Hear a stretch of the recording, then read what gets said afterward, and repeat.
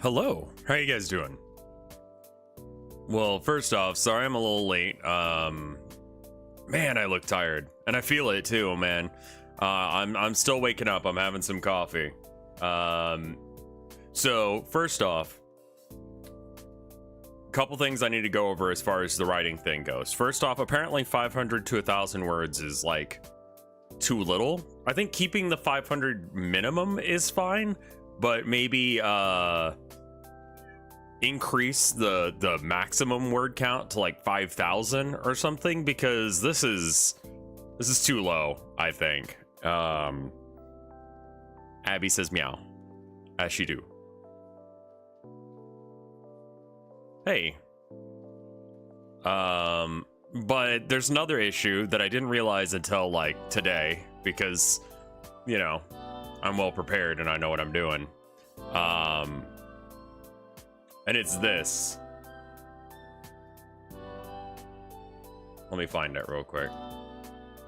Yeah, there we go. I need to probably... Okay, let me cover this real quick. Like, cover the link. There we go.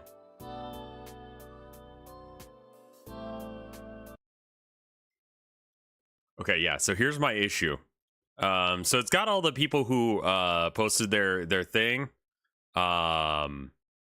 And that's great. Here's an issue that I found. When you have it as a so does the form look like this, right? You put in your email, and then you put in what would you like to go by, and then you paste your story here. Apparently when you do that, it just like throws all of them into one massive response. So like where one story starts and the other begins is a little difficult to... Especially because I would imagine most people are trying to make it so that way, like, you know, they're not using up the word count on like their name and stuff. It might mangle some of the formatting too. So that's on me, man. That's on me. And we're going to have to try and figure out how to work around that. So there's that. What is this media source? Oh, okay. So apparently my like video for the thing is gone, huh? Does the winner get thrown into a volcano? If you guys want to like pick someone up, like fly to their location, then find a nearby volcano or a faraway volcano. I don't know. It might be fun to like drag that one out for a bit. So I'm just going to read it, and we're going to try and figure out, hopefully, where things start and stop. Hi, Abby. Arrow. Arrow. It's her favorite thing to say. Yeah, some people gave their stories titles, and it, like, there's tonal shifts. I think we can figure it out. I'm going to have to open up, some creepy music. I just realized we have this. I don't remember what it sounds like, but we have this.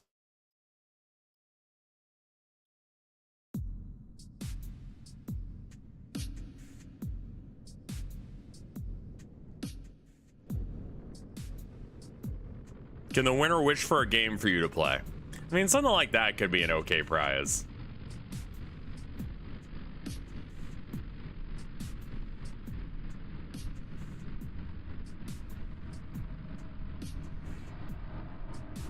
If you want to do it again, stick to the same entry format. Yeah, the main reason I wanted to do the entry format like this was that way I couldn't be sent files. Because I don't know a lot about computers, but I know if you open files that you're not like 100% sure of the sender, that's bad. Right? So I'm just thinking like, I just won't open any files from y'all, and then I'm protected from that. But unfortunately, I came up with a new problem. So the other issue with this is that I can't give proper attributions to people. Because if you noticed, it doesn't say the name.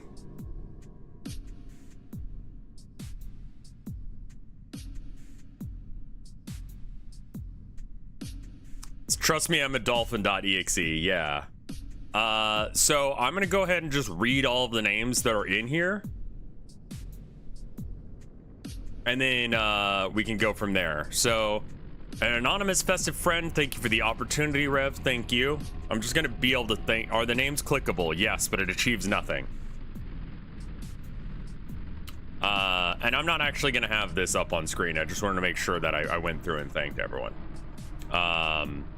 Anon, I'm the person on Twitter that asked you about this, but would prefer not to be mentioned. That's okay. I haven't had enough coffee to remember who asked me that, so you're good. Thank you, Bernascal Witch. Thank you, Count Cannoli, who actually submitted 2. No rules against that. Dong Harvey, thank you for the submission. Graduated Sapphic, thank you for this. Forgot about that part of the song. Thank you for that. Kit, thank you for the submission. Luster, Mollusk, but you can read it. Wait, Mollusk, but you can read it as Mollusk. There's just an extra E in there between the L's and the U. Thank you, Nico, PP Man, PS Vita, Reverend Joe, Spotted Showers, Super Dartzua, Tiny Meteor, Thomas, or perhaps Charles, Zumba Fitness, Anonymous, Creature Milker, Crin Thief, Moomin Popa, not Papa, but Poopa, Punstar, and your Everyday Man. Thank you guys all for submitting stories. I do not know who wrote what. You guys will have to own up to what you did.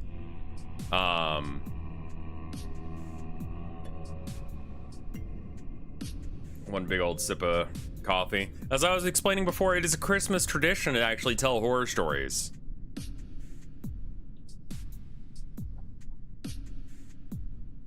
So you have a further layer of anonymousness because I fucked up this chart. But yeah, thank you guys for, you know, submitting your stories and making this a thing. Let's see, where's the thing? There it is. Drip. Also, I read little bits of this one and I'm like, oh, you bitch. I know what you did here. I'm gonna have to explain half this story. Drip. The sound might as well have been a grenade going off the way it rang in Cola's gene-enhanced ears. We're doing a Warhammer. He shifted himself deeper under the blown-out comm station he was beneath, trying to make his hulking physique as small as possible. Drip. It wasn't water, really. Over millennia, all the fluids of all the ships in the massive hulk congealed together. It was oil. It was a reactor coolant. It was wastewater. It was blood.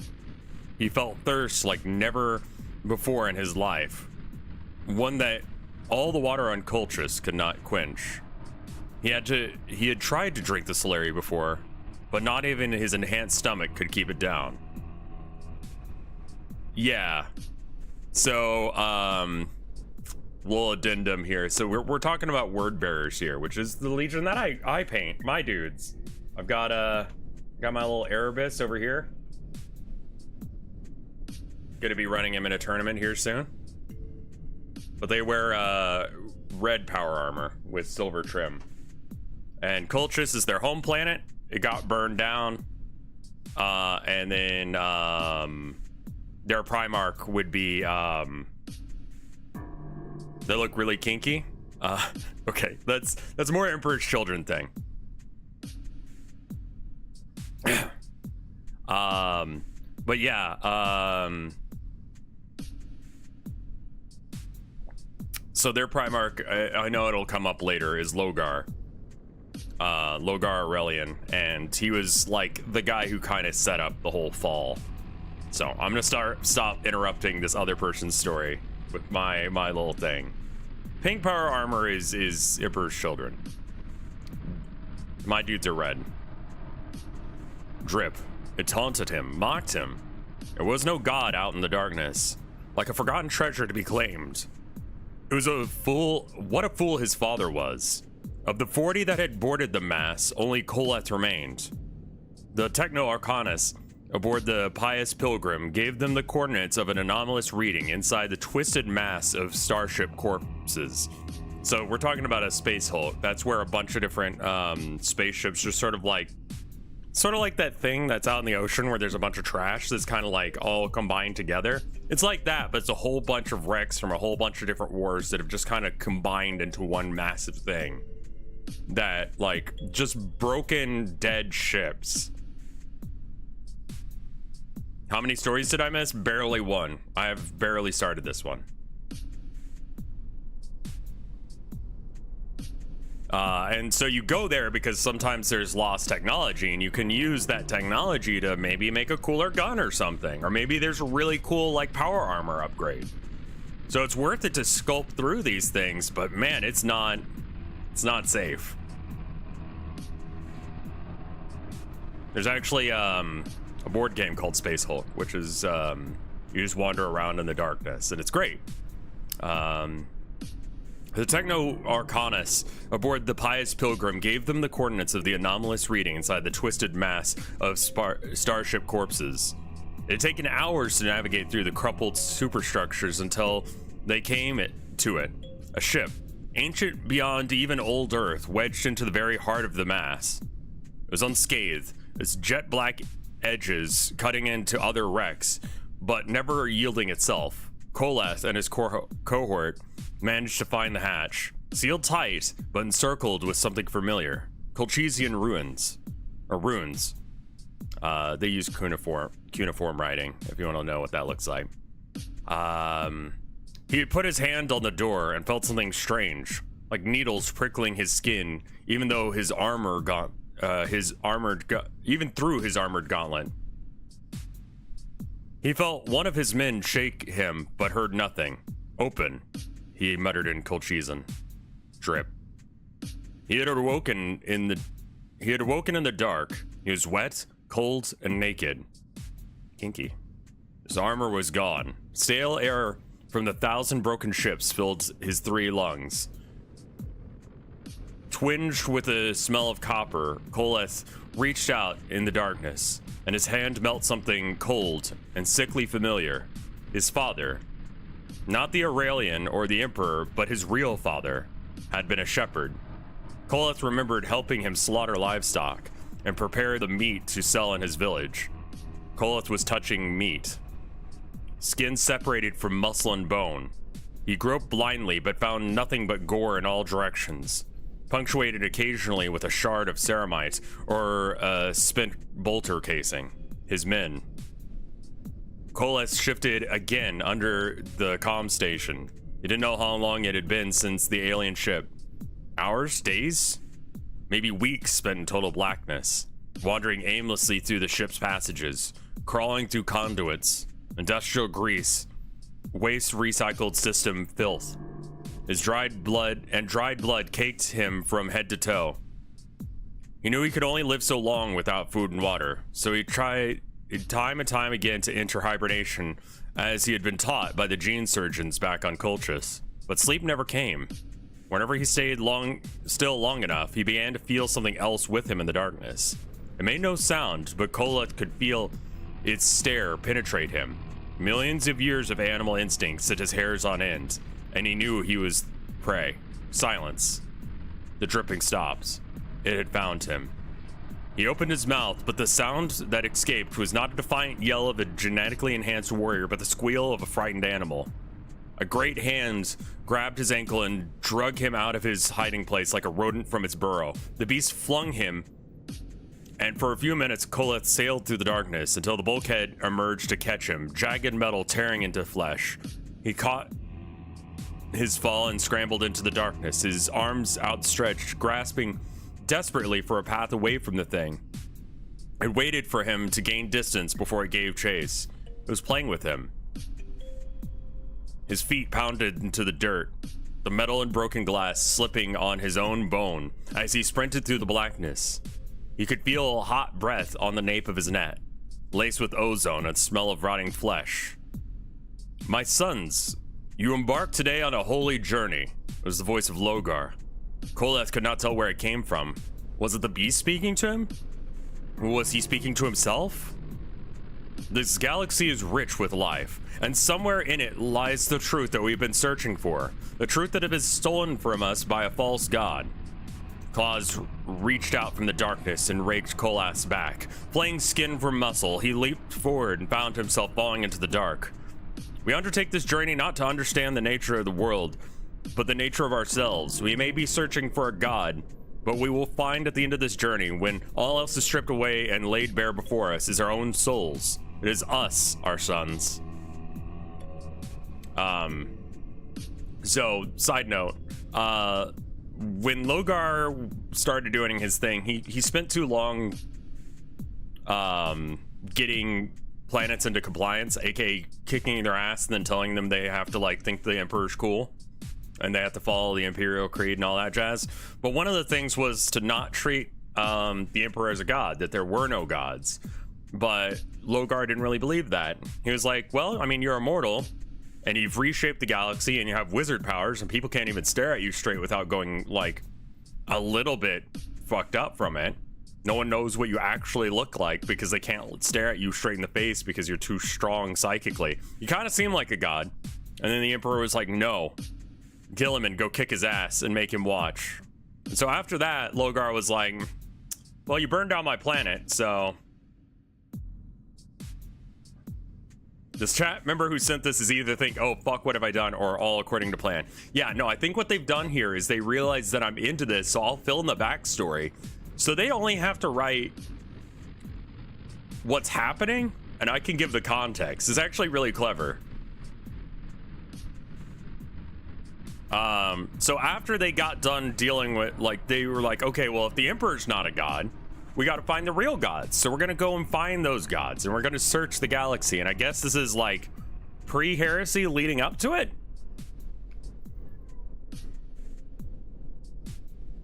And so Logar sent them out to the universe to find these gods, go into crazy places. It didn't turn out well. Some of them ended up being like the first possessed, which is like, you know, regular Marine dude, possessed Marine dude. So, you know, do not forget the shamans. I decide I will.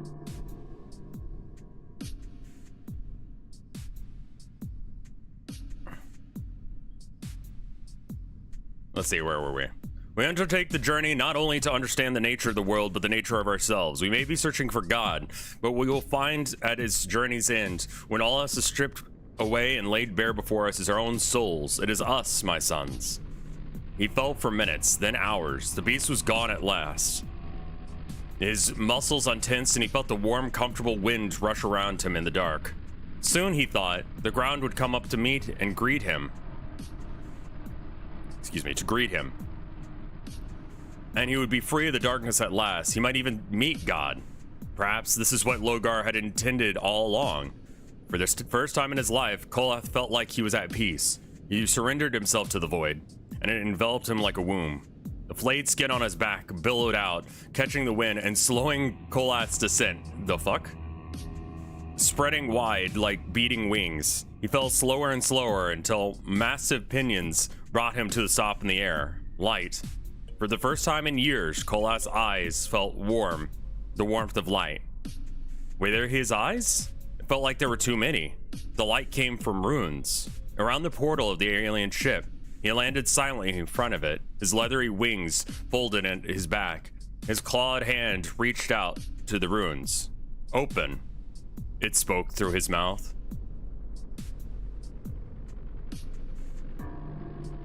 That's pretty good. Are you sure this is a Warhammer story, not Warhammer erotica? Yeah, he got possessed. That's fucking good. That was a good one. And like I said, I have no idea who wrote this, and the only reason that I know that that story ends there is because the next one starts in a way that doesn't make a whole lot of sense, if it is a continuation.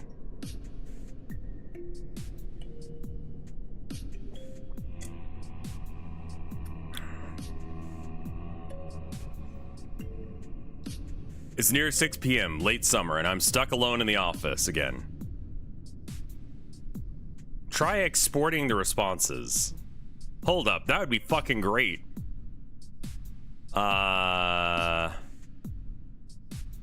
Download responses in a CVS file? Oh no. CVS file is like not the way I would want this done, but maybe.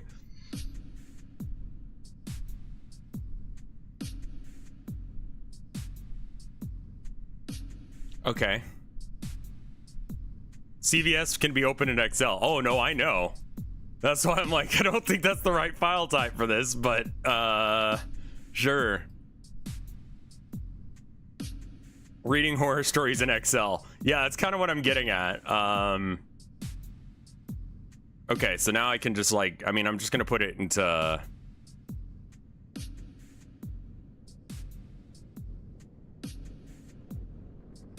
Okay, can we read it now? Open with Google Sheets.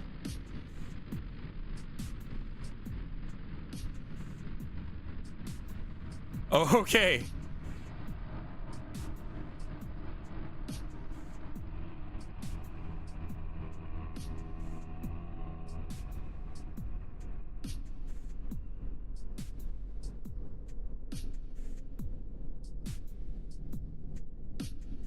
Yeah, no, this is also difficult to read. I believe that first story was by PP Man.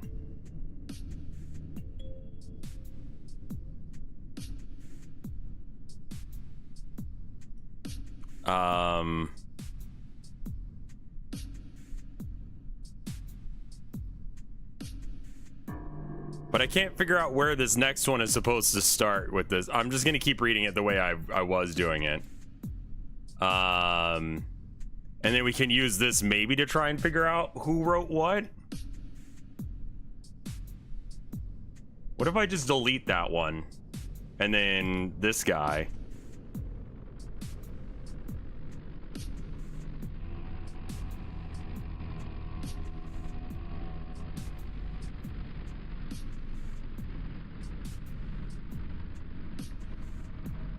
Does anyone know how to scroll slower in Excel?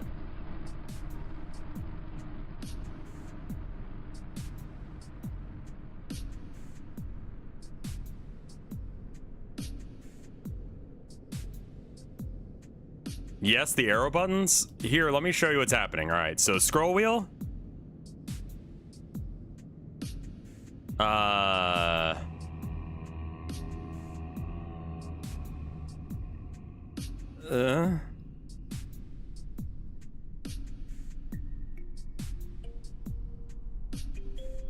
See, I think this one hooks up to this one. But I don't know which story this is, and I can't scroll down. Drag the scroll bar on the... Yeah, arrow keys does this. This one may not have someone attributed to it. That may be the issue. Oh, wait, no. This one is Dong Harvey. Okay, I can cross-reference these two, and then I can figure out who it is. So the first one was PP Man, and this next one is Dong Harvey. I figured it out.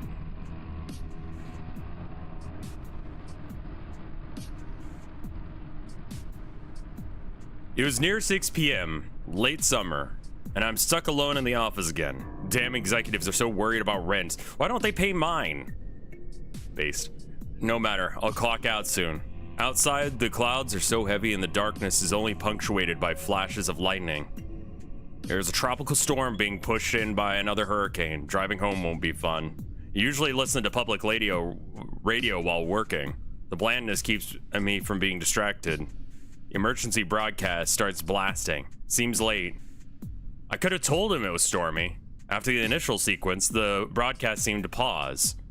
It should be talking in a robotic voice already. Then another squelch, and a new voice pops in. While it's also robotic, this one seemed more feminine than normal. It also speaks sadly, like it's scared, in numbers. 18, 9, 14, 7, 1, 4, 9, 14, 7, 4, 9, 14, 7, 3, 15, 21, 18, 9, 5, 18.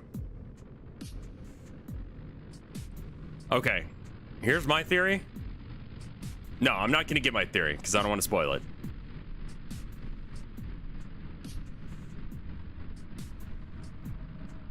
Then it squelches back to the emergency broadcast, completing its own message. The radio I have has a recording function, but I'm too creeped out to turn it on.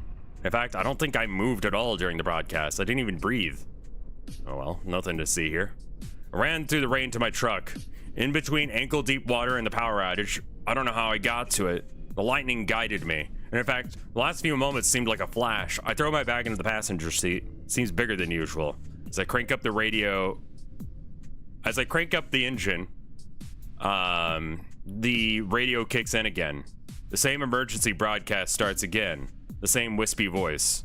7, 1, 13, 5, 19, 8, 1, 22, 5, 23, 9, 14, 14, 5, 18, 19. I start driving through the darkness, this time a different route. The roads are surprisingly empty. Even in this weather, I don't stop at any intersections. I imagine there were no cops on the road either. I'm used to thinking they're everywhere. 1, 14, 4, 12, 15, 19, 5, 18, 19. The fact is, I don't even see any other lights, nor emergency vehicles. I drive straight over some power cables. No sparks, no fun. Wind and rain are slamming into my windshield. Then the hail comes. I can feel my truck being pushed here and there by the gusts. But I'm not worried. I'll make it to my destination. 20, 8, 5, 20, 18, 21, 20, 8, 9, 19. It's exhilarating. I've never been able to go over 70 miles per hour in the city. Swerving through the streets, sailing over hills. I feel like Steve McQueen. Maybe I'm aging myself. I feel like Paul Walker. I feel like I'm aging myself again. For Azazel's sake, I should be caring more about pop culture. 20, 8, 5, 7, 1, 13, 5, 23, 1, 19. I'm zooming so fast the outside landmarks are a blur. I won't miss them. Memories are just coping mechanisms for other memories. Friends are just friends for other friends. I only wish they feel pleased about my actions. The tunnel vision sits in.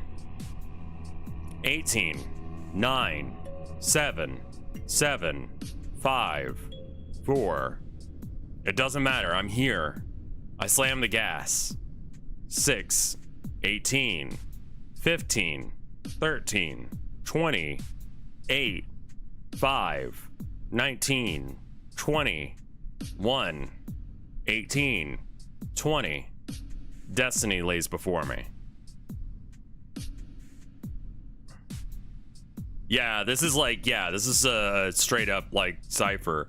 Oh, it's just the straight up numbers for the alphabet, right? Okay. And that's where the story ends. So my theory is that these are numbers, like correlated with letters, and I have a feeling that he's also a demon, due to the Azazel line. Let's check that out. Here's the first set of numbers for anyone who wants to do the homework with me.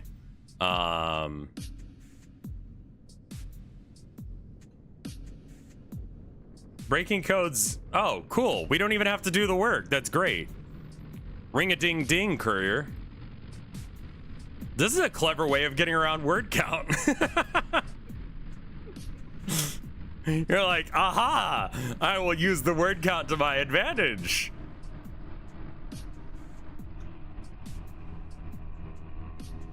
Thank you for sending this. Games have winners.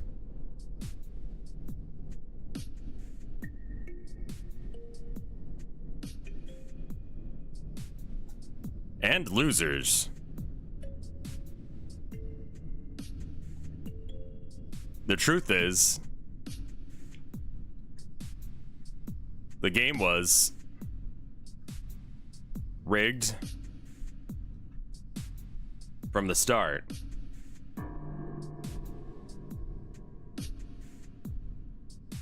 Is the horror New Vegas?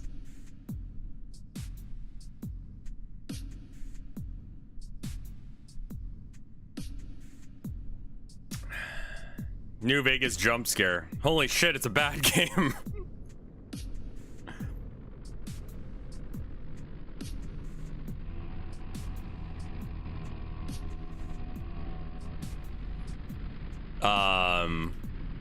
So who wrote that one? That one was from Dong Harvey. Dong Harvey, if you hear this, now you know why you're banned. For making me think of New Vegas. All right, let's move on to the next one. That was a clever use of the format, I will say. This one starts with a title, which is helpful. Thank you. Not a thing that was required, but looks like it should have been. This is from Mollusk. Also, you can just read it as mollusk. Okay, so it's M-O-L-L-E-U-S-K, right? Mollusk. But I've been reading it as M-O-L-L-U-S-K, mollusk.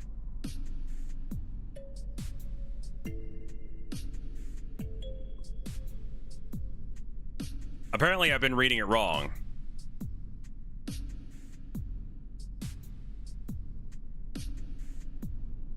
It's almost Elon Musk? No, it's not. There's an L in there before an M. No, an L in there before a U-S-K. Not even before the M. Don't insult that poor person. So this one is called The Attic. Disclaimer, English is not my native language, so I apologize for any weird wording or grammar mistakes. Honestly, you can just...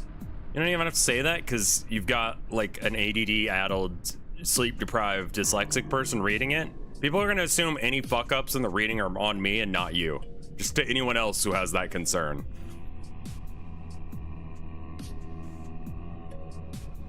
A little girl and a little boy, siblings, 6 and 8 respectively, are alone in a big house on a rainy morning in October.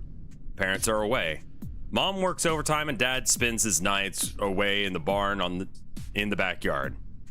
The brother is in his usual mood, energetic even though sleepy from waking up a few minutes ago. Sister seems a bit distressed. She has tired eyes that gesture her sleep hasn't been as much good as her brother's. The brother is oblivious to his sister's lack of rest. He just makes small talk with her. What do you think Mom and Dad are going to give you for your birthday? He asks. Sister stays silent. She mumbles something under her breath. I hope it's something I can use too. That would be pretty neat, right, sis? He keeps roaming around the room back and forth. The sister maintains her silence, doesn't even look in his direction. The brother starts to get annoyed at her unresponsiveness, so decides to go towards her and get to know why she has decided not to answer him. Hey, I asked you something, dork, he shouts at her while trying to make her turn around towards him. There's something in the attic, she screams loudly. His ears ring a little. Why the scream? That hurts. He rubs his ears. Something in the attic? What's there? As he asks, he gets a puzzled face by his sister. Her face is covered in tears. He's never seen such a face in his life. Maybe in horror movies that he'd spied on his parents watching. He's about to ask her why she was crying, but before he can even formulate the question, she starts talking. A monster got up the stairs to the attic and it heard me. The monster entered the room. She got a little bit winded. It came real close to me and it went shh. She cleans her tears out a bit. The brother starts to laugh, mocks her. Oh, a monster? How scary. You're probably just making things up or had a nightmare, you silly. He chuckled, but it is quickly interrupted. You stupid! She stops and stumbles over words. If you don't believe me, then you go there, she challenges him. He smirks, smugly, but deep inside, he doesn't want to go there at all. He has had his own bad experiences with the attic. probably machinations of a wild imagination, but it doesn't make any less real. I will. I'm not a scared little chicken like you, he says, expecting it to not be forced to do it. Then do it now. His sister shouts at him with the meanest look on her face. She pushes him out of the bed. He bumps his head and falls in the fall and starts shouting at her as he gets back on his feet. What's that about? Why are you so mean and awful? He confronts her, but she ignores him and goes straight towards the room's door. She opens the door and turns towards him while pointing out, "Go, now," she commands him. He stays silent for a second, as he's never heard her this angry. He starts to go slowly out of the room. He could feel the stare of his sister as he walks out the door. He turns left and now finds him standing in the middle of the hallway, facing where the attic is. He stays in place for a moment, analyzing the view. Navy blue paper wall hugs the environment in an unwelcoming way. It all ends up on a wall with a fairly tall but quite narrow window in the exact middle of it, providing a view to the outside. The decrepit, naked branches of the two trees outside are nothing but blurry shadows thanks to the heavy rain, fogging the image. They dance frantically at the will of feral winds. And then there it was, up there, the attic door.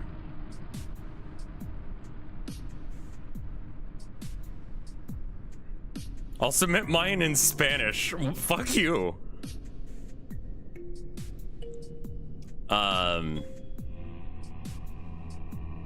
The attic door. White paint is somewhat worn out. Little cracks where you can see the old wood. Aura suddenly feels heavier as he keeps wasting time, expecting his sister to forget about... You're not gonna do it, are you?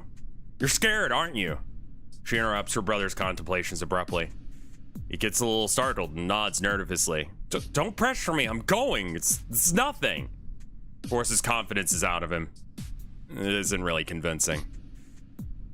He slowly goes towards a quite solid box that's usually in the hallway. Just a bunch of mom's old medicine books that she hasn't had time to organize. Very sturdy, so they're good to stand on.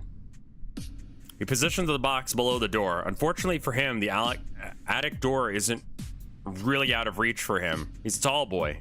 He hesitates a little, turns around to see his sister's intense gaze. He returns his sight above him.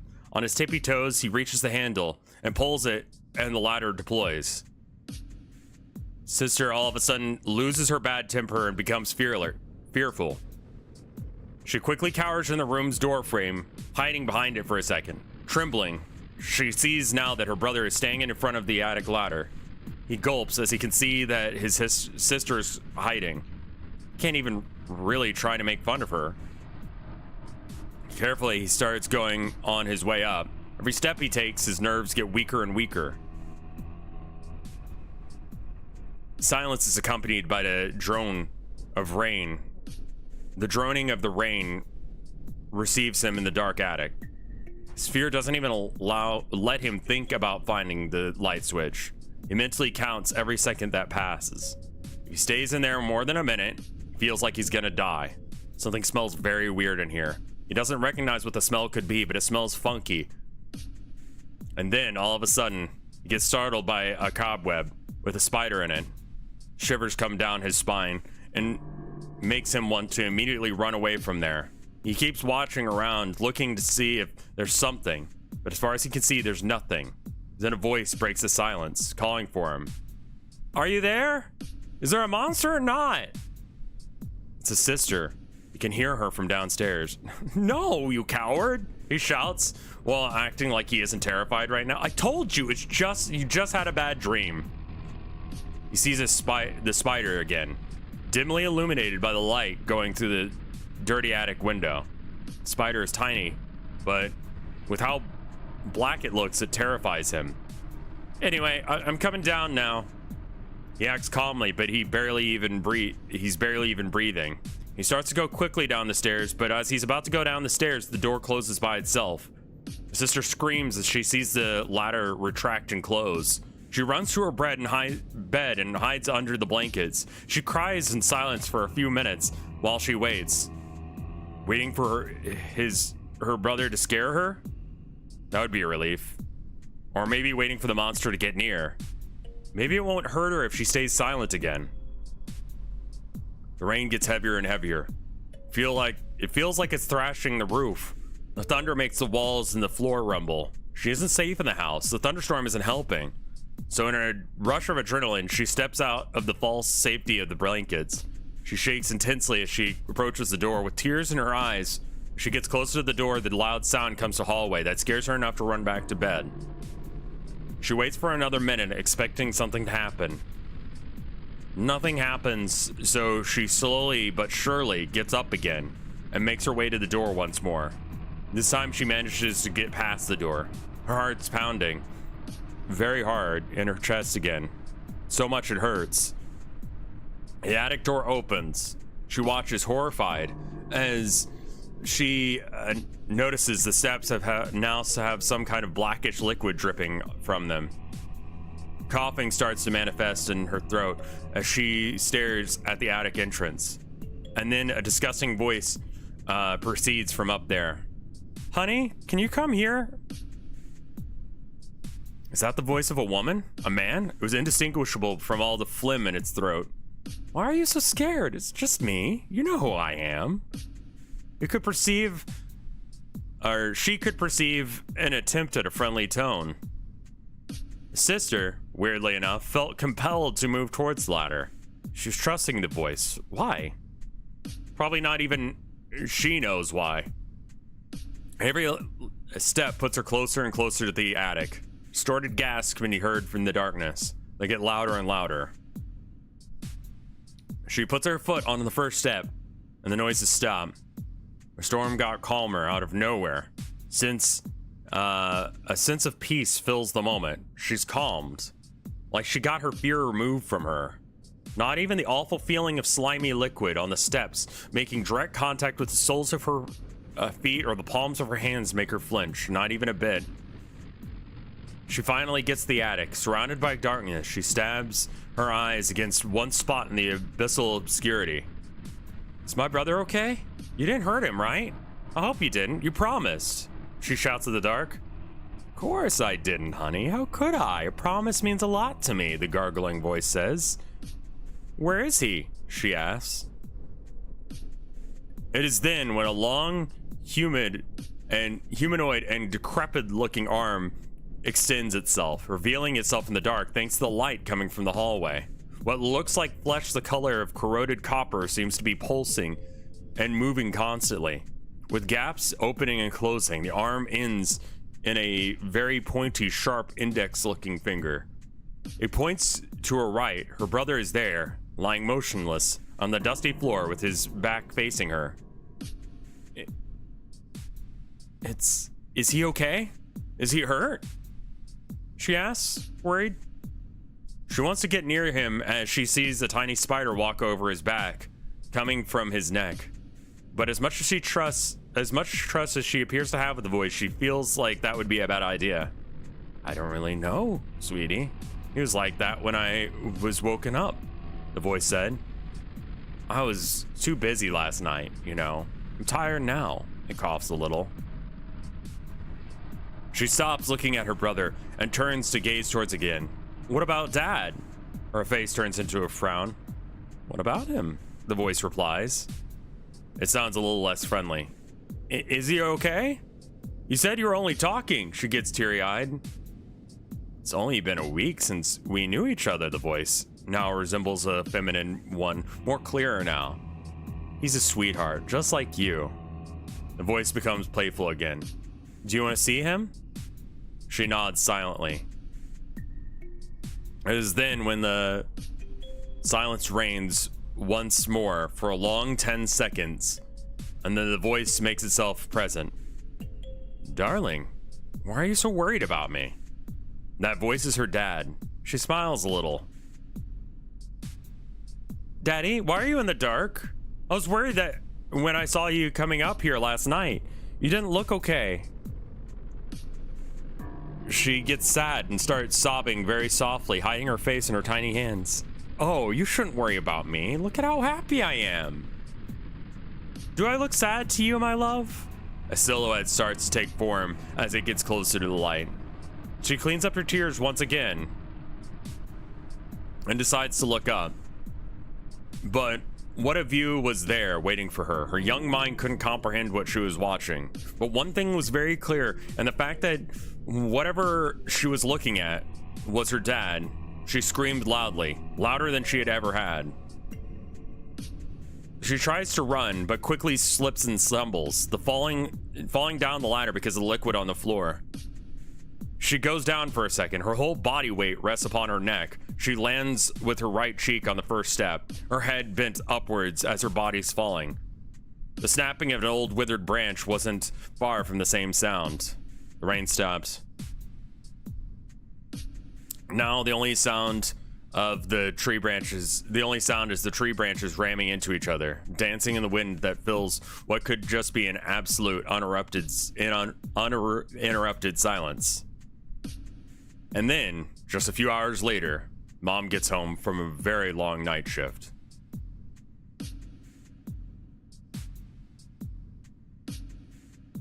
It did feel like a lot of words. I was like switching out a word here or there just because it was like not quite it wasn't the correct tense or whatever.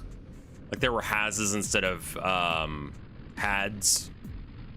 I tried not to do that much, but like they said, it occurred to me that like some people are learning English from me, which is just a fucking bad idea. I wonder if anyone has like, because I know like people watch anime to learn Japanese, you know what I mean? I'm wondering if anyone's done that to learn English from me. I'm gonna check the word count on this one because people are like, that sounds like way more than 1,000.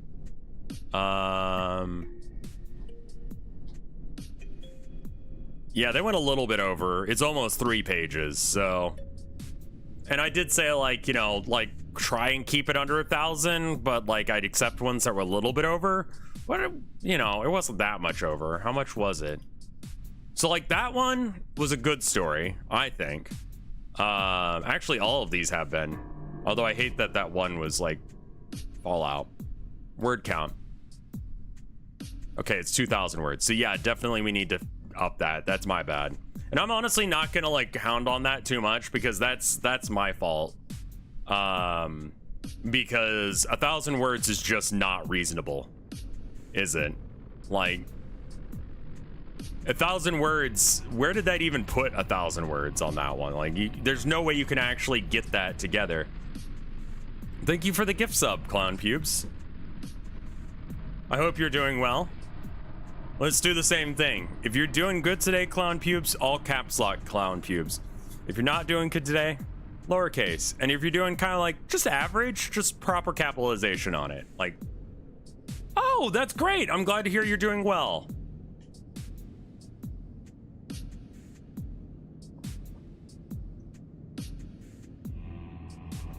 That's an all caps from Clown Pubes. Did I miss any great stories? Actually, all of them so far have been. And I feel like I think anyone who tried to submit for this contest will realize, which is something that I didn't because writing is not my forte. Like, the kind of writing I can do is like town of nowhere kind of stuff, not like, you know, actual writing in a book stuff, I think, at least when it comes to fiction. So I don't have like an idea of how many 1,000 words would be. And just thinking back to my school time, I'm like, yeah, there were college classes that were like, you know, 1,000 word essay or something, and I'm like, that seems like a lot. Is the sub period over? It is, yeah. Today, yesterday was the last day for it. But we're gonna do another one. So, and the next one, I'm not sure when I'm gonna announce it, but if you wanna start writing it, it's gonna have a 500 word minimum, and then maybe, what do you guys think? Is 5,000 like a good cap?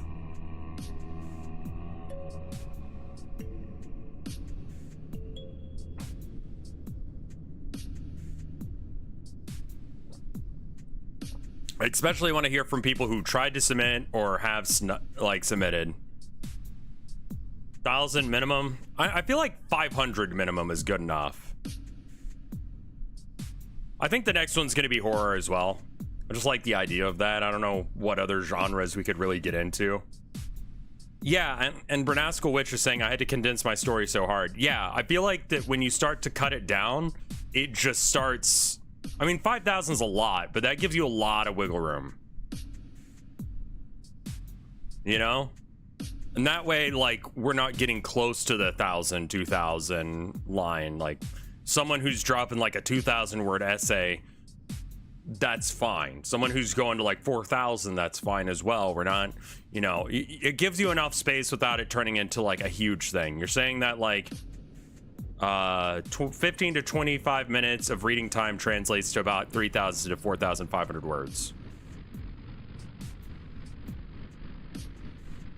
Better to be measured by pages. This one had a lot of talking, which means that there was like, it actually ends up being a separate thing. Like, you use up a lot of word count by having a conversation. Drill your miniatures. I'm pretty bad about drilling my bolters.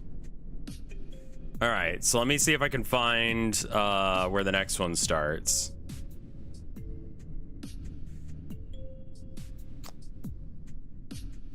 So this next one is from PS Vita.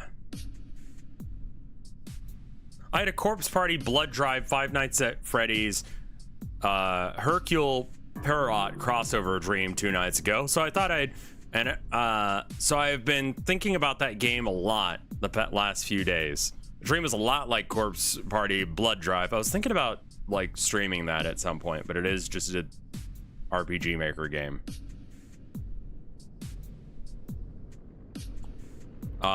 Yeah, if you misuse 5,000 words, then that's you know, like if it could have been told in 2,000 but used 5,000, that's on you to do things better. I think the maximum and the minimum help. Maximum word counts punish more natural dialogue. Yeah, maximum page count really hurts people who are trying to have conversations, so I don't really want to do that. I think word count is more important because like a conversation really doesn't take up that more, like the word count doesn't, the fact that it's a conversation does not change the word count.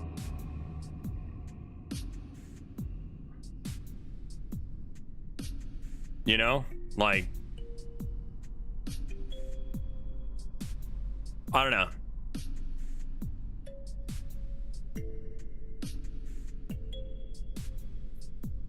The dream was kind of like Corpse Party Blood Drive. So Corpse Party is a manga, and I believe it's an anime, and it's definitely a game. And it's sort of a Danganronpa-ish thing, where they get put in a really fucked up situation. And I think it's like a Hell World or Hell Universe. I don't know the plot. Just for those of you that aren't aware of it, they get stuck in a dimension where I think it's like kill or be killed to get out.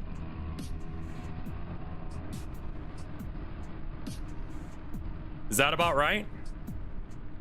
Why are all these anime children being put in situations? Because if they weren't put in a situation, then we wouldn't have anything to talk about. Like, they wouldn't be good stories. I don't know what Hercule, P-O-I-R-O-T is. Poirot? Never heard of it. And I know what Five Nights at Freddy's is, so there. The dream was kind of like Corpse Party Blood Drive, in the way that there was a girl who was set to die, and she kept dying in different ways on the same spot. Like, she got killed by a seal-tip fedora, which I would still argue is a book type of death, a group of running sheep, and Hercule Poirot, and other people who were trying to solve her murder, so they thought she was killed by the rams in the group that were running, but it was literally just the hat. And then because she was doomed to die, she dies in another way, which she gets her head bitten off by the animatronics in Five Nights at Freddy's, like the movie. So I'm like, what the heck is happening? Not my sin alone, but was born a part of it. Once in this isn't Confessions, but okay. Once in middle school, my teacher lost a friend of hers due to a drunk driving accident, at which point At this point of the school year, the teacher and the students really didn't like each other, so in explaining why she wasn't feeling well, nearly the entire class laughed at her. One student, thankfully not me, even got up, waved to her and said, "Oh, hi, teacher," and then proceeded to mock running into the wall and lying on the floor dead for 5 minutes. She left halfway through class, a sin I won't ever forgive myself for being a part of. Apologies, this is distasteful, or just plain bad.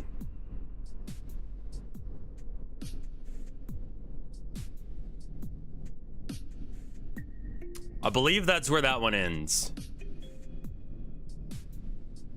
No, actually, Anonymous was the one talking about the drunk driving accident. That was two different stories. PS Vita's thing ended. I'm sorry.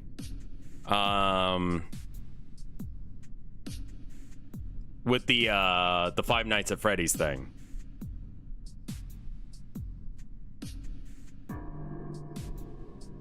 Apologies for getting that confused. Does the mouse dragging the skull bar work? Not really with the way that it works. So I'm still kind of having to figure that out.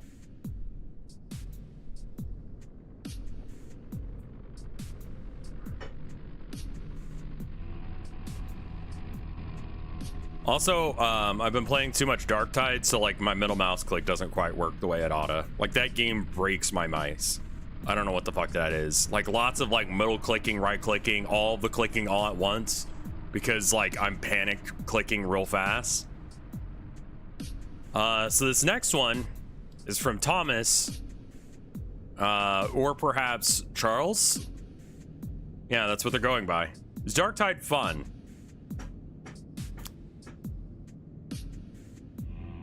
It's the same like 10 missions or so. If you played Left 4 Dead and you're like, oh, that's fun. Imagine if Left 4 Dead had like a bad crafting system that you had to do before the mission, and then also like a skill tree with level ups. That's what it is. So if you think Left 4 Dead is fun, it feels like a natural, like, it's not randomly generated on what's gonna happen, really. So like after a while you go, oh, okay, well, we got a demon host, so there's not gonna be a big boss spawn. Fecal Crust, thank you for the 10 months of support. Are you thinking about providing a prompt for the next contest, such as you wake up alone on an abandoned island? No, I kind of like people just throwing whatever they've got at me. Unless if people really need a prompt, I kind of would just prefer you guys just go at it, because that seems very restrictive.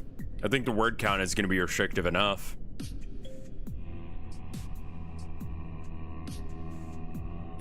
Optional prompt could be a thing. Yeah, if you guys wanted one.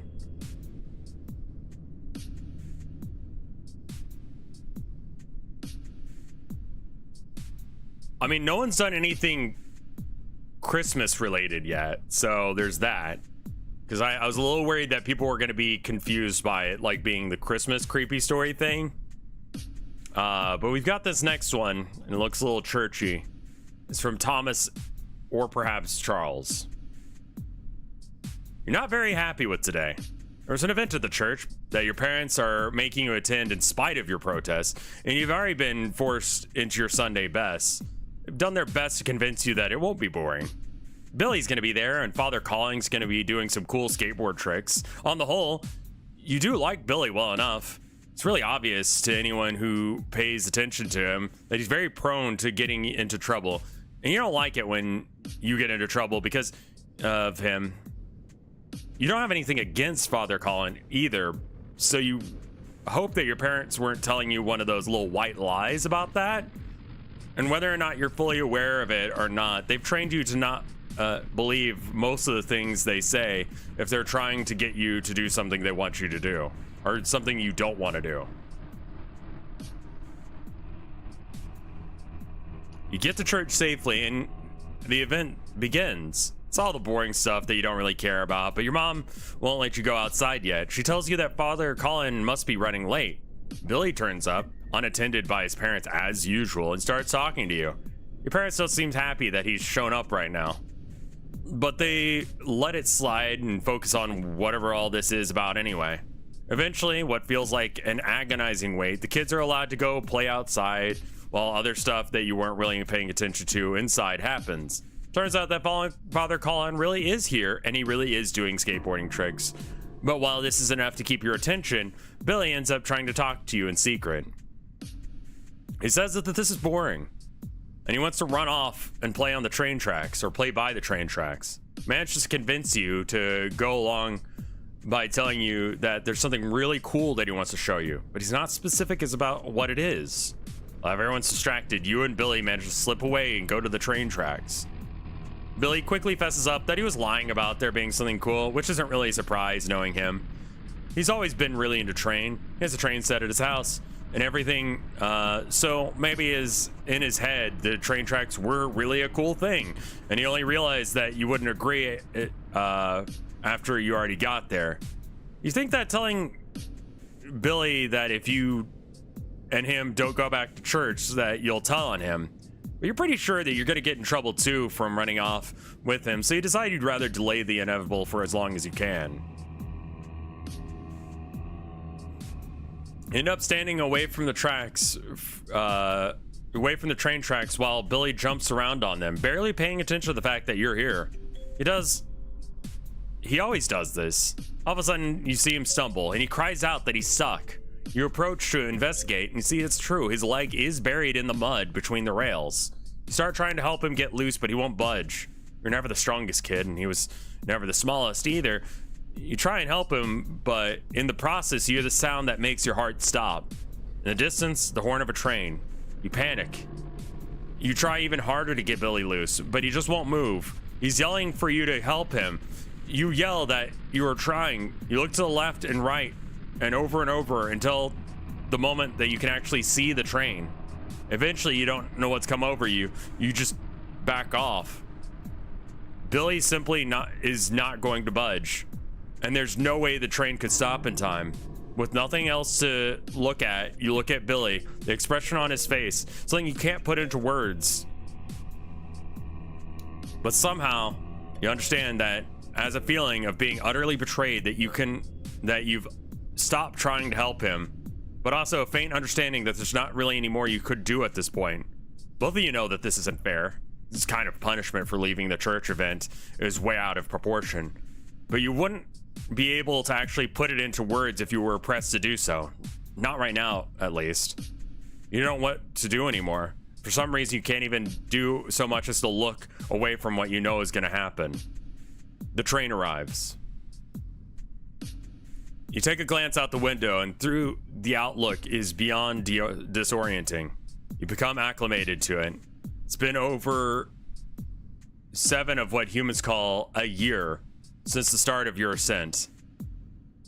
After half of 1 year, you can start to see the curvature of the earth. Wait, nope, that's a different story. I was like, what the fuck? I was like, man, that story took a weird turn. Okay, yeah. I love the just like the train arrives, the full complete sentence. And that's like the punchline, if you want to call it that.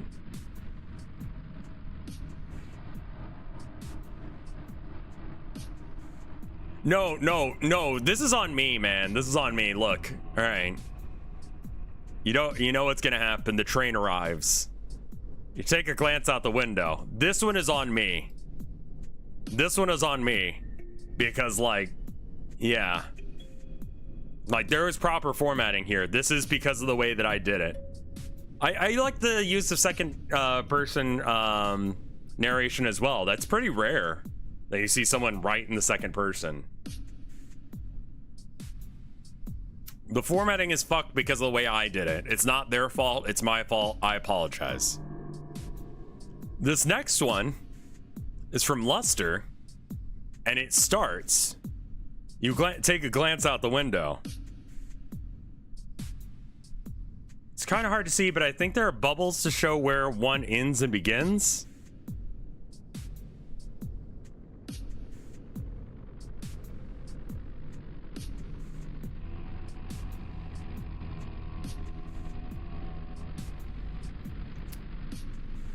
Yeah, I mean, I don't see the bubbles, but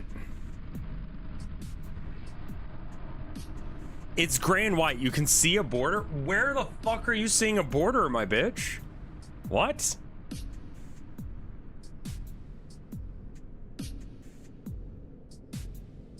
What the fuck are you what? Where? Like, is it my computer settings? Tilt your screen back.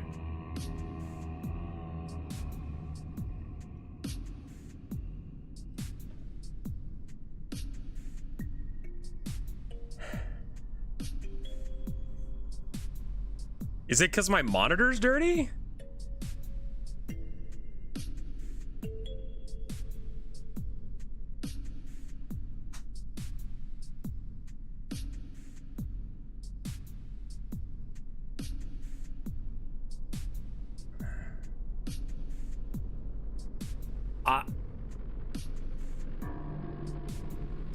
There's a thin, it is completely unviewable for me. Like,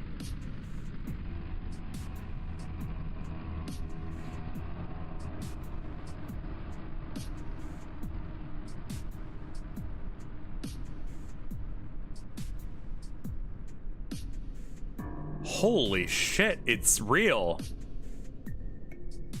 It's visible with inverted colors.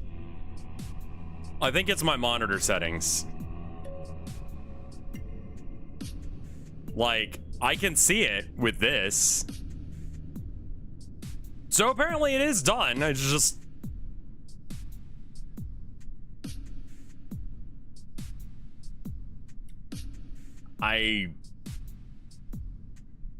Like, even with the one you sent, man, like, it's kind of hard to see. Like, is it because I've got all these lights on in here? No, I think it's just, yeah, okay. So that's on me. It's barely there. They really could have, like,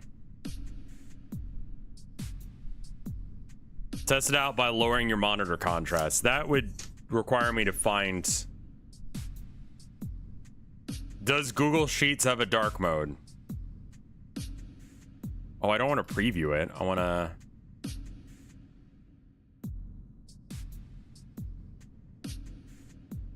Yeah.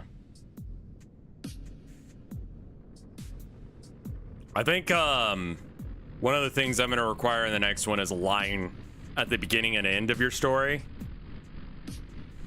That'll help quite a bit.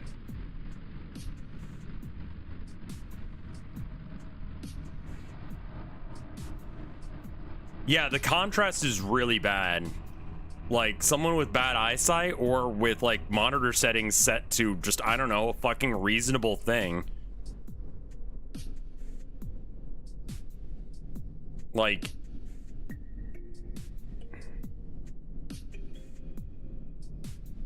Just flip your monitor's digitizer.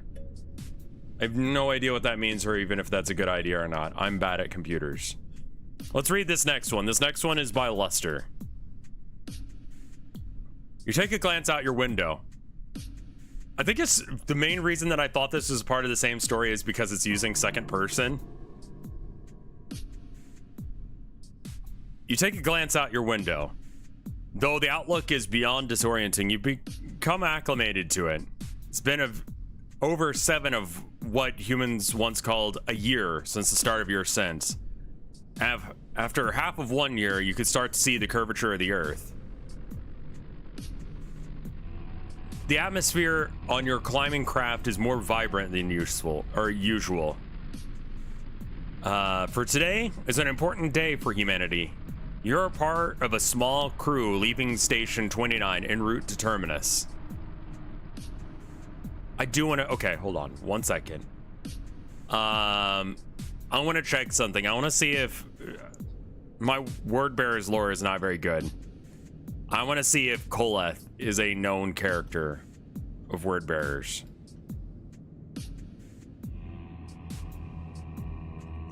Or if that's just a name you came up with. It's not. They just made up that name. I'm probably going to steal that for my Demon Prince then. Because, like, yeah. I don't have names.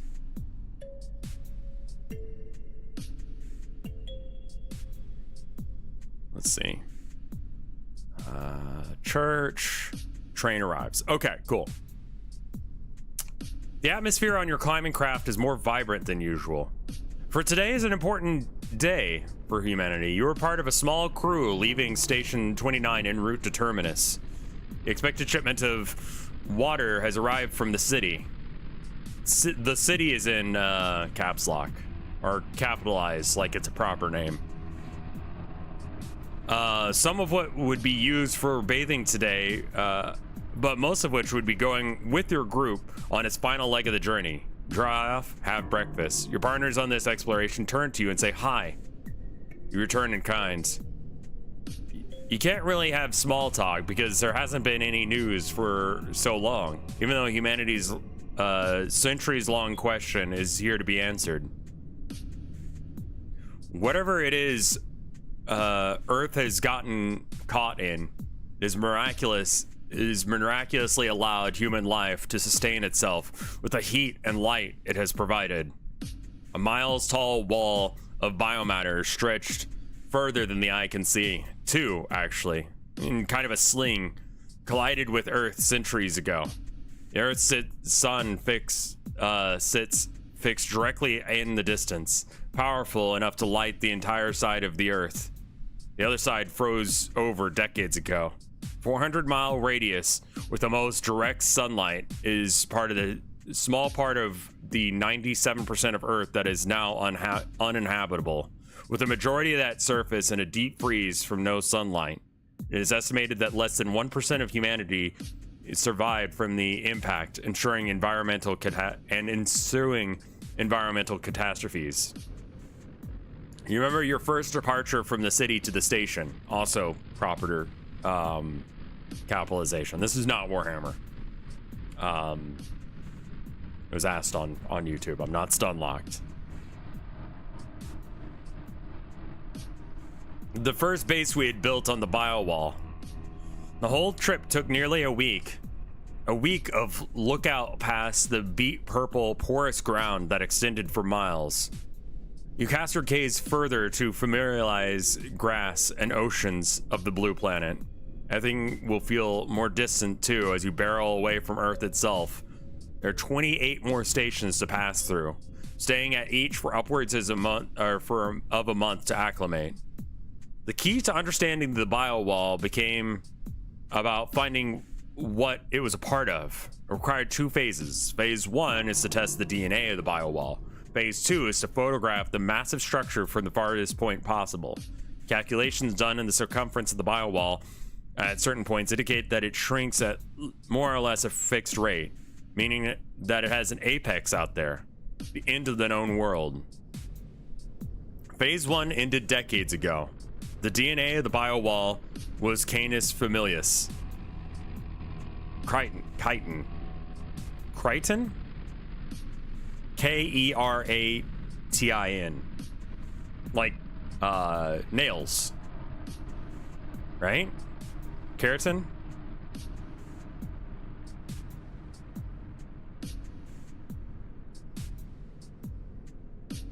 The ascent has become much easier once we left Earth's gravity. Climbing vehicles constructed for this mission could now go nearly twice as fast. Thick treads gripping the now vertical ascent. In the 5 days, you reach Terminus. From there, you'll launch a photography satellite out into the ether. The process to retrieve the photo is too long and complicated for you to personally understand, but those scientists will figure it out. You might be very old before you're sure if the Milky Way was scooped up centuries ago by the galactic Sith Zoo. Not sure if I'm pronouncing that right. S-H-I-H space T-Z-U. Sith Zoo? I'm gonna go with that.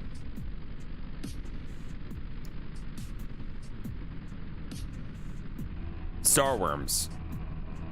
Is that from a thing? Shih Tzu is a different thing. No, it's not Shih Tzu.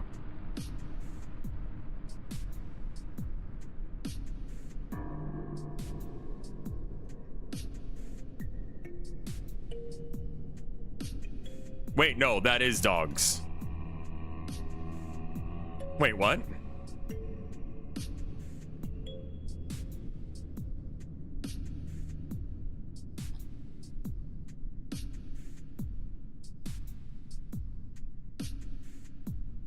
You might be very old before you know for sure if the Milky Way was scooped up by centuries ago by a galactic Shih Tzu.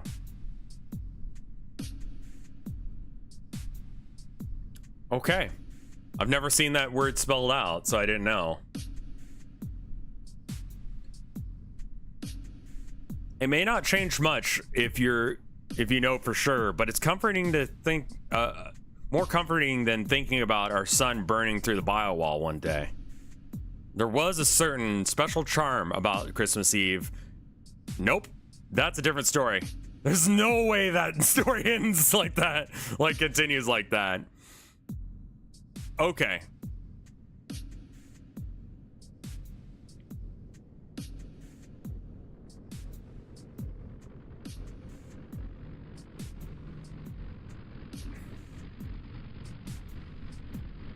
I'm sorry, like, so Earth froze because of a biowall impact? And so they're slowly ascending.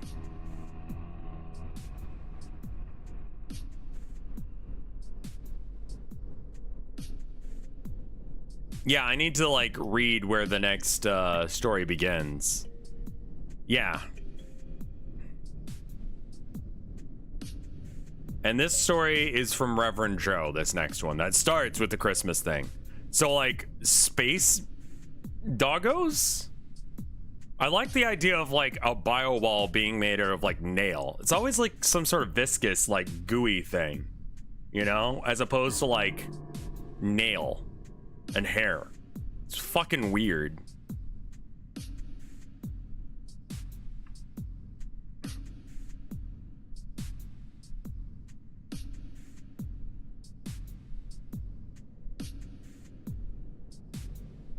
I did say that some people could, like, they could submit their story as if it were going to be a part of a next one, and then we're going to do a next one.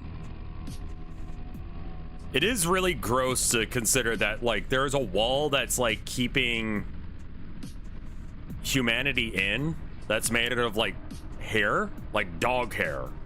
Just miles of dog hair extending, like, forever. That is fucking weird and gross. If I understood that correctly, that's what happened there. Dog scorn. Yeah.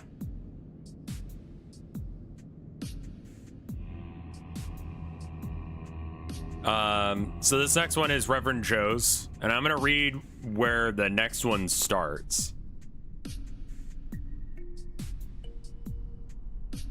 Okay, yeah, it's certainly a start to another one, all right. There was a certain special charm about Christmas Eve in Soho that Albert, Benjamin, and William found impossible to resist.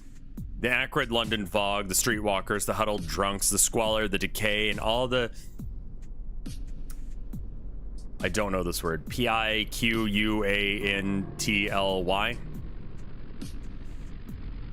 People are having to use big boy words in order to get around the small word count. I think that's the issue. Or people just talk using big board. Piquantly? Christmas story.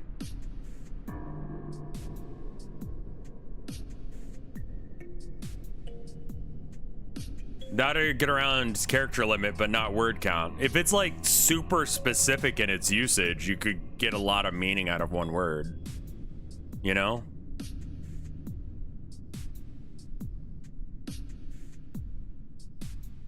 Anyway, all contrasted the spirit of the holiday. And so, as every year, the three went caroling and slumming, forfeited by liberal doses of sherry, and they stopped here and there to stare through the frosted windows at a charming tableau of an impoverished family, huddled about their stove, their tenement flats devoid of decoration save for a candle or two. The three were very drunk, and they quickly lost track of time, and so no one could tell exactly how or when it was when they arrived at a house that sat strangely apart from the crowded neighborhood.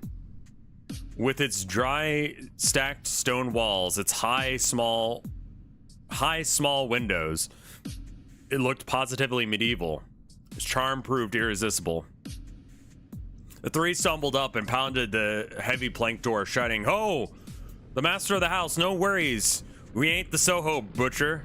You dead and hanged." They laughed raucously, and then Albert led the three in a badly off-key rendition of "God Rest Ye Merry Gentlemen." A nearby dog barked in complaint. Irritated faces soon appeared at neighboring windows, but when they saw the house at which the carolers sang, they swiftly disappeared. After a minute or so, the door creaked. Then emerged a hoary, time-stooped woman, Hoary.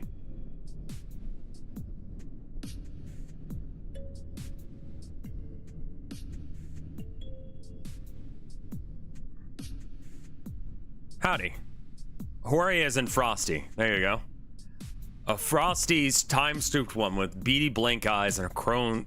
The crones stared at the three as they finished their carol and loudly applauded themselves. Albert leaned forward and fairly shouted in her face, "Alms, dear lady. Sustenance and shelter and warmth for three poor beggars lost in the cold." A moment later, she regarded them. Then, stepping back, in the creaking, high-pitched wheeze, she said, "Come in. Make yourself welcome and warm." It says warm, but yeah, whatever. Loudly laughing, the three boys obliged. The interior of the ancient house proved to just be as antiquated. Bedroom, kitchen, closet, all was one undivided, soot-filthy space. In the middle of the floor was a pot bubbled over an open hearth.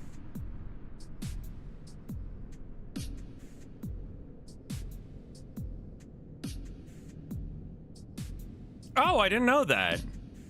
I always read tableau as like table, but that's interesting. A few stools were the only seating, which the boys eagerly took to, warming themselves by the fire. Albert swigged the last of his sherry and looked about. He frowned. The old woman seemed to have disappeared. The whole house was dimly lit. Strange shadows danced on the walls, and the light seemed unable to penetrate the far corners. A deeper shadow lurked there, a blackness, almost a void. He started as Benjamin barked, "God, what a hovel! Let's be gone quick, huh? If you wanted to wake up with lice, I'd grab one of those streetwalkers." William chuckled and jabbed Albert with his elbow. "If anyone's grabbing a whore, eh?" He laughed at Albert's sharp glare. He banged the pot with his empty bottle. "Hey, old woman, let's have some bowls." Abruptly, he stopped. The crone suddenly, unsettlingly, reappeared from the deep shadows, staring at them with the same blank, unchanging expression. She sat upon a stool and whispered, "A story first." The three shouted, "Hey, hey!" They hoisted their empty bottles, but their merriment was strained. Their smiles grew nervous. "It was on a night much like this," the old woman began, "that a miracle occurred." Albert forced a chuckle. "Oh, I know this one." "To a faithful and humble servant," the woman went on, "there came her God to lay with her, and 9 months later, a miraculous child was born. But the other folks that hated and feared the God spawn, they hated this strange aspect. They hated him for the miracles that he could make. And so, when the opportunity came, they sold him to the authorities. And by the lying word of the false law, the miracle child was killed." The old woman's eyes flamed with intensity. Albert stared back at her, suddenly unable to look away. Those beady eyes. He swore he knew them someplace. The crone hissed, "But he shall rise again. Rise to take his vengeance. Rise to take with him to hell those who killed him." Benjamin snapped. That's enough. Talking about Christ like that on Christmas Eve. This is not the story of your pallid Christ. the old woman snarled. 'Twas not your false and empty god that spawned the miracle child. 'Twas Infuega, consort of the great ram of the woods. Infuega. Fega? Who was buck and doe alike. Infuega, the queen of witches. I'm pronouncing it weird because I don't know how it's supposed to be pronounced. Abruptly, she stood. Do you think you made your way here by chance? Her power drew you here, liars. Your false tongues murdered the miracle child. Christ! Albert jumped up. I thought I recognized you. You're the mother of the butcher. Your crazy ravings in court. I am a mother to no monster, the Kronrass. He was innocent and you know this. And we shall have our vengeance. Albert snarled. To hell with your mad prattling. He turned to leave and is staggering back with a gasp. From the shadows, from the dark abyss, there rose a hulking form. Its clothes were filthy from the grave. It twisted and deformed face had grown black and oozing with rot. The eyes lived, and they burned with hate.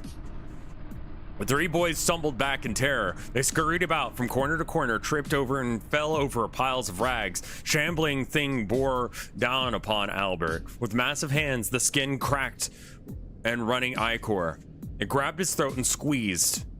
And as he felt his throat crumple and collapse, as blood vessels burst within his brain, Albert heard the woman's hoarse words. And it's spelled INNAFAEGA.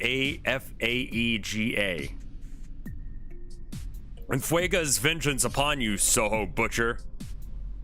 And then there was nothing. Nothing but the dead alive eyes of a man who had been sent to the gallows in his stead. With the glimmer of a strange and awful god within their depths. And then there's an asterisk. Pronounced Inafega. But it's a made-up name, so pronounce it however you want. Well, I did, because I didn't see where that asterisk was going until now. Infuega, which is more like Spanish sounding?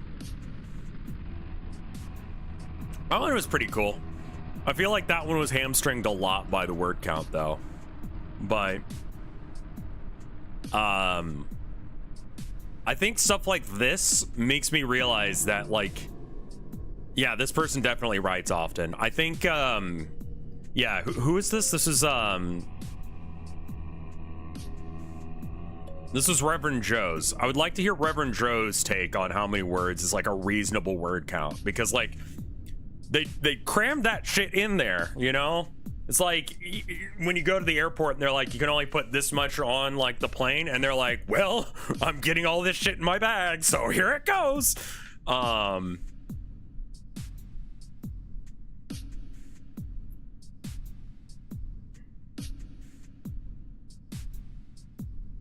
And it still worked.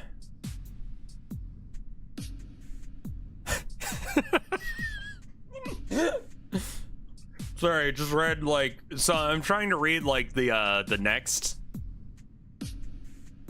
story. Is that really how this one goes?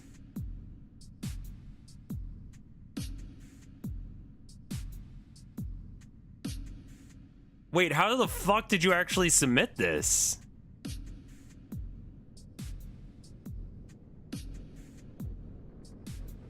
Yeah, this was like a 2-sentence story. I don't know how they got past the 500 word minimum.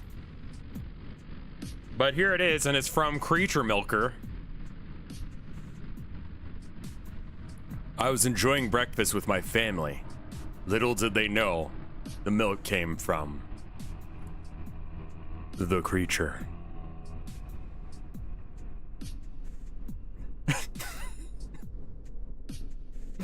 Thanks. I had to double check and make sure that, like,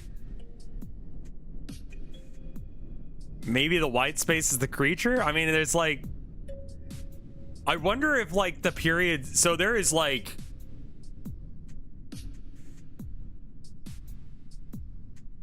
stolen from Reddit Valor. Is this stolen?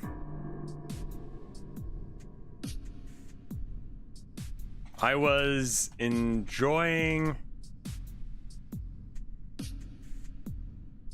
breakfast with my family. Little did they know, the milk came from the creature. That is literally like the whole fucking story.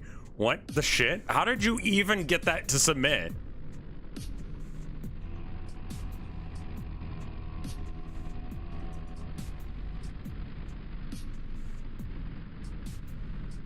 Yeah, no, this one is stolen.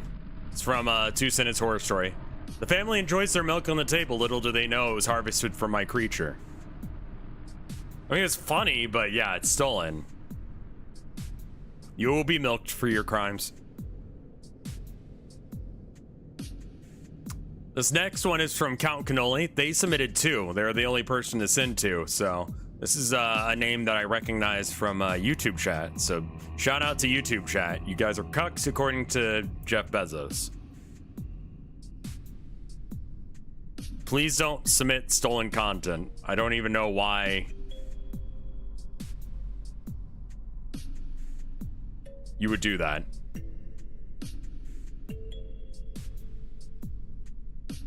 Yeah, I kind of am upset with that because a lot of people like decided not to submit things, and then Creature Milker was like, let me just steal a story from Two-Sentence Horror Stories. He died? Oh. Well, this is the story from Count Cannoli, and it goes like this. The Cursed RevScarecrow stream. Hi, my name's Miles Morales, and this is a true story that happened to me last year.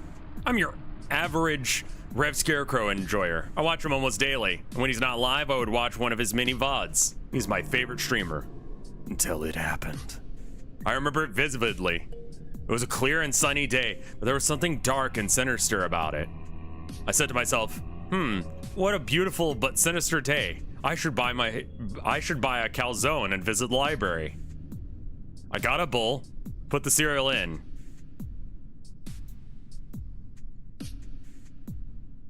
What? Nope, that's the same story. Okay.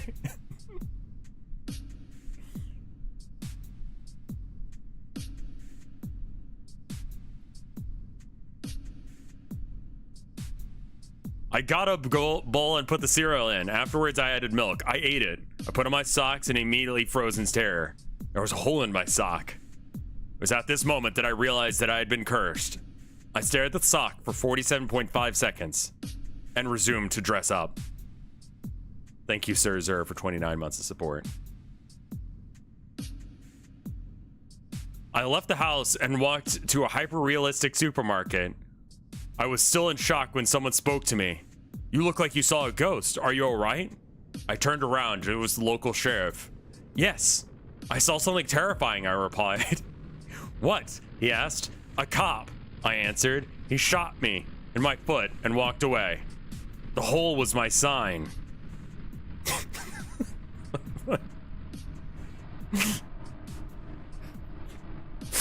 Sure. When I was at the store, an evil old crusty store clerk noticed me. Welcome to Home Depot. How can I help you? I looked at him for 4.67 seconds and said, I want to buy this calzone. We don't sell that. All the hairs on my body curled up. Is this some sort of test? I yelled towards the store ceiling. People gave me a strange look, probably because of the curse. I ran out and escaped into the library to evade the curse. My heart rate was racing. I needed to relax, but how? I whipped out my phone and looked for a VOD of RevScarecrow. I watched him play something that was definitely calm, that would definitely calm my nerves. Then I noticed that Rev was live. The title was Playing Roblox While Dooming You. It was my favorite game. I sat on the table in the library and put the volume on max.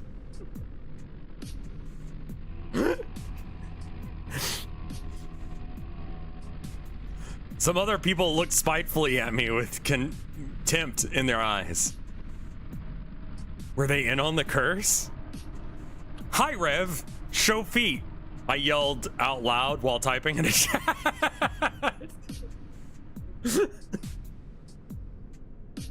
Must have been the curse.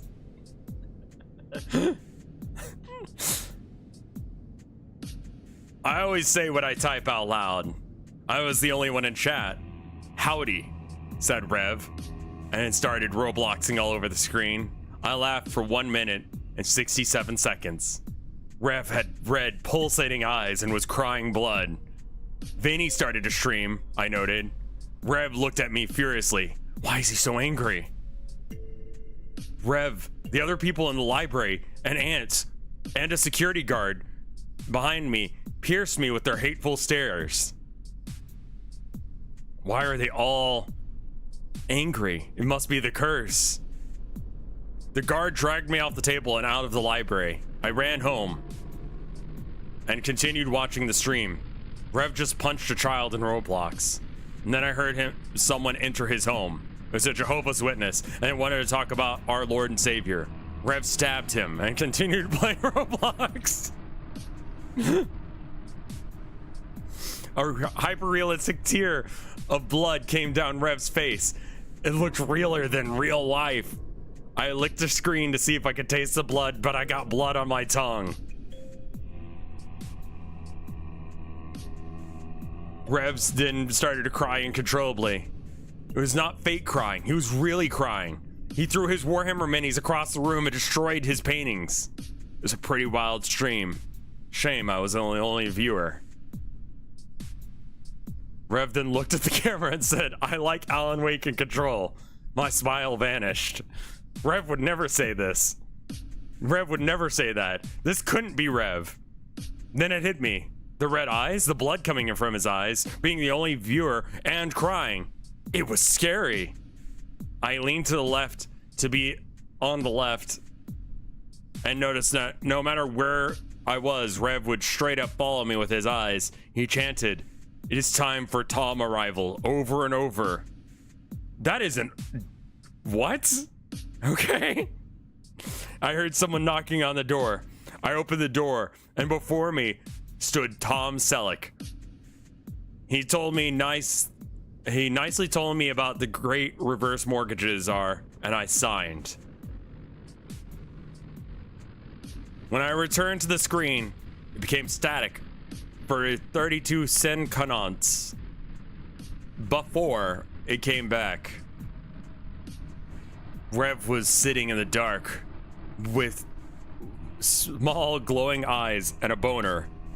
The screen was black and white. Rev started to grin and said, "Joe's in the garage." I was terrified. The lights in my home turned off. I ran to my garage to hide from whatever was in the garage. Then I realized that I was an idiot. Before me stood President Biden. "Oh, a black person. Thank you for voting for me," he said, half asleep.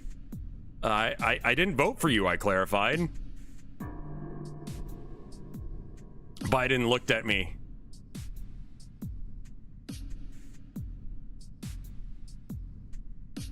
This is definitely a choice of where you're going with this story, but okay.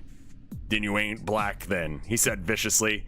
He pressed his lips against my nose and started to suck the color out of my body. I saw my beautiful black skin's color vanish. I became paler by the second as Biden negated my skin tone. Fucking what? I haven't pre-screened these.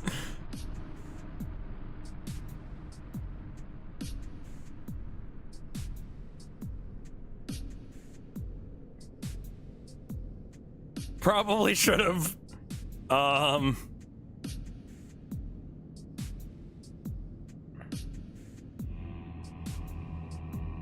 When he was done, he pushed me to the ground and left. I was now paler than Rev, and my penis was 40% smaller. I cowered on the floor. Tears were gushing out, and I felt miserable. Whoever reads this, learn from my mistakes. Never add cereal before milk.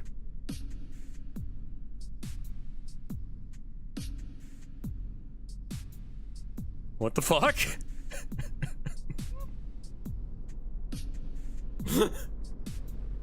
Did I enjoy your shit show? I did. I was a little scared when you started going like... That was a ride. The ending was a little scary. In the like, is this okay to read thing. That part is from a comic a right-oid freak drew that is exactly the same what? What? How do I even Google for that? That's definitely a private window Google.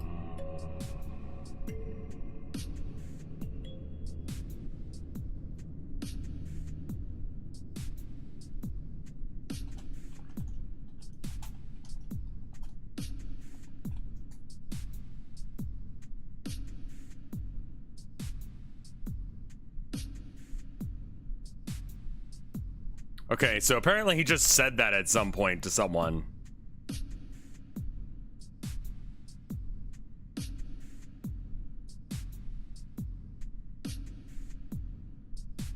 If you have a problem figuring out if you're for me or Trump, then you ain't black, says Biden.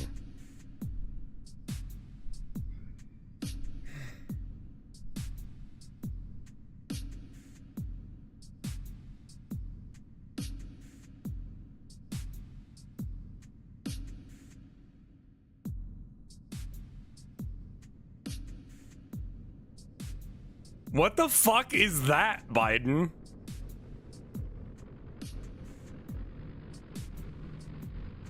Why do only shitheads run for office? Because only shitheads want the authority to tell people what to do.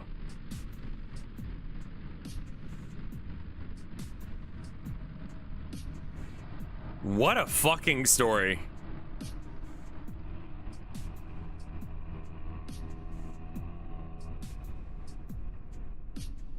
I didn't hear about that, but yeah, that sounds about right.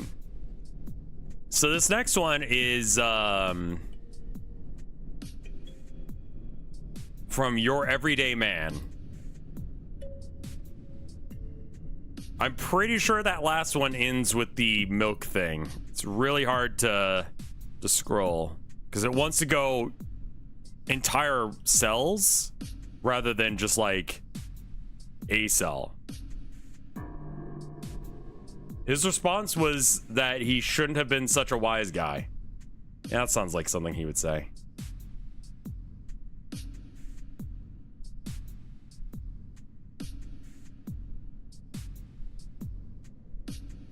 All right. Let's see. Okay, I believe this one starts here, and this one is from, again, Your Everyday Man. Thank you for throwing a joke one in there.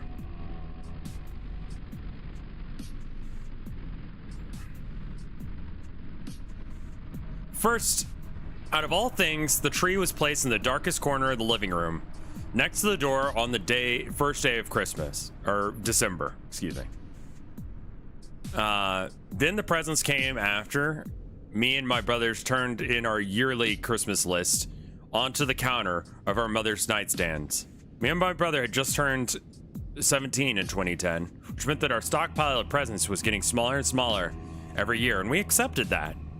My parents had to work 9 to 5 to barely be able to afford rent for our house in the Ozark woods, so we got whatever we could afford. When the presents were wrapped while we were at school, and we came home to find a gigantic box with an eyesore of a mass wanting to break out of the wrapping. That's definitely the Wii we asked for, I whispered to my twin brother Andrew. Well, no shit, Tyler. You can see the game cases from here, Andrew replied. We kept this discovery to ourselves until Christmas came. We woke up earlier than usual and opened that one present, which of course was a Wii. We acted surprised to please both of them that we were convinced that they didn't know, and we're convinced that they didn't realize that we knew it was a Wii. The games that were included were Wii Sports Resorts, and recently released Super Mario All-Stars.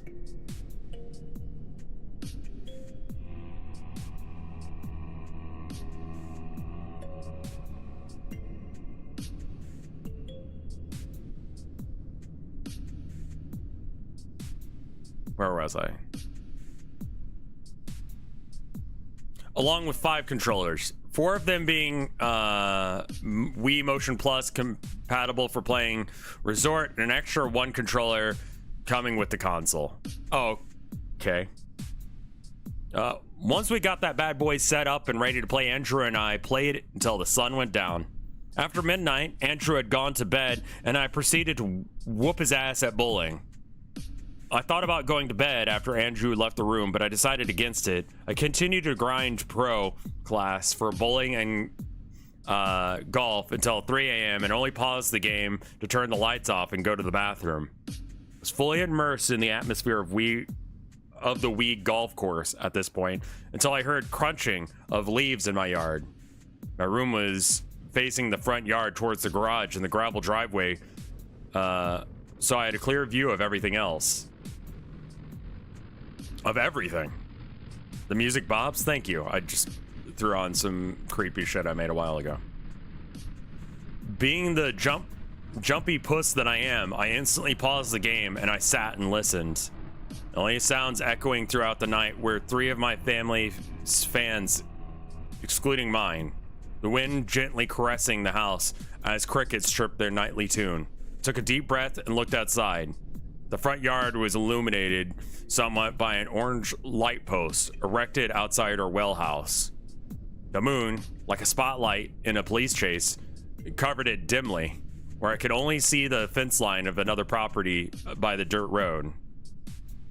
At first, I didn't see a thing except for an occasional leaf being blown into the woods until a deer walked from outside the corner of the house and towards our old rusty swing set.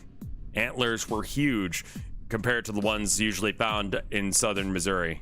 I studied the deer closely and took out my iPhone 4 to hopefully get a clear enough picture of the deer. I snapped a picture but didn't realize that my flash was on. I quickly turned it off and looked back at the deer. In the dim light, I could see its eyes pointed straight at me, like it was stuck in the headlights of a vehicle. It continued to stare for a couple of seconds and scampered off into the woods. I quickly forgot about the deer until a couple of nights later. I was playing Super Mario All-Stars. A distant bang could be heard out towards the garage. The Wiimote flew out of my hands and ricocheted off the ceiling. I didn't even pause the game as the music of Mario Brothers 3 continued to silently play. I looked out my window to see nothing of any kind that would have caused that noise of that caliber. I let go the blinds and went back to Mario 3. Thoughts were going through my head as I wondered what it could be like, or what it could be, until a scream filled the air. At that moment, my heart was shaken to its core. I'm gonna get an extra cup of coffee after this one. What I heard in that second was what I could only describe to be a distorted human scream of aggravation. I didn't even bother looking outside as my brother and my parents left their rooms with an expression of fear and confusion written across their face. "Get the shotgun," I yelled at Dad. While only in his boxers, he stomped his way over to the closet and ran to the front door. Shots had already been fired before Mom, Andrew, and I could make it to the door. Dad stood over a mass of blood and gore and looked down upon his trophy. It was the deer from last night, but the deer was deformed. Not by the shotgun blast, but by design. It had human-like features. Its face resembled a sad, lonely male, tragically stricken by tragedy as its arms hung down to its hooves. I looked away and towards the garage to see a gigantic hole in the retractable door. "Get inside," Dad whispered. "What?" I looked back at him while staring off into the woods. In the woods lay prying, glowing eyes around every inch of the forest. Each of us slowly straddled back towards the porch and made it to the front door. The eyes were still following us as they thankfully stayed in place. We entered the house and shut every blinded curtain there was. Our parents ordered us to stay in the living room until further notice. As we intensely watched the door, we moved out of the house shortly thereafter, terrified of what could happen to us next. Neat. Again, this one feels like the word count. I just feel so bad. I didn't realize that the word count was gonna like screw with people so much, but like I think that the word count did kind of like compress that one a lot too. But they had like the basics down, you know? And you had like that, like, this is very 2010. He was staying up playing like I think that was a great story, you know? I think that like the stories are gonna be even better next time around. Because, like, they're going to have more time to build up that tension. You know? And I feel like everyone so far, excluding, like, two, you know who you are. Milkman and Count Cannoli's meme story. Yeah, I mean, like, I'm always into, like, what are the limits that you, like, how do you deal with the limits that you've got? But, like, that was neat. It was very neat.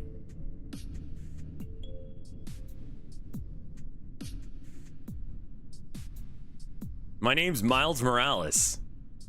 Fucking love that. That was so cringe.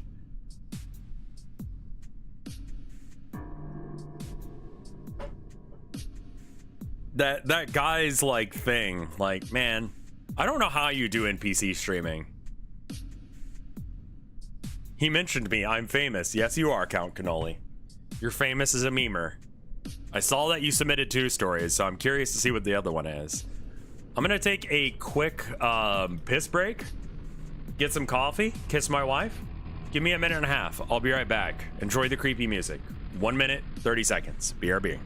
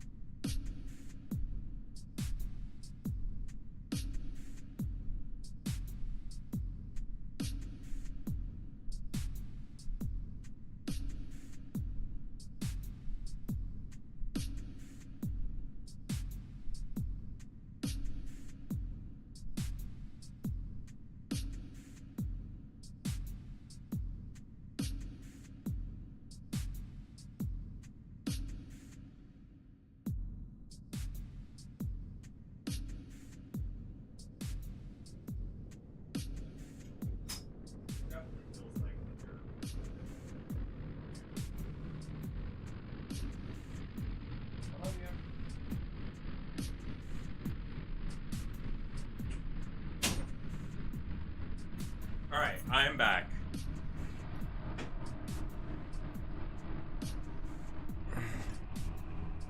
Let's let rats do crime. What a sentence to come back to. I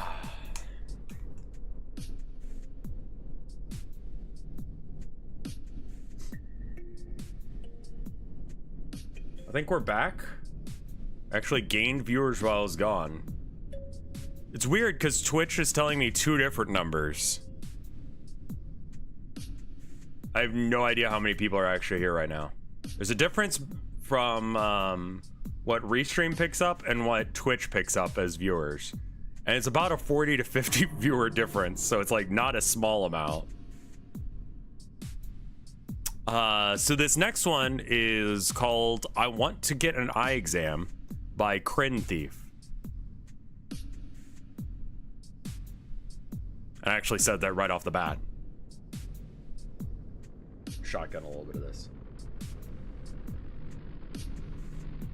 Originally wanted to do a story where the horror was working at a retail place. It was too depressing. Sounds right.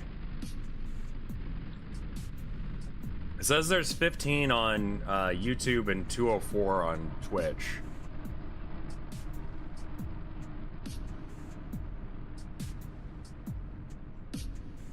Which is just like, but then Twitch is claiming there's 163. So I don't know how many are actually here. It's weird. Anyway, I went to get an eye exam by Thirteenth. The optometrist's voice was strangely harsh in this neutral, inoffensive exam room. The ancient CRT monitor hummed as I nervously gazed down a blurry road that led to a blurry old house, intermittently and briefly popping into focus with a click to ease back into colorful fuzz. My head was killing me. Just focus on the house, Laurel, the doctor said, the tone betraying the irritation he had been attempting to mask behind his formerly friendly demeanor. I felt my struggling eyes buzz around against the entire hour of sleep I managed to get that week due to an awful headache that I'd been unable to get rid of over the course of the usual over-the-counter painkillers. Suffering despite desperate for a solution, I called my mom for advice. Have you gotten your eyes checked lately, bub? Her helpful muffled voice chimed over the phone.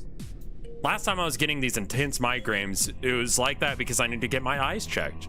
And they just said that my prescription improved. I got new glasses and no more migraines for this lady.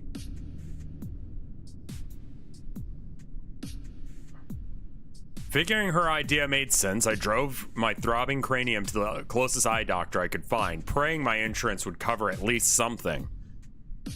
American moment. So there I was. I can't get a good image if you're not focusing on the house, okay? Said the doctor. I hope this is body horror. It's definitely gonna be. I got it.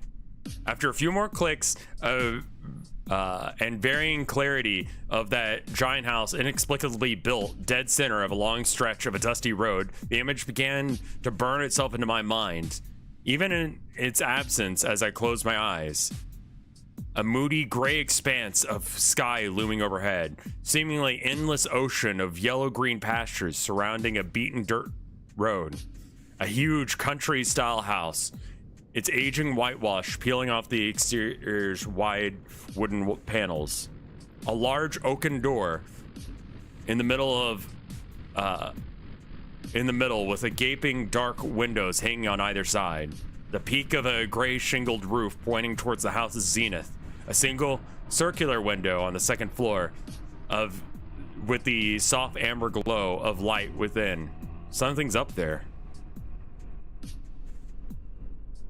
I opened eyes once more to look at the image. It was clear again, but I could have sworn that the second floor window had been lit only a moment ago. Maybe I had imagined it. I blinked again and heard another click. The burned-in image returned, and like I had thought before, the light upstairs was on. As soon as it hit me that was strange, the hum of the room gradually evolved into a sharp ringing in my left ear, and my headache returned full force. Not even the clinical busy work of the eye exam could distract me from the pain anymore. I let out a moan and rubbed my fingers against my temples. That bad, huh? The doctor tisked. All right, bud, you're done with this one. Let's move on. The remainder of the visit was just as miserable. The migraine rocked my head in waves that seemed to only increase the intensity as the optometrist tried as hard as he could to maintain his patience with my constant groaning. Sighing, the doctor said, "So your vision's worse than last time, like you told me earlier. A massive change in prescription is probably why you're getting these crazy headaches." Bad news. I knew she didn't mean to raise my hopes only for them to be dashed, but I was somewhat annoyed at my mom. I was probably just jealous of her good eyes. I shouldn't hold that against her. Your insurance should cover 40% of a pair of new glasses and 50% of a set of new contacts. I recommend you get some disposable contacts from us today while you wait for your glasses, too. I'll probably help with the headaches in the meantime. His mouth grinned, but his eyes did not. Did I ruin his day or something? I shelled out the remainder of the bill after picking up some frames out and getting one box of contacts for each eye. I popped them in. Years of contact use leaving me unfazed by the action. Instant relief. Later that day, I was so happy that I cheered out loud alone in my kitchen, not feeling even an ounce of pain for several hours. Cautiously, I took out my contacts to go to bed, feeling no inkling of pain hitting at the corners of my brain like it had every night before. It was worth it to use that sick leave. Lights out. I lay in bed and I closed my eyes. Again, the farmhouse and the pasture haunted my retinas. Curiously, the image had changed since the exam. The light is on upstairs. The door is ajar. Was the door always ajar? Troubled, I tossed and turned, refusing to open my eyes for any reason, clinging onto the fragile exhaustion that I had hoped would lead to the sleep that I had been seeking all week. The light goes out, the door creaks open. A figure walks towards me along the road, its wrong shape lumbering towards me. I heard a click, and the face became clear to me. Pallid, sickly lips stretching and ripping into a too wide grin, piercing bloodshot black eyes below a mop of greasy yellow hair, staring deep into my soul. My body is covered in faded blue overalls, or is it skin? Its body was covered in blue overalls. That's my bad.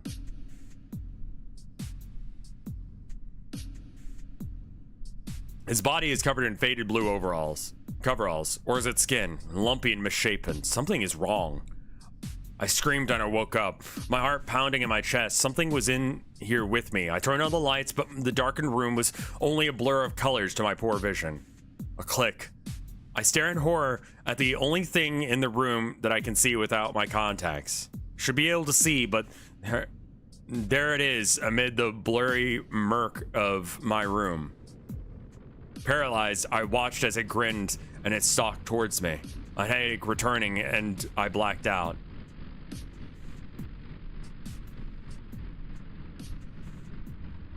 Okay, that is the end of that story. Because the start of the next story was going to be real fucking weird.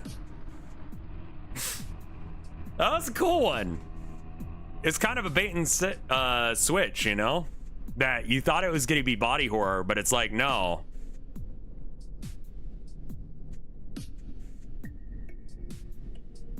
Yeah.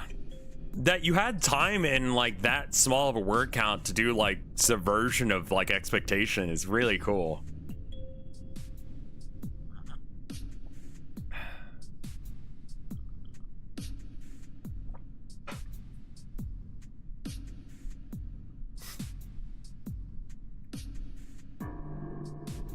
I can't do body horror quite yet, but thanks. No worries. It was good. Thank you, Kryn.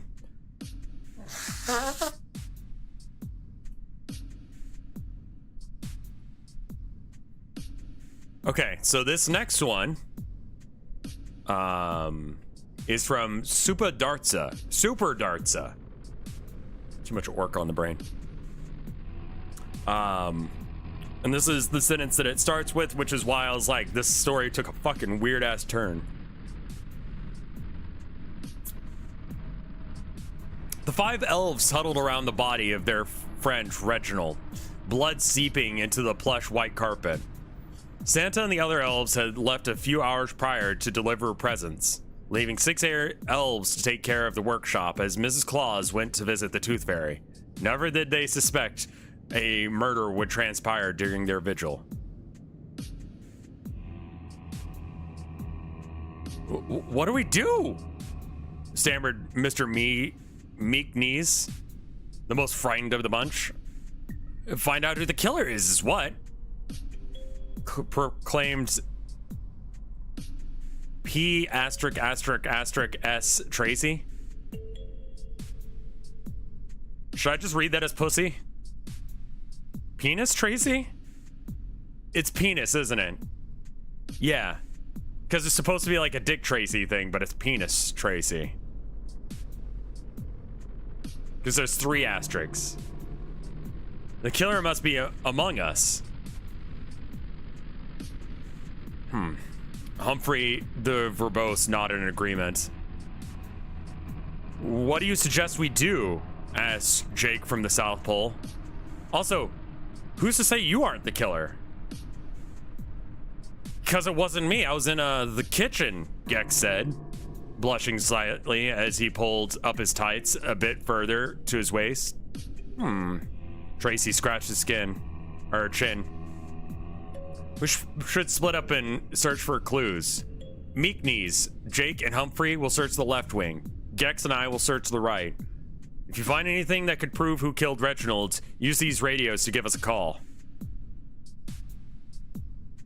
After passing out radios to each elf, the 2 groups split up. Meek Knees huddled fearfully behind Humphrey, jumping at the slightest creak of the workshop's ancient wood. The bizarre blizzard raged vigorously outside, battering the windows with large, heavy snowflakes. The 3 arrived near the end of the left wing, where the elves' comfy dormitory resided. Might be something in there that exposes the murderer, suggested Jake. The other 2 nodded in agreement, pushed open the ornate doors. The 3 split up, searching every nook and cranny for the smallest clue. Several minutes later, a voice came across the room. Said Humphrey, storming over to Jake, brandishing a knife that had smears of fresh blood on the blade. Said Humphrey again. My lockbox? Jake waved his hands wildly in denial. But that's impossible. Reginald and I were best friends. Jake? Meek Knees stammered. You killed Reginald? Jake looked at the furious face of Humphrey and back to Meek Knees' terrified expression. Come on, you guys. You know I wouldn't. Everybody. Gex's voice screeched over the radio, making the 3 of them jump. To the lounge room, now. As the 3 entered the lounge room, they gasped in horror as Tracy's pale, unmoving body lay motionless on the floor. Gex huddled in a chair, eyes wide with fright. He just started writhing around, he croaked. After that, he just went silent. Humphrey strode up and knelt beside the body. Furrowing his brows, he peered closely at Tracy's mouth, nodding his head before standing back up. He exclaimed. Poison? Jake frowned, eyes scanning the room. From what? Okay. I will. No, I'm gonna not give my judgment until the end, but I am enjoying this. I'm very sorry to hear that, Face Palmer. That hurts a lot. We're reading spooky stories. I don't know if that's gonna help you right now, but you're more than welcome to chill with us if that helps.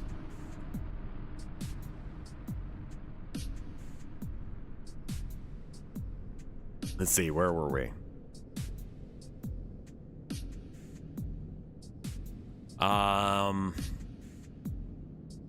He just started to writhe around, he croaked. Or he just started to writhe around, he croaked. And after that, he went silent. Humphrey strode up and knelt beside the body, peering closely at Tracy's mouth, nodding his head before standing back up. He exclaimed. Poison? Jake frowned, eyes scanning the room. From what? Not far from where Gex was, a large, open bottle of whiskey stood on the table, a glass glinting from the warm overhead light. A very familiar whiskey bottle. Hey, Humphrey? Jake inquired, grabbing the bottle. He gave it a cautious whiff. Sure enough, the faint yet sinister odor of poison stung his nostrils. Isn't this bottle of whiskey, isn't this the bottle of whiskey that you were gonna crack open on New Year's? He nodded, slowly growing more nervous at the suspicious glances of the remaining three elves. Mr. Meeknees, Jake questioned. Did you see Humphrey pull that knife out of my lockbox? I guess I didn't, Meeknees whispered. Interesting. Jake stroked his chin. Very convenient, I must say. Before Humphrey could protest his innocence, the room suddenly plunged into darkness. A terrible din filled the room. A loud thud of falling chairs echoed around them. The ear-shattering noise of breaking glass reverberated off the walls. What's happening? Gex yelled. Nobody move, Jake shouted. Wait until the backup generator kicks in. And sure enough, the lights flickered back on, but Humphrey's body lay several steps from where he stood initially. His skull cracked open, vast apart from the small yet wooden table the whiskey lay on. You keep putting lie in here. That's not, it's lay. The whiskey lie on, but a moment ago. The table now had a small dent on the edge, small drops of blood staining the dark oak. The three stood in silence for a moment until Gex was unable to bear it any longer. You! He pointed an accusatory finger at Jake. You did this, didn't you? Are you insane? Jack retorted. The table was closer to you. Don't try and blame me for your villainous deeds. Wait a moment, guys. Meeknees stammered. Let's check for fingerprints. That could reveal the culprit. We're all elves. We all wear gloves. He waved a hand in Meeknees' startled face. Such is company policy, idiot. Jake scowled. It works in your favor, Gex snarled. Let's shift the blame whenever we're on the cusp of exposing you. Knock it off, Jake shouted, grabbing a bit of broken whiskey bottle off the floor. I'll be damned if I let you get away with pinning me for your crimes. Fellas, please, Meeknees pleaded. Gonna finish the job, are ya? Gex sneered. Oh, is defending myself inconvenient for you? Jake scoffed. Stop, no. With frightened tears, Meeknees ran out of the room, Jake rolling his eyes. Oh, for the love of Meeknees. He ran after him. Gex, staying behind, offered a small prayer to Meeknees, who would surely meet his end at Jake's hands. Preparing to leave the workshop, he stopped at this when he smelled a familiar odor. Gas. Suddenly, a gloved hand reached into the room, throwing a lit match. Before he could scream, the room lit up into flame, engulfing Gex. Where did Mr. Meeknees disappear to? Jake pondered. He was just... Gas. He was here a moment before he could finish his thought. A sharpened cane pierced through his chest. Like candy cane, I would assume. Coughing up blood, the last thing he saw was the stone-faced Meeknees standing above him. The morning after Christmas, Santa came home to the workshop in ashes. A frozen corpse of Meeknees bearing the most wretched smile. To this day, nobody knows what his motives were, and Mrs. Claus never again let the elves alone on Christmas night. I did not see that one coming. I also was really expecting a Say Gex moment.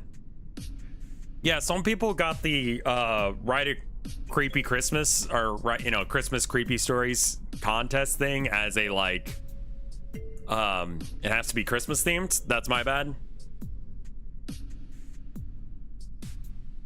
That one was fun. I keep thinking that it was gonna be like, Meeknees, are you okay? Wake up, say something. Say my name, say Gex. Or something. I also really like the use of what was his name?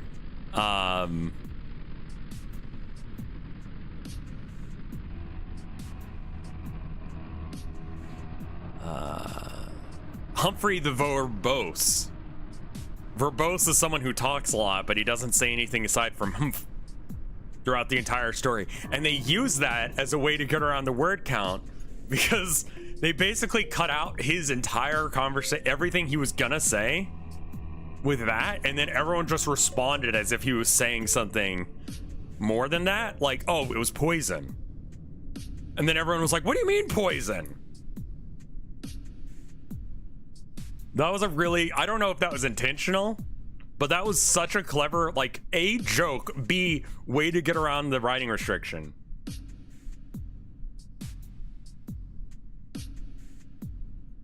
I could post the full, like, list of stories as one, like, block of text somewhere if you'd like, Legend. I don't know if I can post it as a YouTube comment. But I can do that. I can scroll through real slow at the end. That one was good because I was like, dude, who the fuck is it? Because yeah, all right. So let's go down. Well, how did he poison? Well, if he didn't really care who he killed with it, he was probably trying to kill the guy who's supposed to drink the whiskey instead of the rando who actually drank the whiskey.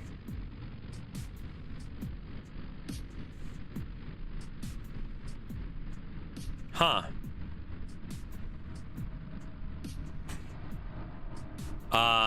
This one is from an anonymous, what is your full name? An anonymous festive friend. Thank you for the opportunity, Rev. I could just like post it as the comment. So that way, I don't have to like have it Google Doc because I don't really understand how that would work.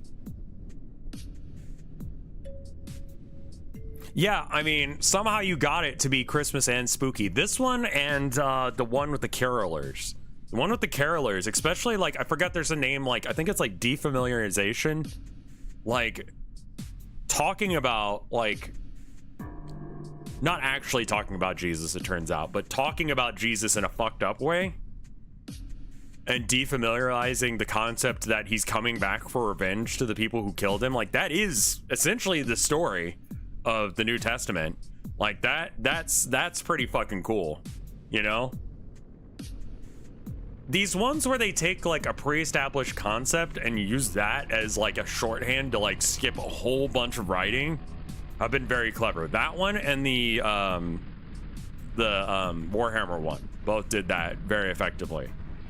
Like they didn't have to explain much of a backstory because they were like, it's set in this universe. The elf one was set at the North Pole. Like, that's great. The Warhammer one read like a Warhammer horror short story. They did that for a while where it was like, I don't know if they're still doing it, but they have like, it's not just Warhammer stories, it's now like they have separate genres. So there's like a detective blanket that they all go under. There's one for horror that they all go under. It's neat, you know? Proper grimdark right there.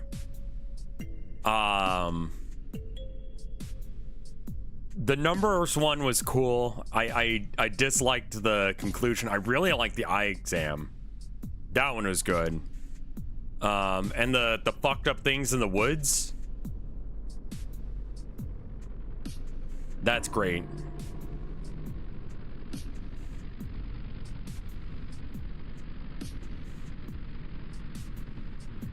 All right, so let's get past this story. Where is it? All right, cool. So this is from an anonymous festive friend. Hello, Rev and chat. Merry, scary holidays to you all.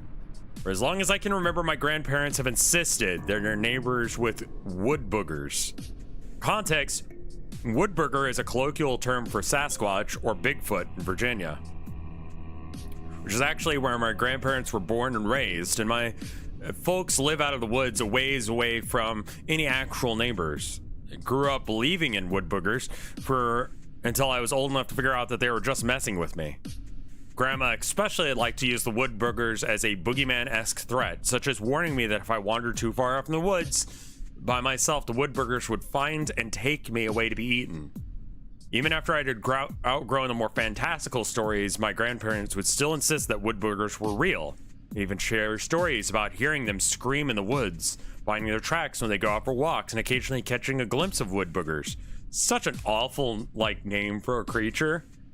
But it's like, that 100% is a thing, you know? That is very, like, country. To call, like, a horrifying man beast a wood booger. It's like, okay, yeah, all right, sure. One such story of a sighting has stuck with me more than others. My grandpa said that one night he was struggling to fall asleep, so he kissed Grandma, who was sound asleep, and got out of bed and headed to the living room to catch some reruns until he felt tired. The moment Grandpa turned on the television, something taped on the window next to his head, or tapped on the window next to his head, and made him jump. He jerked his head around at what was making that noise as plain as day, in quotations. It's Googleable, it's legit. I kind of figured it was. That's too weird of a choice. Also, Woodbooger is all one word, so it gets past that. The moment Grandpa turned on the television, something tapped on the window next to his head and made him jump. He jerked his head around to look at what made the noise. As plain as day, he saw a Woodbooger staring in through the window. Grandpa recounted all the Woodbooger's fingertips were pressed against the glass, and that thing's eyes were frantically darting between my grandpa and the television. The Woodbooger tapped on the window twice with the tip of his left middle finger, replicating the exact noise which alerted Grandpa initially. Then it bolted back to the tree line. The whole experience lasted maybe 4 seconds, according to my grandpa's estimation. You'd think such an experience would be terrifying, but Gramps found it more funny than anything. Grandma told me that ever since the experience, whenever Grandpa accidentally leaves the television on overnight, he'll use the excuse, oh, it's just giving the boogers something to watch. The longest time, I thought the story was just my grandpa trying to scare me, like in the old days. But after years of skepticism, something happened to me that made me reconsider on my folks' alleged neighbors. On Christmas Eve of the year 2015, we did much as every year, it was the Christmas Eve of 2015, and just as we did each year, my immediate family made a trip down to celebrate with my grandparents. Despite their age, my grandparents still managed to outdo themselves every year when it came to Christmas decorations. The crown jewel was always their Christmas tree. In the center of the living room stood a testament to the holiday cheer, complete with ornaments of all colors, reflective red tinsel wrapped and twirled around the tree, and a crusty angel atop a tree in place of a star. This particular tree topper has been used every year since my grandma's childhood. As easy it is to get lost in decorations and festivity, I was compelled to step outside to take a momentary respite from all the noise and enjoy a smoke, as it had been a while. I figured it'd be alright to take a walk in nature while I was out, as the family were mingling and otherwise enjoying old cheesy Christmas movies. The woods were dead quiet, even more so than I recalled from my time there as a child. And though that was an off-putting detail in hindsight, at the time, I thought the silence was serene. About 20 to 25 minutes into the walk, something caught my eye. Off to my left, there was a massive clearing, which hadn't been there as far as I could recall from my prior walks in the woods, supervised or otherwise. Breaking through the branches and brush, I made my way into the clearing. And there was, in the center of it all, a single tree standing tall amid broken stumps and sticks covering the forest floor. The clearing smelled rancid. Even from the edge of the clearing, I could see the cause of the smell. But in curiosity and bewilderment, I needed a closer look. The tree was wrapped in intestines. The intestines were stretched, coiled, and twirled around the tree. And there were far more than what could have come from any single animal. I've heard of hunters hanging kills to bleed for meat preparation, but not before or since have I seen something like what was going on with that tree. Walking around the tree yielded more discoveries, like a couple of empty plastic water bottles being placed on and stuck on branches. A dirty foam ball with a smiley face printed on it, likewise impaled into the festering tree. The finer detail, which I had seen from the tree line but wasn't able to identify until I made it closer, was the headless corpse of some bird. I think it might have been a vulture, sitting atop the tree. A crown on all the carnage. The tip of the tree was shoved through the bird's posterior and popping out the mangled stump where its neck should have been. A quarter of the way around the tree, the realization hit me. Whatever was going on in this clearing was a one-to-one bastardization of my grandparents' tree, down to the placement of junk where certain ornaments should have been complete with the mangled winged angel atop. Something had been watching my grandparents for who knows how long. Something had been looking through the windows enough to precisely recreate the tree. And wood booger or not, I'm terrified of whoever or whatever made that tree. And why. That's fucking good. That was a cool one. I liked that. There's not like a, like, it kind of leaves on like, hey, that's fucked up. Kind of like the one with the kid being hit by the train. It's like the horror is the realization of like what this was. Plot twist, it was the grandparents to fuck with their kid. I will say that because of my dyslexia, sometimes I switch things around. I don't know if that's ever going to matter, but I realize that it might actually with horror stories. Like breaking through the brush and branches was the correct thing to say instead of breaking through the branches and brush.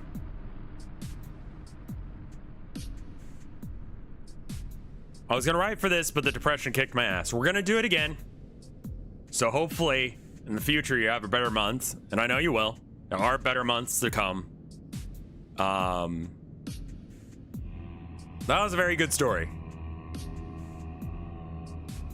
This one is from Count Cannoli, who wrote the meme one. Let's see if this is another meme one. This one is called Dark Secrets. I'm a rather normal person who enjoys art. I like looking at them and having paintings around my home. I was not an expert and did not understand art jargon. One quick thing. Someone said they were going to send me a picture of their prints that they had bought from me last night, and they were going to tweet them at me. I haven't seen that tweet yet. I said I was going to retweet it for them. If I've missed it because Twitter's doing something stupid, here's your apology. I'm sorry. That is not intentional.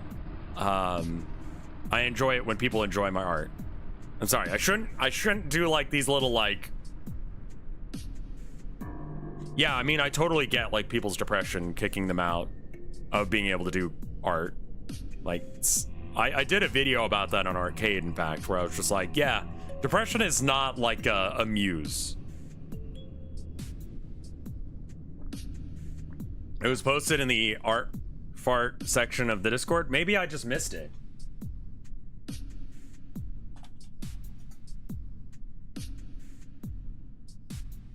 Yeah, here they are.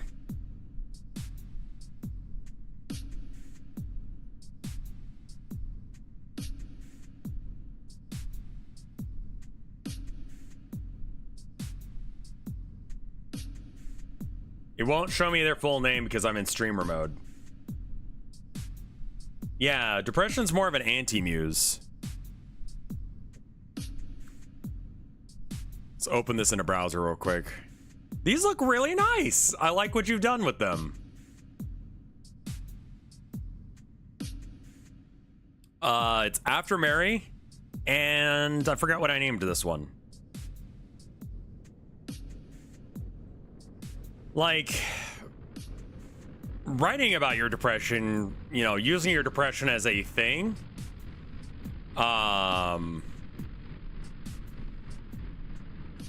Like using your depression as like the, I guess, I don't know what to call it.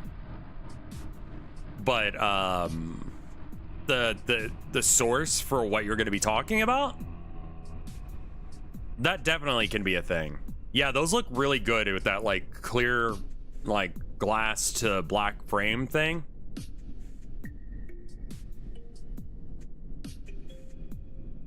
Because I've done art about my depression, but I haven't like been like, oh yes, now that I'm depressed, I feel so inspired to do art. When I'm depressed, I'm just like, I'm just gonna crawl into bed and then just stop being around for a minute.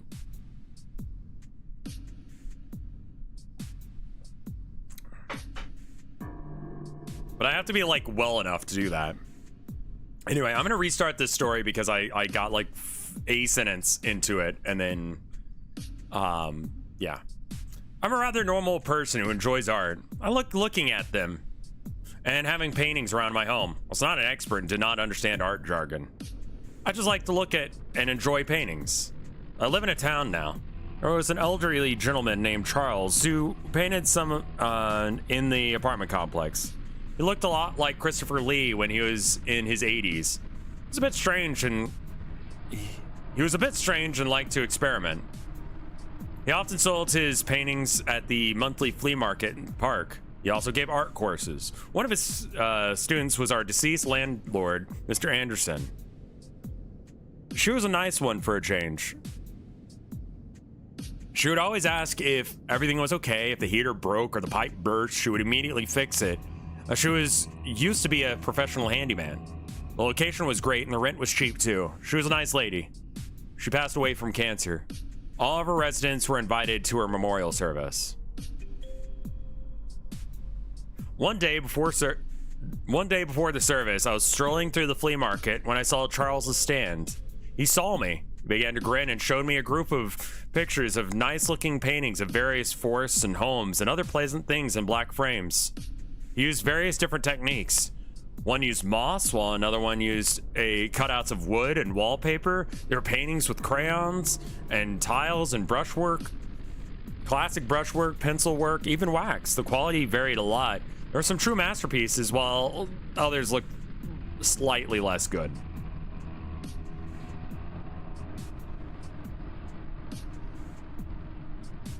Sorry, but I'm broke. I can't buy anything today, I said. Despite that, he handed me a painting. It was one that depicted a pretty forest and used a combination of regular paint and real moss. I had a secret in it, he proclaimed proudly. If you find the secret by tomorrow, you can keep it. I was ecstatic, and I thanked him when the local kindergarten nurse came up to a stand and took a liking to the 3D painting of an old-fashioned playroom made with wood cutouts, felts, fabric, and wallpaper. She wanted to hang it up in the staff room of the kindergarten. I was ecstatic, and I think, wait, no, I already read that sentence. He was thinking to himself for a bit and gave her a discount. As he waved her goodbye, he had a weird smile. He turned to me and told me that I could do whatever I wanted with the painting to find the secret, and if I damaged it, he would repair it. I waved him goodbye and went home. I entered my apartment and hung up my new painting.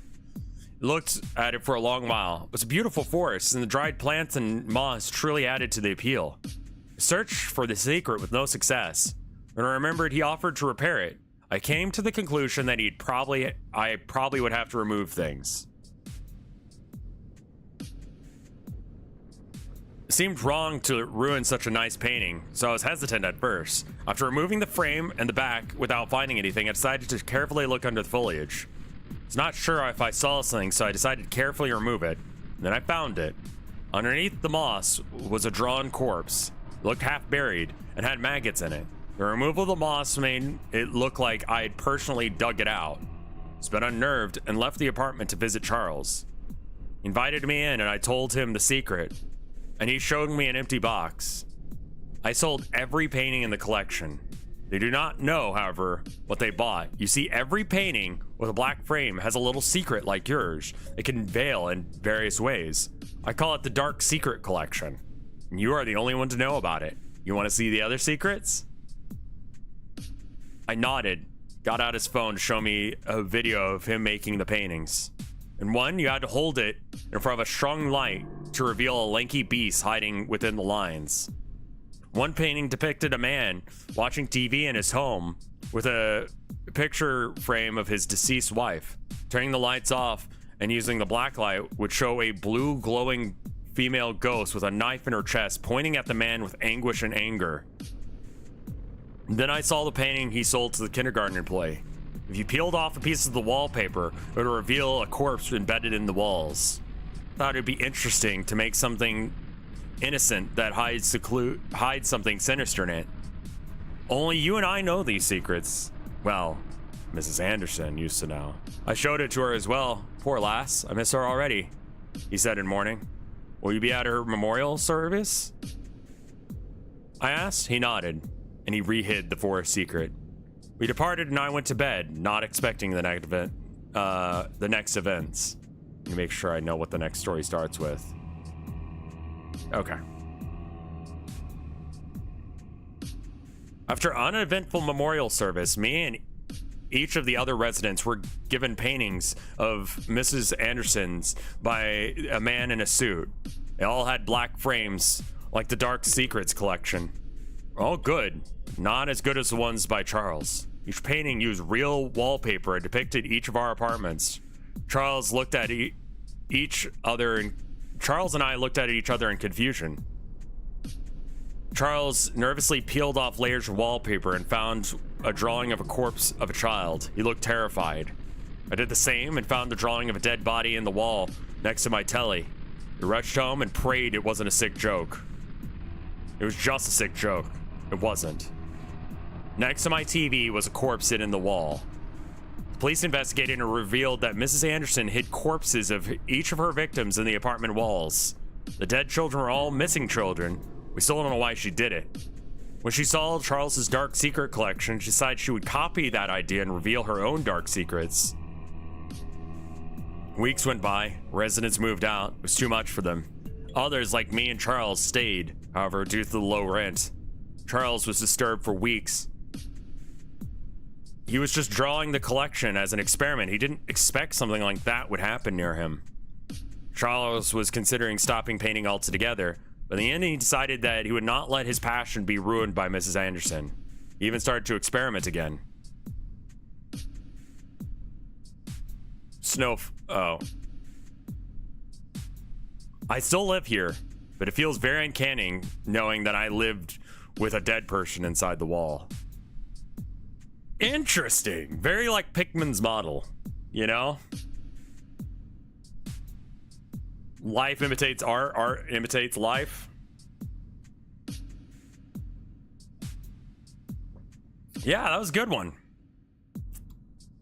That was very cool. I did enjoy it. I like ones where the artist is I like ones where art is involved and it seems like someone actually kind of knows a little bit about art. It's a really cool concept. I kind of want to do it, but that was a good story. I like that one. And again, that was Cannoli. Again. Same one as the Miles Morales shitpost one. Burn off a little speed. Charles was supposed to be a red herring. I suspected it was Charles the whole time. I suspected he was actually doing that shit, you know, because, yeah.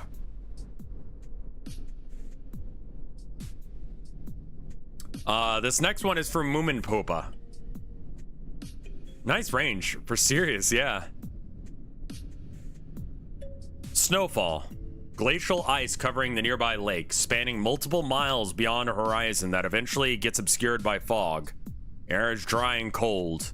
The moment you step outside, your nostrils are trying to keep up to the cold air by producing a distant, distracting excess of snot. As your nose dribbles, you try and focus on your stillness of your surroundings. Stagnant atmosphere that gives an odd sense of melancholic comfort. You manage to immerse yourself for a brief moment until your eyes well up from tears due to the passing wind that blows cold snow directly into your face. That used to sit on top of the branches of overpassing trees. Distracted from your moment of peace or moment of solace, you raise your arms over your face to protect your eyes from a gust of similar gusts with uneasy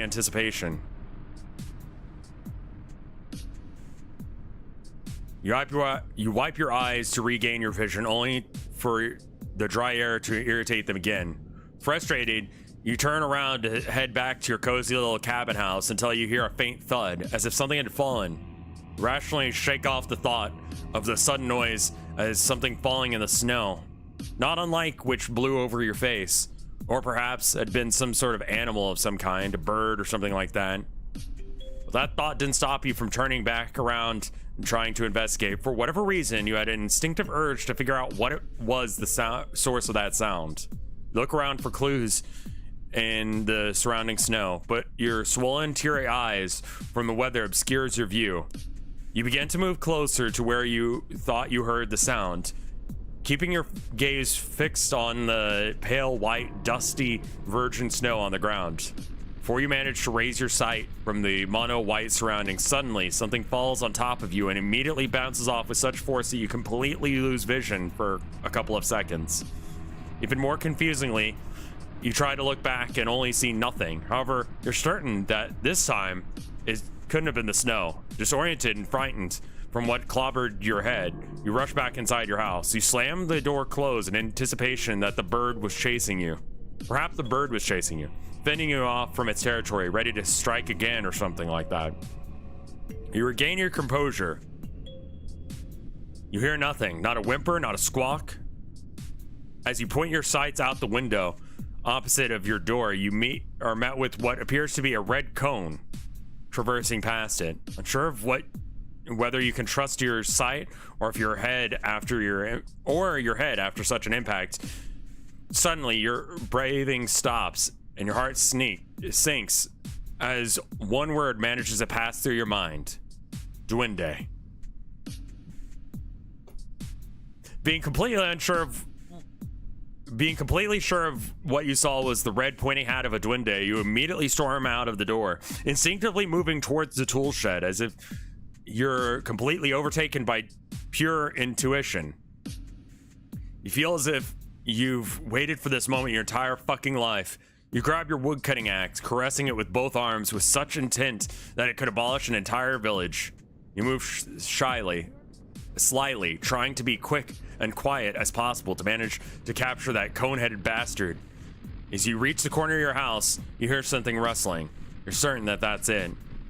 Like having been given the power of Rambo, you charge as fast as you can with a fierce, guttural, feral screech and strike the red jolly bastard right in the guts, splattering his entrails and blood all over the outer wall of your cabin.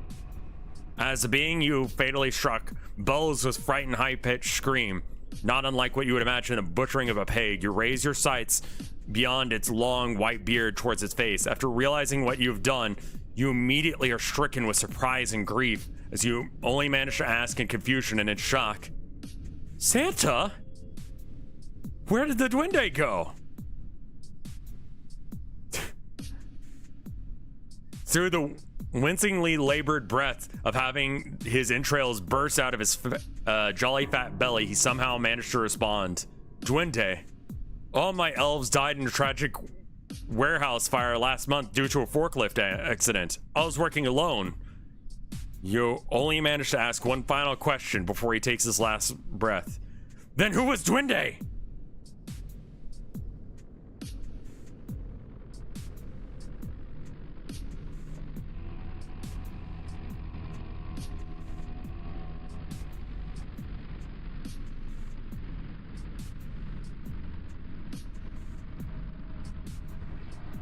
Christmas is canceled. Someone straight up murdered Santa. Santa's not real. Asterisk anymore. Cause he got fucking murdered.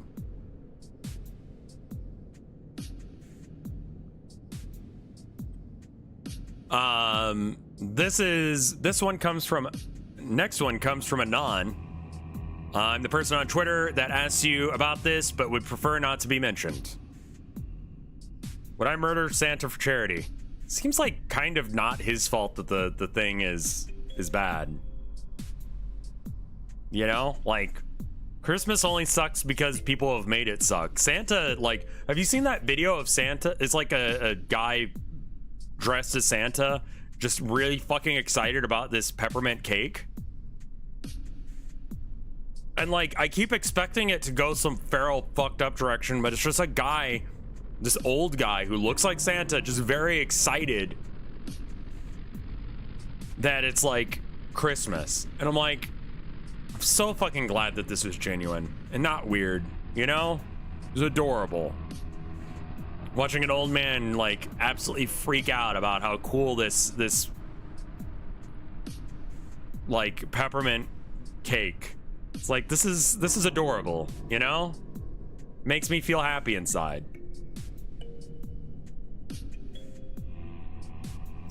Anyway, this next story is from Anon. Rev put his tie on. Now stop you right there. Bullshit. Wearing a tie is hard as fuck, and I have to Google it every time to figure out how to do it.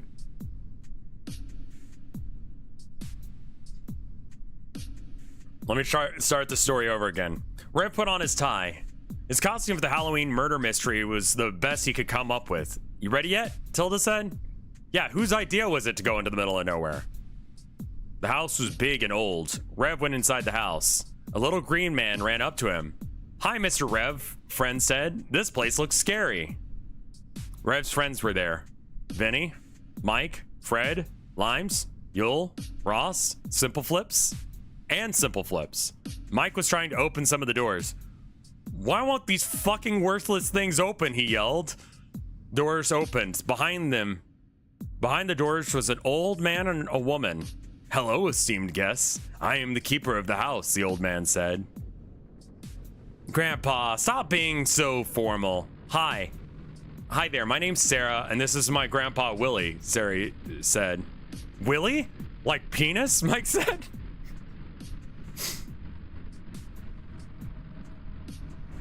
Sarah stared at him funny and then looked at Vinny. Holy shit, Vinny Vinesauce, I'm a fan, Sarah said. Since it took so long for Rev to get here, we'll have dinner first. The thing is, I didn't even sign up for this, Vinny said, as they were eating dinner. I suddenly got an email one day that said I did. The food was good. There wasn't enough for everyone since the house was also where Sarah and Grandpa lived. So Vinny had to eat some leftover pizza. Rev had some tea along with his food and made him feel tired.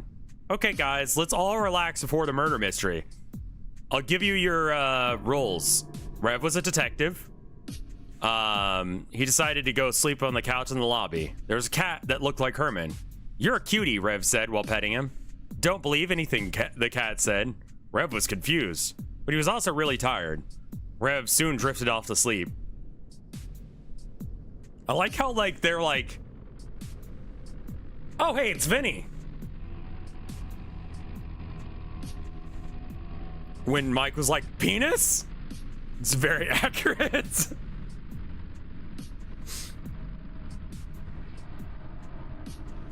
Lol, self-insert. I didn't write this, man.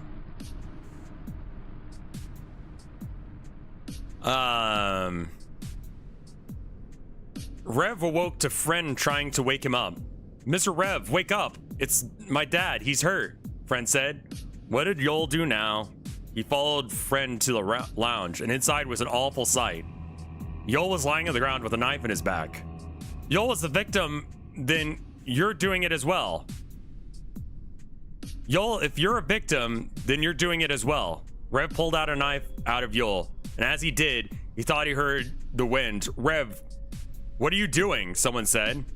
Rev looked behind him, and everyone was looking at him with a shocked expression. After Rev explained himself, Sarah sighed. Something always goes wrong, but not like this. This house is cursed. Usually it's people dying on accident, but murder has never happened before. Ross looked scared. I'm gonna leave. I don't want to get murdered, he said. You can't. Not until morning. And the curse makes it do that. A paper suddenly appeared in Rev's hands. 1 down, 7 left. Look for some clues. Guess we have to start. Guess we have to do that, but where to start? Suddenly, Simple Flip said, "This is like Among Us." Everyone stared at him in confusion.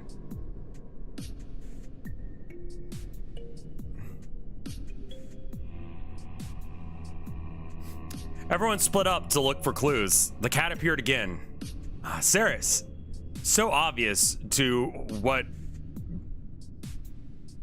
Sarah is so obvious to what her grandfather is doing. Listen, Colin, your friends and your wife are in danger. You're in danger, the cat said. Call me Kurt. I'm named after Kurt Russell, Kurt said.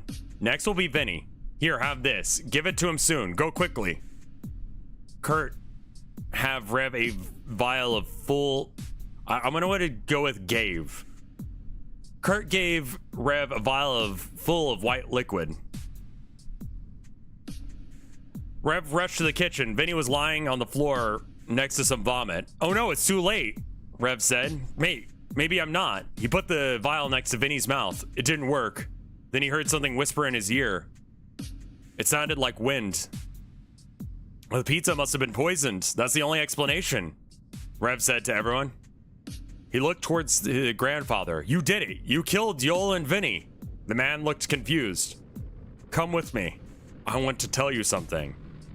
He's just gonna try and kill me as well, Rev said. He pulled the knife, pulled out a knife and tried to stab him. Mike held him back. What the fuck are you doing, man? He said. I'm trying to avenge Vinny and Yoel, and you're not gonna stand in my way. Rev's vision started to blur, and then he blacked out. Wakey, wakey, Colin, Kurt said. Rev woke. He wasn't in a lounge. In fact, he wasn't in a house at all. He was in the fields. Only him and Kurt were there.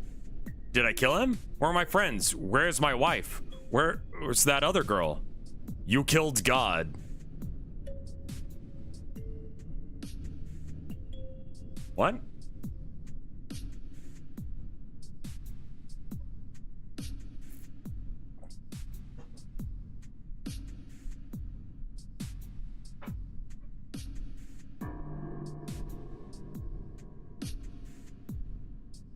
Yeah, I'm having a little bit of trouble figuring that one out.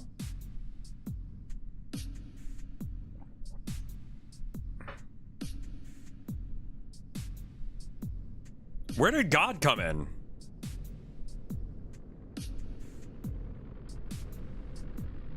Where did the you stabbing story come from? It's there's a video on my arcade called what is it? Story where I'm the monster. You can listen to that to get the full story. Something along those lines. Look through the Halloween story list. It's in there anyway. And then also there's another time where while I was streaming, someone like broke into our apartment and I chased him off with a knife.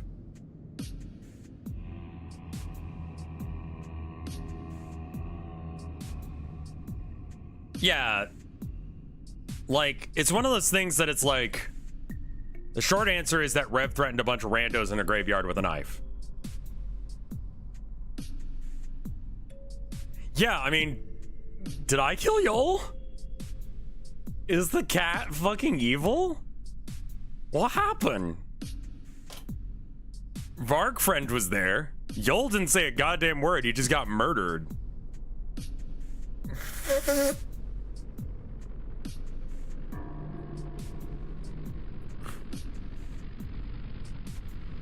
Cats are never evil.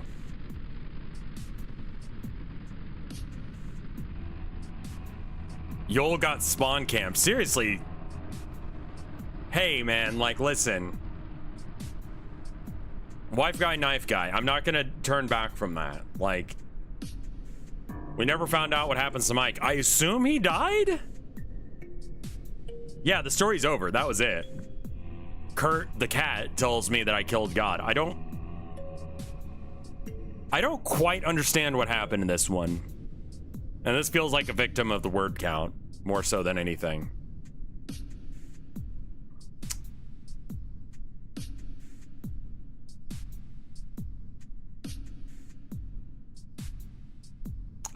This next one is called, and honestly, we're actually pretty far into this. The little scroll wheel is at maybe like 75% of the way down the thing on where the stories are.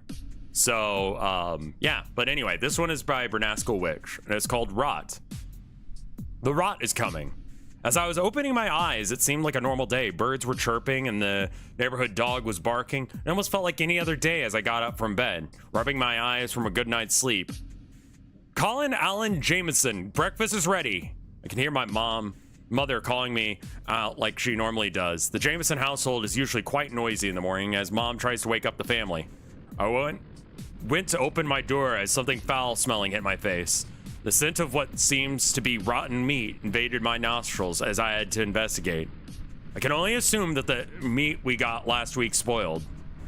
The scent of rotten meat was intensified as I walked downstairs to the kitchen. In a very technical sense, I was correct about the smell being from rotten meat. Breakfast is ready, Colin, went my mother. As I went to the kitchen, her face, looking green and skinless, was staring at me as she had breakfast on the table. Blood oozed right from her meat-like face right onto my pancakes. Out of my 16 years of living, I never expected to see my mother stare at me like she was a rotten zombie. All I could do was reply, "Why do you look so dead? Why do you look so fleshy, Colin? Why are you so fresh?" Fresh? Did she just insult me by calling me fresh? What the absolute hell was going on? Inside the living room, I heard a voice in there. "What's going on, you two?" My dad was holding my baby sister, Stella. Dad only had one arm, as his right arm had fell off, melting into a puddle. Stella herself reeked of death as a newborn baby's eye popped out of its socket as she was giggling. Dad put Stella in the baby chair. The skin and flesh melted off Stella's leg, exposing her skeletal foot. What the fuck is going on? Why do you all look like you're dying? All I can do is scream that out loud in front of the family. Is this some sort of sick, disgusting prank? My father got up and stared at me, his eye on the verge of popping like a pimple with how much pus was in it. Did you hit your head during football again, Colin? All living beings are known to rot like this. It is completely normal. The only one who's not normal are fleshies like you. Do you know how high freshism is in the world? All I can reply to my father is, "Humans look like me. You all look dead. Colin, as your mother, you're scaring us. All living beings rot like this." I had to think of a way to counter what they were saying. Perhaps they were all sick in some weird disease. I clearly remember everything being normal yesterday. All I could blurt out was the State of the Union address. The president and the audience will be there. I'll show you that not everyone is rotting like a zombie. Later that day, the State of the Union address on TV. We waited for the State of the Union address on TV. I had to be in my room the entire time to avoid the stench of death. They wouldn't let me drive them to the hospital or talk to my neighbors because they kept saying I'd be lynched for being a fleshy. They turned on the TV and immediately went to the news channel. On one hand, it was a relief to hear the president's voice, but on the other hand, what I was about to see I could not describe. My fellow Americans, hate crimes on fleshies have been on the rise recently, but we have discovered that fleshies can become normal people when exposed to the rod. I could barely decipher what the president was saying as his face was melting off. The audience listened to him all look like they were the same melting zombies as my parents. All I could do in response was cover my mouth in pure shock. Was I the crazy one here? Was everything I was seeing remembering a false memory? Was I really a fleshy? My mother looked at me with a concerned face. "See, honey? You're not the regular one here. Everyone else is. We have to keep you in here because otherwise people would murder a fleshy on sight." As I walked into my room for the night, all I could think about is the whole revelation. Was I really the one in the wrong here? Am I the abnormal one? Everyone seems to take rotting and looking like walking corpses a normal thing. What the hell is going on? The next day, I walked down to breakfast. It was the usual Jameson family. Stella's other foot peeled off as Dad puked out his lungs. What was important to me was getting some nice cereal on the table for breakfast. A loud dunk echoed throughout the room as my nose fell into my cereal. My nose, my own nose. Finally, the rod came.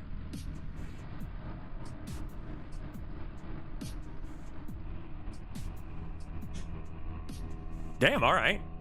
That's honestly one of my biggest fears is,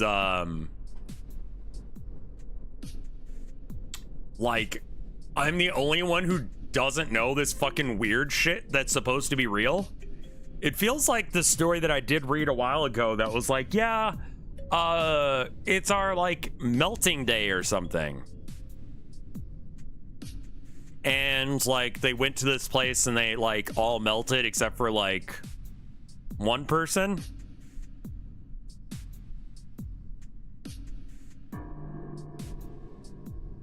That was a cool one. Yes, we did read that one, Reverend Poopsex.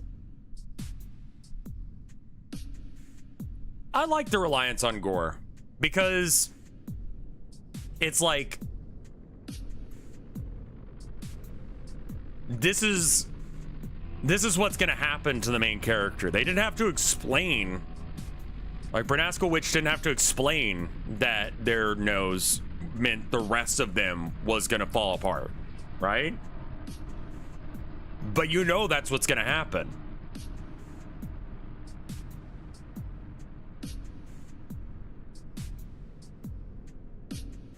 I think that's cool. I thought that was neat. This next one is from Spotted Showers.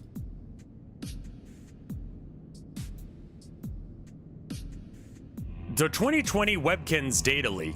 Blink and you'll miss it event. For most people, it was just another headline to scroll past. In a year, the world changed. It certainly wasn't a standout event of the year. Hardly seemed relevant with everything else going on. For most people. But for you, it held quite a bit more significance. Before COVID was even a glint in the public eye, 2020 was shaping up to be a year of nostalgia takeovers. Pokemon cards were getting big again. The classic mini video game consoles were getting the yearly release. And reboots of classic shows, movies, web novels, games, and all kinds of, all kids of other franchises were plenty.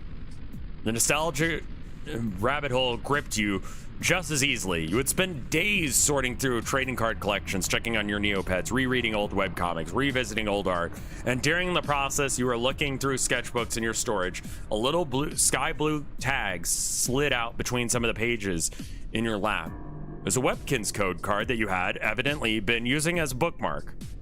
It was something that had years ago unlocked entry to a magical virtual world of plush to life pets.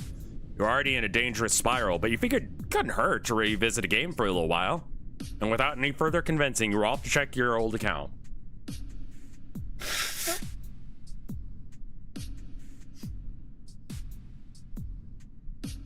Your dozen pets were there to greet you. It was no longer in question that you were going to take time to get their stats back up and finish your room projects. You just need a few more items, a few more. Took some time to update your profile and log in credentials to something you would easily remember. Even bought a deluxe membership and a few digital pets to jumpstart your obsession. Your life had felt so lonely and aimless. It was so easy to pour all your free time into a children's pet game. By the time of lockdown hit, it felt a little like fate. Webkinz was a perfect sinkhole for your time. It didn't stop at the game. You eventually got back to the physical collection side of it, which quickly culminated in bidding wars on eBay for pets with shattering collectors' values. You know it was getting bad again. That the draw you felt wasn't healthy, but you couldn't stop. Not when it was acting as such a nice distraction from the outside world. It was fine. You had to grit your teeth and convince yourself. Seeing your username at the top bid as when the war ended was a feeling of superiority that would make up for any regret or anxiety that would hit upon checking your bank account. And really, you weren't hurting anyone aside from yourself. Well, maybe except for the other person on the other end of the screen when you were outbidding them at the last minute time and time again. So often it was the same guy. It's obviously starting to irk you. You weren't gonna lose. You had made that clear. You wish you would stop driving up the prices so high. Eventually, when you got to winning some of the more exclusive plushes, he would even start messaging you after the fact, demanding the collection for even higher values of sums. No matter how desperate and deranged the messages got through, you would not falter on the toys that you won fair and square. Webkinz easily became your life. Spend all day burning your laptop screen into your eyes between Reddit pages dedicated to item trade values, eBay listings, and the site itself. When you went to bed, it was in a pile of plush toys. You're glad that no one was around to witness your spiral. Or also, admittedly, just as happy that no one could drag you out of it. It was high that nothing else could replace. And that's why when the news broke of a data leak, the login credentials of 23 million users began to spread on the dark web. They were immediately more worried about the minuscule possibility that your digital pets would be harmed than the fact that your login credentials across, it shared your login credentials across multiple sites. Is why you didn't even think about how your online bank statements like list your address. It was only when you opened your virtual house to find a mishmash mess of items and pets spread to read the words, "See you soon." Did you suddenly wish that you didn't live alone? Ooh. That's pretty good. This user did not have yeah. There's a website called Have I Been Owned, spelled with a P. And it'll let you know if your you know, login information has been used in a website. I liked it. Was that a real event, by the way? Webkins data leak. It's also pronounced with a P. Pwned. Have I been pwned? I've always pronounced it as owned and just know that, like, some people pronounce it pwned. It's because O and P are right next to each other. It's like millennial slang.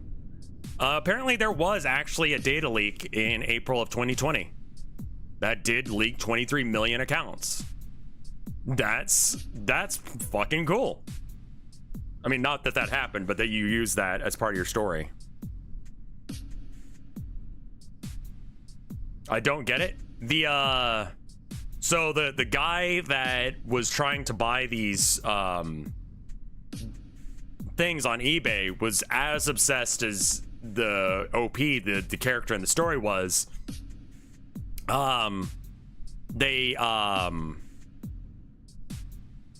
They used the fact that there was a data leak to either they did the data leak or they used the data leak to find out OP's like location. And they're like, I'm gonna come and get those fucking webkins from you. Like, deranged fucking fan base moment. Like, I'm gonna murder you over stuffed animals. Like, that is like almost real vibes, you know?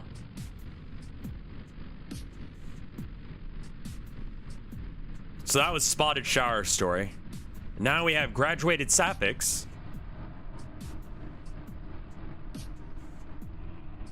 Let's see. I gotta make sure I understand where the things are. Like, I never got into webkins.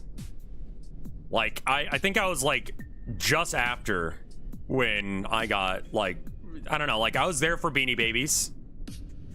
I apologize in advance. Fuck that shit. Like a lot of people, okay. People had anxiety about posting. People had issues where they didn't get it posted. You posted a story, that's something, you know? So don't apologize, man. There's like 2 layers of horror to that story. Yeah, like the fact that they didn't like...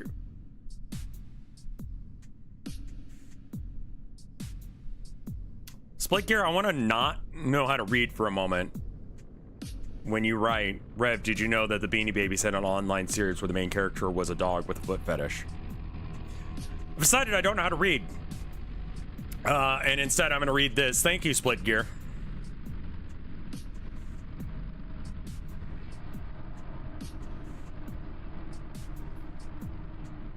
Let's see.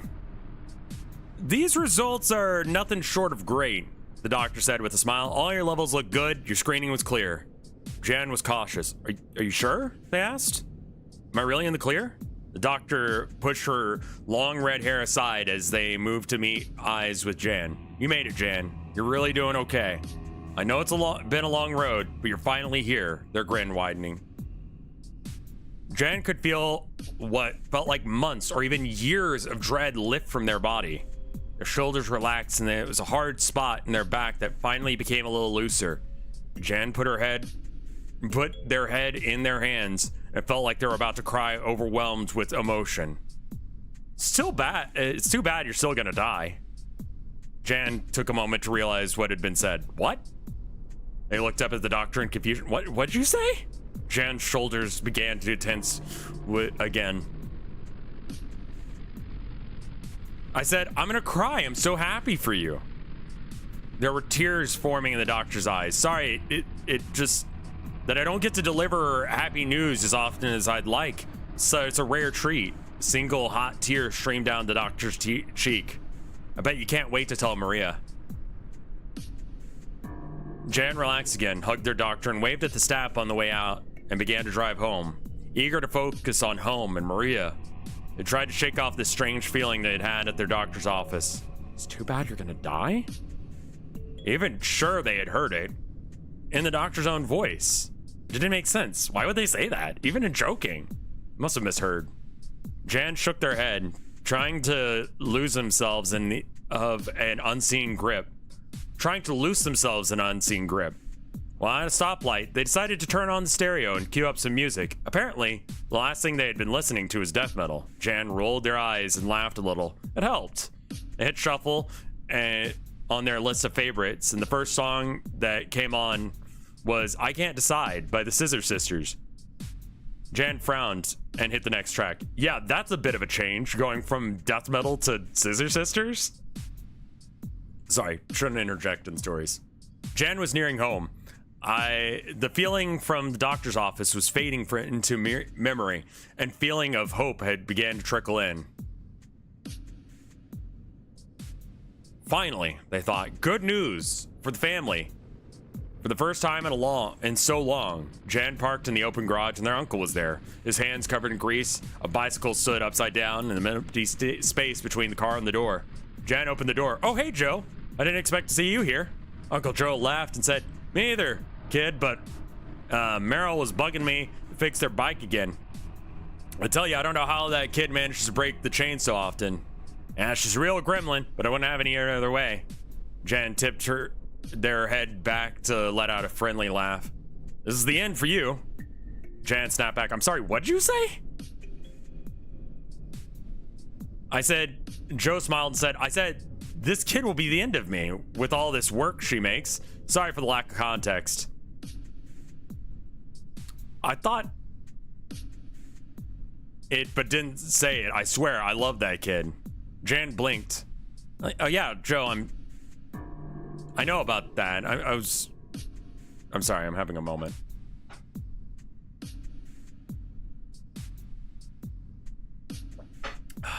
There we go. Joe is actually in the garage. Jan blinked. Oh yeah, Joe, I know that. I know that when I leave Marl with you, she's in the best hands. Jan softened, thinking of how much work Joe had done while they were sick. I couldn't have made it without you, Uncle Joe. Jan's uncle perked up. Made it? Does that mean? Jan managed to smile. That's right, Joe. No more tests, no more treatments. I'm finally in the clear. Joe beamed. Oh yeah, kid, I knew you'd make it. Joe moved over to hug Jan, and they pulled in. It's been a hell of a journey. Jan pushed their face into Joe's messy shoulder and began to see a sigh of relief. Too bad about the coffin. The what? Jan pulled back a bit. The coughing. With all the coughing, I was worried that you were never gonna get any rest. You look miserable. At least it's all behind you now. Yeah, Jan replied. A little shaken. Hey, I'm gonna head inside and tell Maria the good news. Oh, Joe let go. Oh, okay, sure, kid. You all right? From the expression, Jan could tell that Joe could sense the shift in the room. Oh yeah, I'm fine. Just new, coming to terms with everything being so, like, real. Joe smiled. It's been a hell of a road to get here, but you're safe now, Jan. Jan desperately wanted to believe that. They parted, with Joe to go inside and look for Meryl and Maria. Inside, Jan found Meryl was watching the carefully regulated YouTube Jan and Maria had set up for them. They didn't look up as Jan passed behind them on the couch. It's too bad you're still gonna die. Jan whipped their head towards the TV, focusing on what was happening. The performers on screen were playing a game cooperatively. Yeah, it sucks. This is the best score I've ever had. That sucks. Jan shook their head and rubbed their eyes. Too many sleepless nights, they thought. Too much medicine in their system over and over. Too many months spent in bed trying not to focus on the pain. They marched on to the study where Jan's partner, Maria, was crafting. Maria looked up from her beading work to see Jan was still standing there, an awful expression on her face. Oh no, she spoke. Oh no, not more bad news. Jan mustered a smile. Actually, the doctor said I have a clean bill of health. All the tests were great. Maria leapt up from her chair and threw her arms around Jan. Oh my goodness, Jan, this is amazing news. I'm so happy. Jan hugged back but was hesitant. Maria pulled back and could see the look on Jan's face. Something was wrong. Honey, what's the matter? What aren't you saying? Jan kind of felt awkward but a bit silly and told Maria what had happened, all of it. Just kept hearing it over and over. It's like something has me in its grip. Maria looked Jan dead in the eye and took their face in their hand. Jan, you're gonna live. You made it. You're safe now. Maria went on to say, you've been through a lot. Maria's eyes, green eyes, shone with love, her brightly dyed hair moving to the rhythm of a nearby fan. Your body's done healing. Your mind needs time. It's not going I'm not going anywhere. Your family is here to support you. Jan began to cry. I was so scared. I was so worried about you, Meryl. And sobbing took over as Maria pulled Jan into them. Now, she said, the real healing can begin. You're gonna live. And that is the story. This is audio processing disorder as a horror story. I do like that Joe was in the garage. That was good too.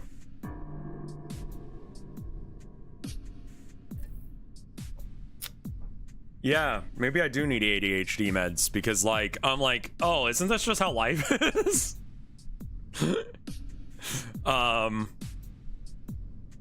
Like, and yeah.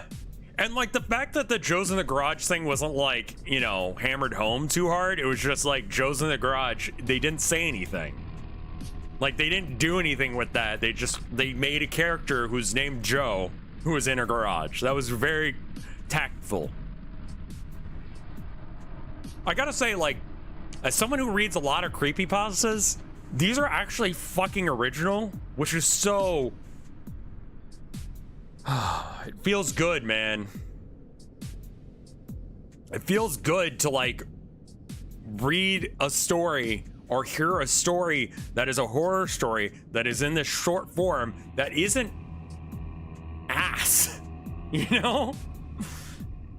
It's not like, because I feel like so many like creepypasta horror stories that get shared around the internet come in two varieties.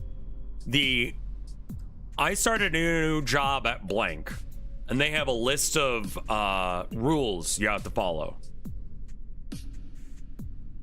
I kind of lampshaded that a bit with the second season of Town of Nowhere, that there was a list of rules they had to follow.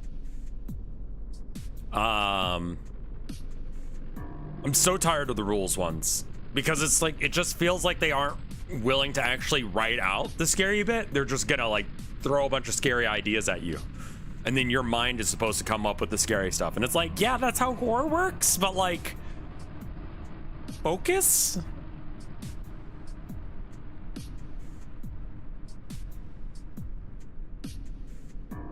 Yeah, I'm definitely making the limit longer, and I'm gonna make like add a title to the mix. Add a title in your name. They don't count against the word count. Don't worry about it.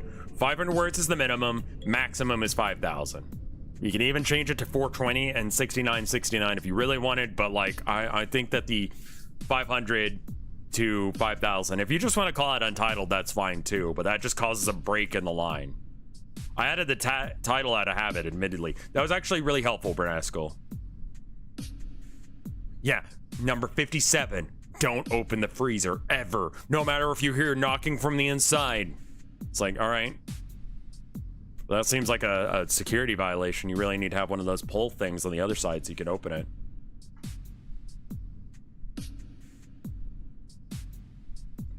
Yeah, like, I don't like the creepypasta trend where it's like, oh, you better not do this thing or you'll alert Gary. And then Gary's never explained. Yeah, exactly. Like, they don't have to write a scary thing if they just give a list of things. And then, yeah, they eventually do. And the first time I read one like that, I'm like, oh, that's kind of clever. The other one.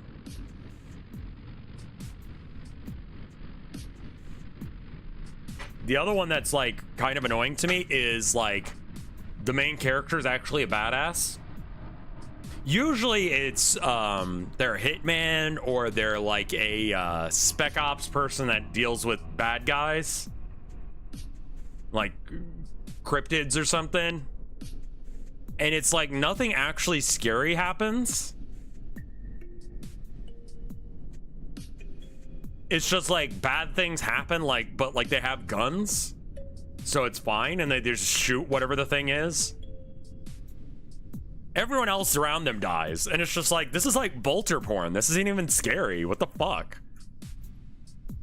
So, it's refreshing to read stories that aren't fucking that. Bolter porn is a subgenre of Warhammer writing.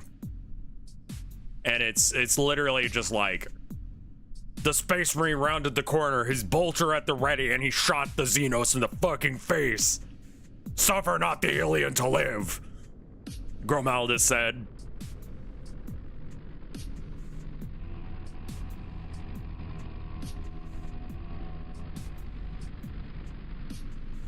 Like that, and it's just that for the whole fucking thing.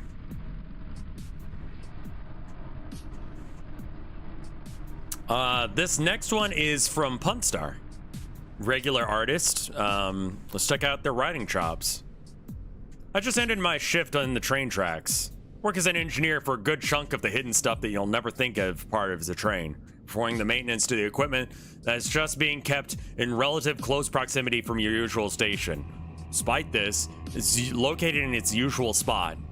My job site is kept close to a mile underground. 2 people max underground max elevator passage leads me there. It's not a bad job. It's not a cushy job either. I can't wait to clock off every day due to the stagnant air and empty ambience of the solitary place. A mile underground too. All the electronics get no signal, and my bosses don't find it necessary to add even one single internet router. Today, a few hours before lunchtime, I heard a great commotion. No idea what it could have been, but we were getting earthquakes in the area, and it sounded like the ground shifting around the reinforced concrete. Just in case, could have been something of a sort. I'm having a dyslexia moment. Just in case, it could have been something of the sort when lunchtime came. I decided to go to ground level to get any sort of info. The elevator worked, so couldn't have been that bad. After 10 minutes in the elevator, something immediately struck me as odd. The station was empty. Usually people are instructed to go near or inside the station, and it was pretty well maintained for this sort of problem. It was a few hours ago or whatever, so most likely it came to pass. Whatever it was, most likely it came to pass. I got to the main office and there's no news about this, no record of anything past the earthquakes, in all honesty. Could even see logs of the conductors reaching the station a few minutes before the commotion, but never leaving. The logs are radio silent after that.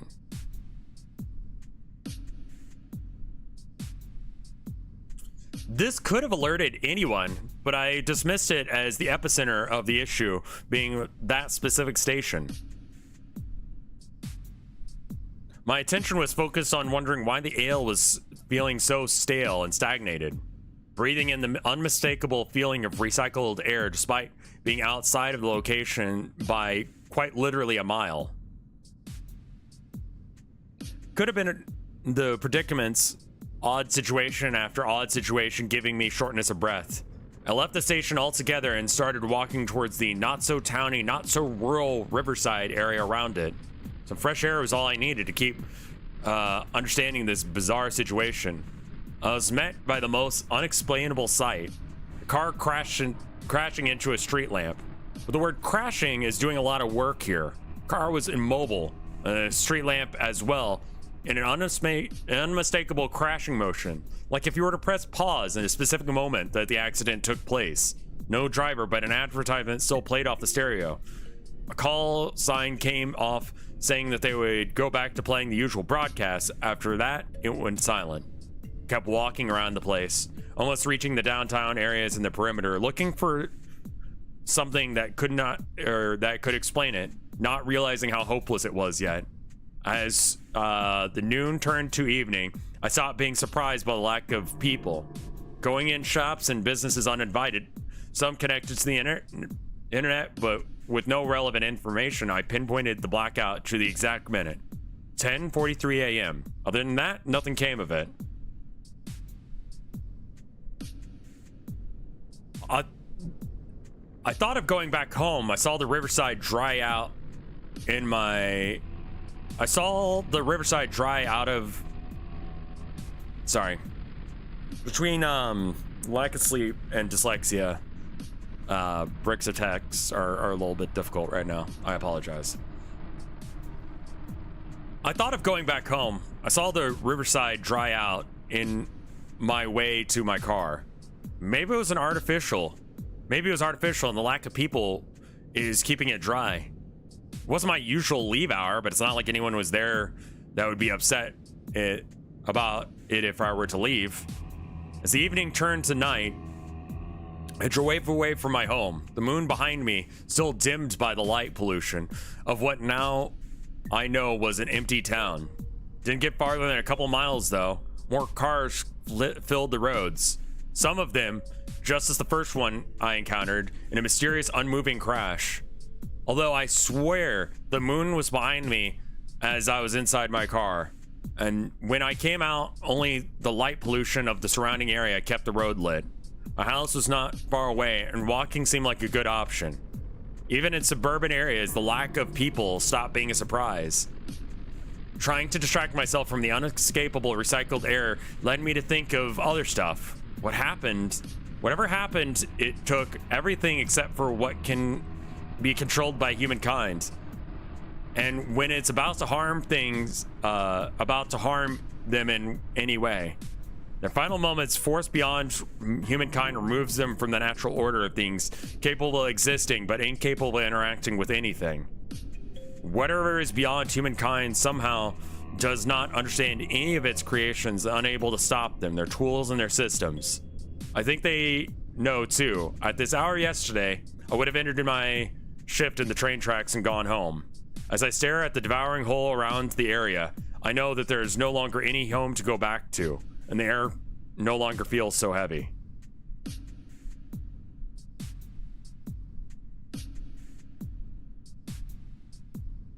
This is one of those, like, they're underground when a bad thing happened and everyone disappeared situations. Which I say as if it's like a situation that happens often, which it's not. That one is interesting. I believe we have like 3 or 4 more. We're actually getting close to the end of this.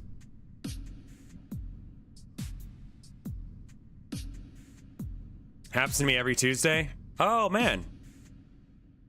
A lot of people are identifying themselves in that story. This one's by Zumba Fitness. The wind was a bit quiet as gentle snowflakes touched the ground. The entire neighborhood was in the holiday spirit. Homes dazzling spectacles of electrical illumination. It's Christmas season in the sleepy suburban town, and residents put on a competition each year to see if their homes would be crowned. Also, I know that like it was my accident.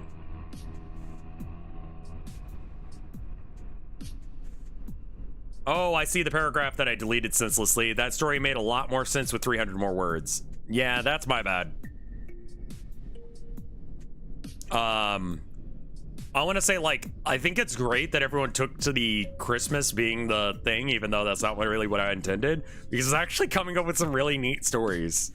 So I think that's cool.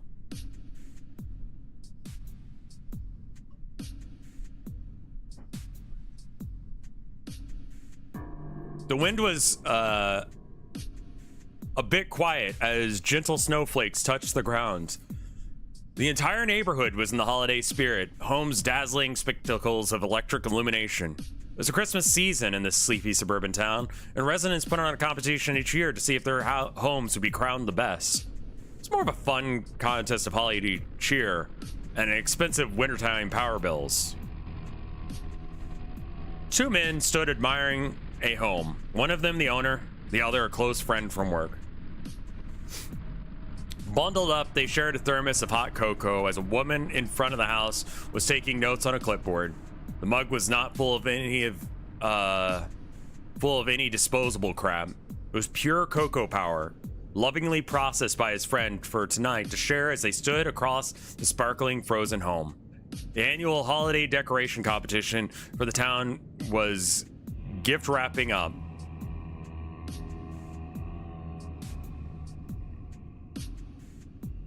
Oh, the competition for the town's gift wrapping was up, and she was one of the judges. The dazzling array of multicolored lights strewn all about was a sight to behold. A centerpiece, a large tree with hanging decor.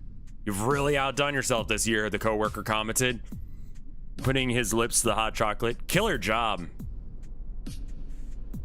Thanks, I couldn't have done it without your help. We lost the Halloween contest, but I think this one's gonna win.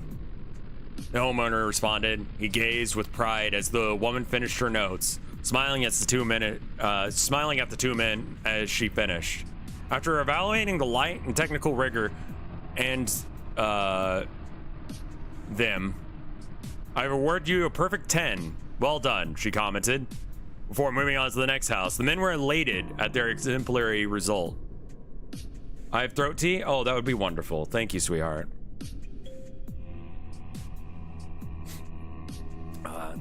My throat is starting to give out.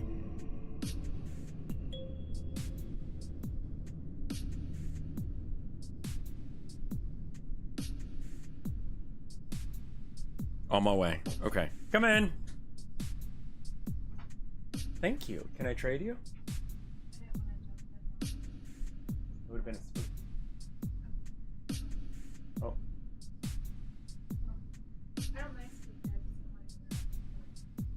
Thank you. I love you.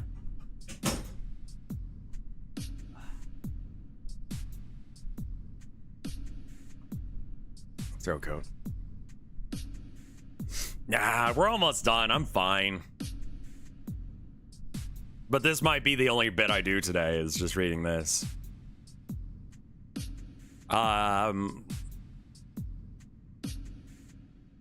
men were elated at their exemplary result. Yes, we did it, the homeowner cheered, raising up the mug atop into the air. This calls for a celebration. Taking out of his pocket a small single-use bottle of spiced liquor, he poured the little into the cocoa, and his friend accepted some as well. Cheers to another year. The two men basked at their accomplishment, a victory well worth the effort. It was easy straightening all of them up, the snowfall and the wind chill making it rather difficult for them on their endeavor. The combined camaraderie of their competitive spirit delivered their win. A little liquid celebration would further warm them up compared to their cold, illuminated surroundings. One would wonder if the strangled, strung-up corpses hanging from the tree with the Christmas lights on would approve of their victory drink. The two bodies rattled in the wind. Three smaller ones adorned the sides, their faces twisted with frozen necrotic skin.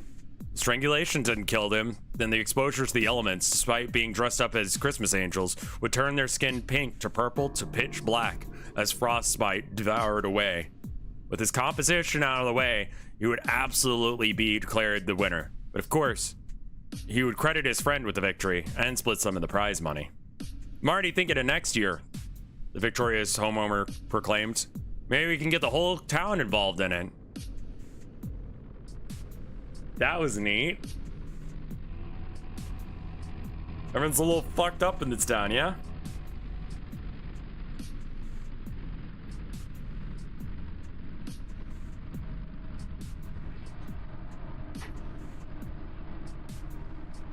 Kind of hit you with a haymaker at the end.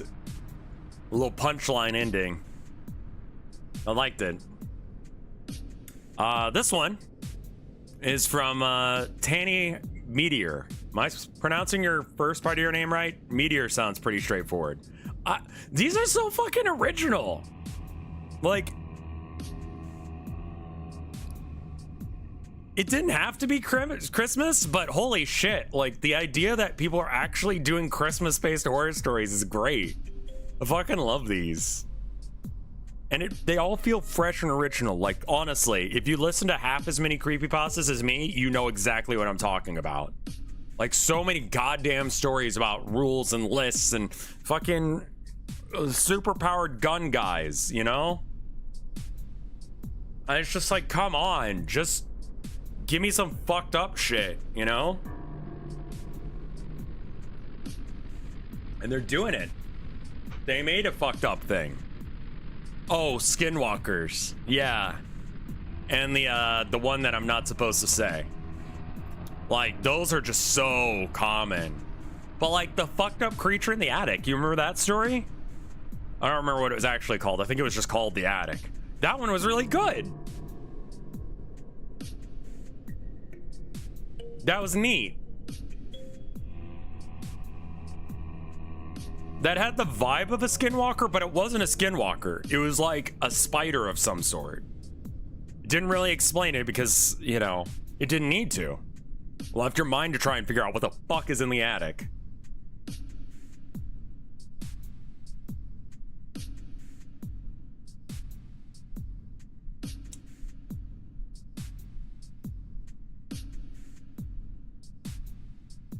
But anyway, this one's from Tanny. Hey, Luck, what do you want on your sandwich? It's a little chilly in the kitchen, so Tang dressed up with blue pajama pants and a cloud blue sweater. It's a simple kitchen, faded black and white tiles and 2 entryways. One passing in the fridge to his right, and the other just a few feet behind him, leading to the living room. Neither Tang nor Luck enjoyed the silence in the house, so they both kept the TV on the broadcast whatever. Tang heard some shuffling in the living room and assumed Luck had finished her shower.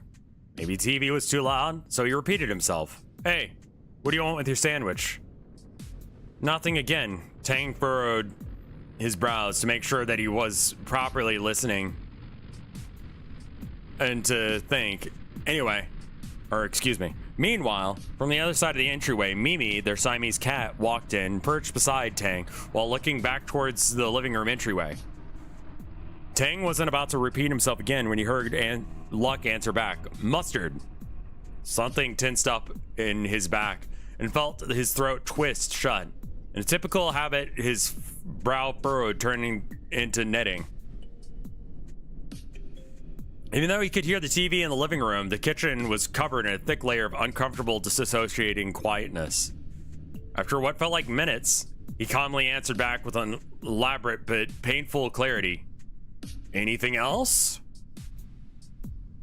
They had known each other for years. From childhood sweethearts to a couple, their families had lived close to each other, and so their parents knew each other too. It helped that they were both aware of, both of them were of Thai ancestry. So many other days were just spent gathering in restaurants owned by the parents' friend, doing karaoke at home parties, or just family dinners, Thai chicken curry or Tom Yum soup. Definitely mispronounced that. Unfortunately, there were some family secrets that they had to carry with them in their relationship. Tang had always joked that his and her parents were always superstitious. The numerous Thai soap operas that always played in the background during his childhood could constantly affirm that. Maybe his parents would tease him about it as a kid. He'd have trouble going to sleep, but as he got older, all those thoughts felt like another lifetime. But in some of the storylines of those soap operas, just like in some of the storylines of those soap operas, this new lifetime of his adulthood felt like a reincarnation of the troubled past. Tang felt like he was pushing through some frigid ice in his muscles. He took a few more ingredients out of the fridge. Rye bread, the voice called out again. Lettuce, tomato, roast beef. Meanwhile, Tang... Ooh, accidentally hit back.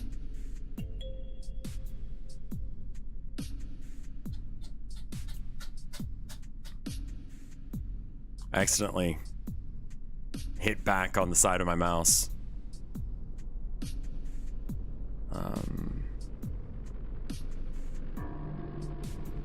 Halloween, mustard, rye bread, the voice called out again. Lettuce, tomato, roast beef. Meanwhile, Tang shuffled bottles and packs around in an elaborate motion of busy work. Anything else? He asked back.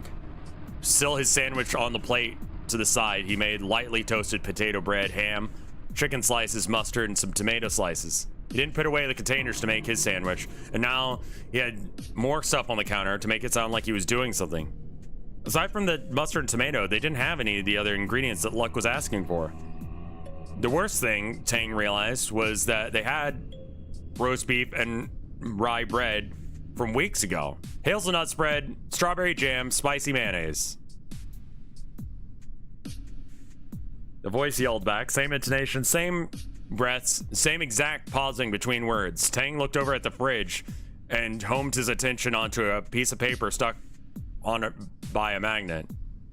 Those were things that they were going to get in the next grocery store run. At least Tang hoped that there would be a next time. Put all his focus into releasing a slow, calm breath from clenching his jaw. All right. Anything else? Mimi whipped her head around the corner, whipped her head towards the side of the entryway and mewed. If it had not been so focused on keeping his composure, he would have jumped and dropped the knife in his frozen grip.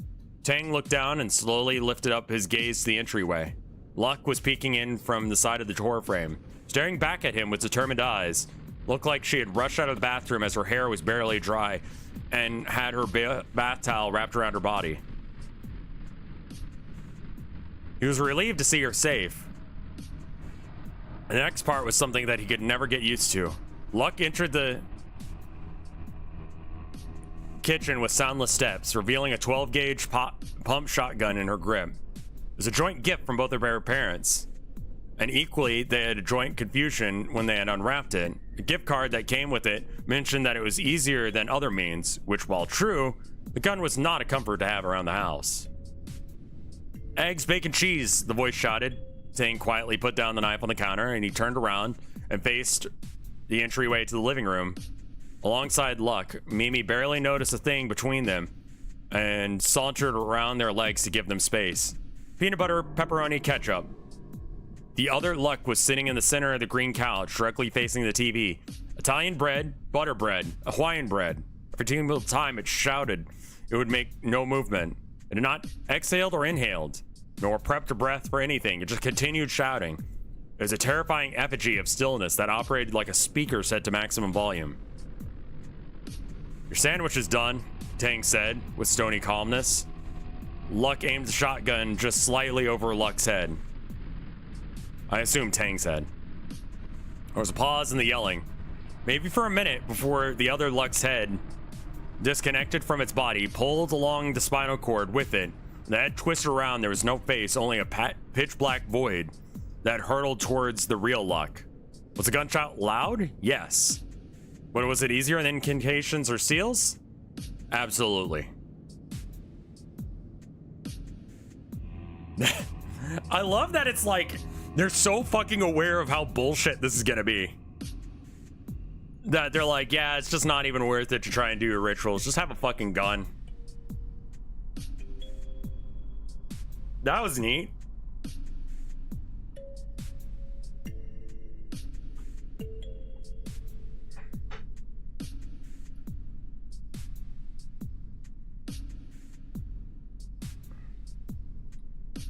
All right, these are our last two then. Well, no, because what I'm talking about with the guns thing is like they show up and they always have like a Desert Eagle. It's always a Desert Eagle and probably like an M16 or maybe like a whatever. It's just like there's strapped up like teenagers think that SWAT officers are. For everything. Just walking down the street, they're like, yeah, I got my 45 and all these other things. Are you gonna push these anywhere? There's always the bot on YouTube.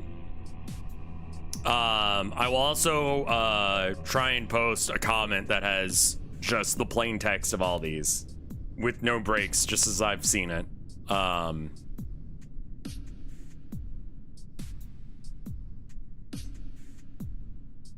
What you did was not the same thing as what I was talking about. These were not like Chads just walking into a scary situation, blasting away all of the skinwalkers and shit. It was like, no, it was like, this is a fucked up situation that they're just used to, And they're just so... It's so commonplace that their parents just gave them a gun to deal with. Yeah, you don't use a deagle. It's a ridiculous gun. Showing up to exercise. It's not so much that they're jaded, it's just like they're too cool for that, you know? Will there be timestamps for each story? Probably not. I probably should do that though, shouldn't I? Like, this wasn't SWAT officers. This is like, I don't know, the same vibe as like, I don't know, we got wolves out in the woods, so we got to make sure we got a gun to handle them if they try and get too feisty, you know? Maybe some Giga Chad YouTube commenter will do the timestamps. That would be wonderful. So this next one is from Nico. Always sus.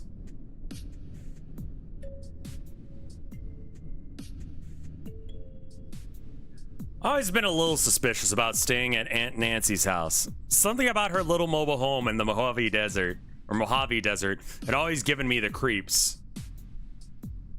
That's the sus part. Mojave?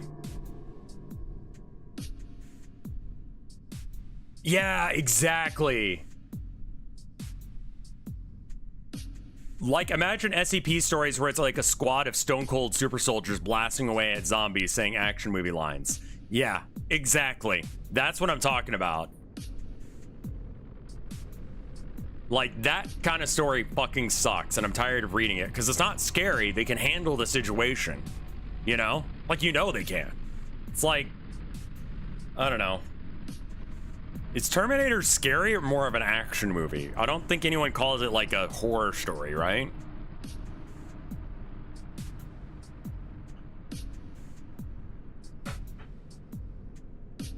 Or like, I don't know. I want like horror. I want something scary to happen. I want people to be in fucked up situations that they can't handle. You know, that's what horror is. And like, yeah, they've handled this situation, but like, God, like, really? Like, it's like to the point that it's annoying to them that they have to just like, yeah. So anyway, I'm a little sussed by the fact that it's, all right. So the next one starts with this. Okay.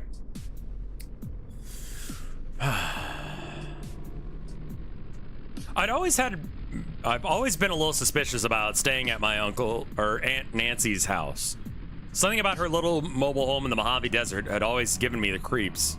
My Aunt Nancy wasn't really my aunt, but my mom's friend growing up. It was nice and wonderful, but for some reason I couldn't shake the feeling that whenever we'd visit her, or something was watching us. For example, whenever my siblings and I would have a sleepover at her house, her pet cats would stare at the empty corner of the room for hours on end. Her dog, Sarah, would bark seemingly at nothing. Nothing there, and a doorbell would go off randomly throughout the day, despite the doorbell being uninstalled and inside a drawer with no battery. We'd also hear strange noises in the house, and the house would shake when there was no wind or earthquake. At night, I would even hear the sounds of laughter and conversations occurring in the unoccupied rooms of the house. I wondered why this was happening so frequently until one fateful night I had finally found out why. Can you zoom your face in closer? Why?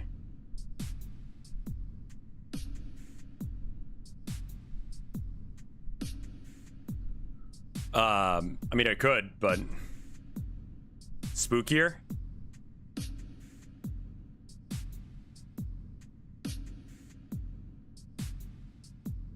When we were visiting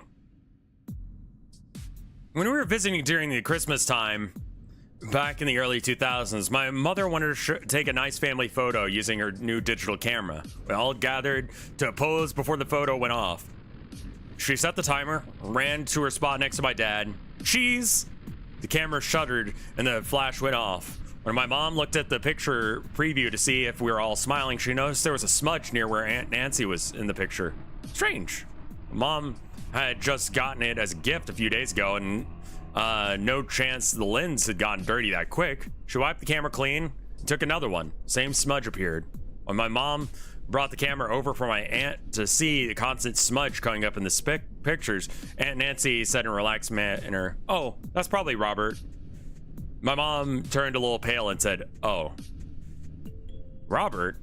There wasn't anyone named Robert at the house." Certainly my aunt was being funny and making a joke. Confused, I went up to my mom and checked, "Can I see the picture too?" Sure enough, there was a sort of cloudy mist that was hovering near my aunt's face. I looked at my mom and asked, "Why is that there? Is the camera not working right?" I could tell by her face that my mom didn't want to give me a straight answer. And later that evening, as we got back in our minivan to head home through the desert at night, I asked, "Hey mom, who's Robert?" At first, my mom ignored me and was focused on flipping through CD case, trying to find an excuse to get out of telling me. Reluctantly, after probably realizing we had a whole car ride to go, she told me everything. My mom explained that apparently someone had cursed my aunt with a spirit that has been following my Aunt Nancy throughout her whole life. From when she was a little kid to even now, the spirit was part of her life, and Nancy had to live with it. She had odd things happen to her, small occurrences like drawers opening and whispers from nobody when walking down hallways. To this day, she still has unexplained events happen to her, well into her 60s by this point.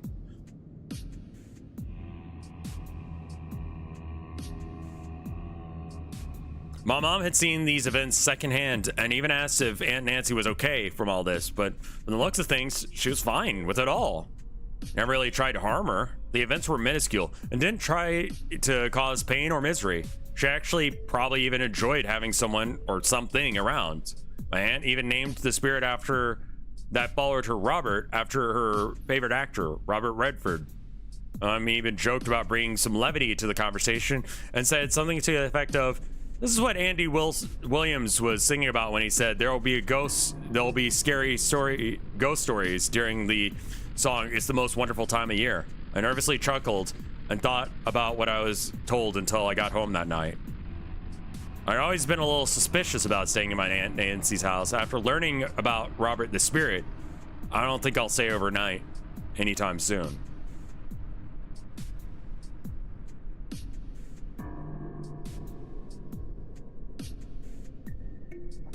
Oh, you're fine. Don't worry about it. I thought you were being like, "Oh, your face is scary because ugly or whatever," and I was like, all right, fine, whatever, it's a joke. But it wasn't even that. It was just like the zoom might make it spookier. Fair enough. Was it the spirit communism? That's an old reference. And the only reason, I will say, the only reason the ASMR barbershop video has like the beginning of the Communist Manifesto in it is because only communists would post a video on YouTube and have like free rights distribution on it where like anyone can use it. This, honestly, this Aunt Nancy thing sounds like maybe a real story, you know?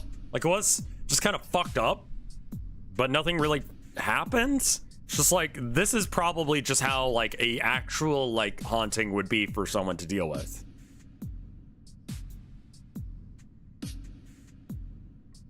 Yeah, because, I mean, I looked for, like, copyright-free things to kind of, like, cobble together into a story, and that was just one of the first ones I found. Along with the ASMR haircutting.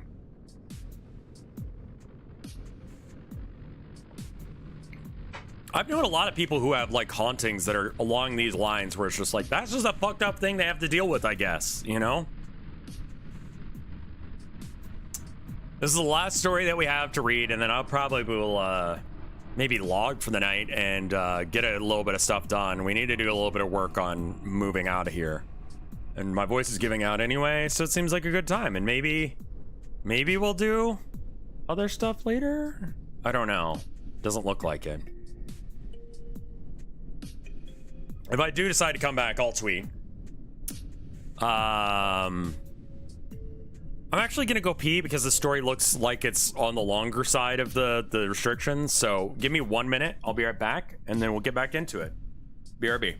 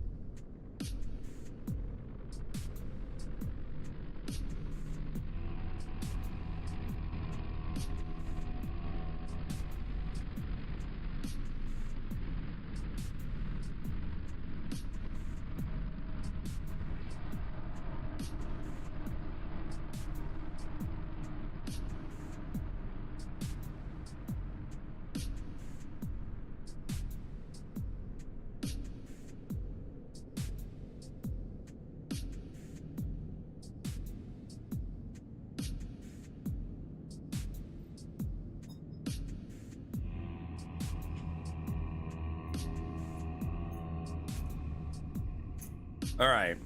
Will you be done have a Rev BRB emote that's just a shot like this? I don't know if that would work. Yeah, I like this kind of content too, man. Like, I'm loving this. My wife is my wife was born and raised in upstate New York, so like it's all gonna be new shit for me. And I'm sure she'll have to relearn some of that stuff, but like she's always about that. She's told me like, yeah, you got to keep blankets in your car, and I'm like, so your legs don't get cold on the drive? And it's like, no, in case if you get stuck. It's like, oh, I fucking hate that. Best of luck with the northern winter. I have been up there for winter during January, which is not, just to let you know how much of a shock this is gonna be.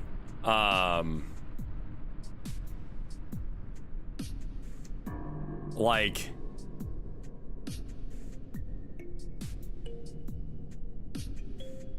I've never thought that January is part of the winter.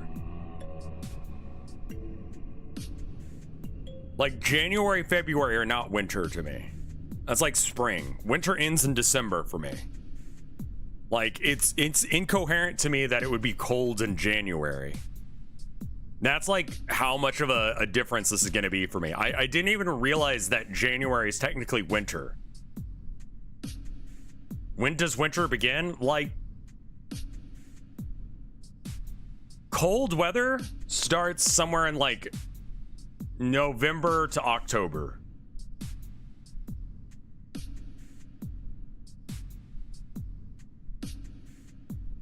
Like, and that's about the time range it goes. Like, you will get cold, chilly weather somewhere between like, yeah, like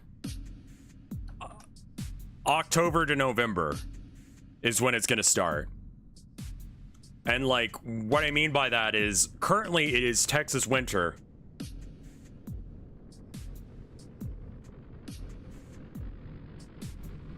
Let me check. What's the weather outside? Oh man, it's 62. It has a low of 57. Yeah, let me just figure out where like 60 is in Celsius. What is 60 degrees Fahrenheit in Celsius? It's so 15 degrees Celsius right now in Austin, and that's considered cold.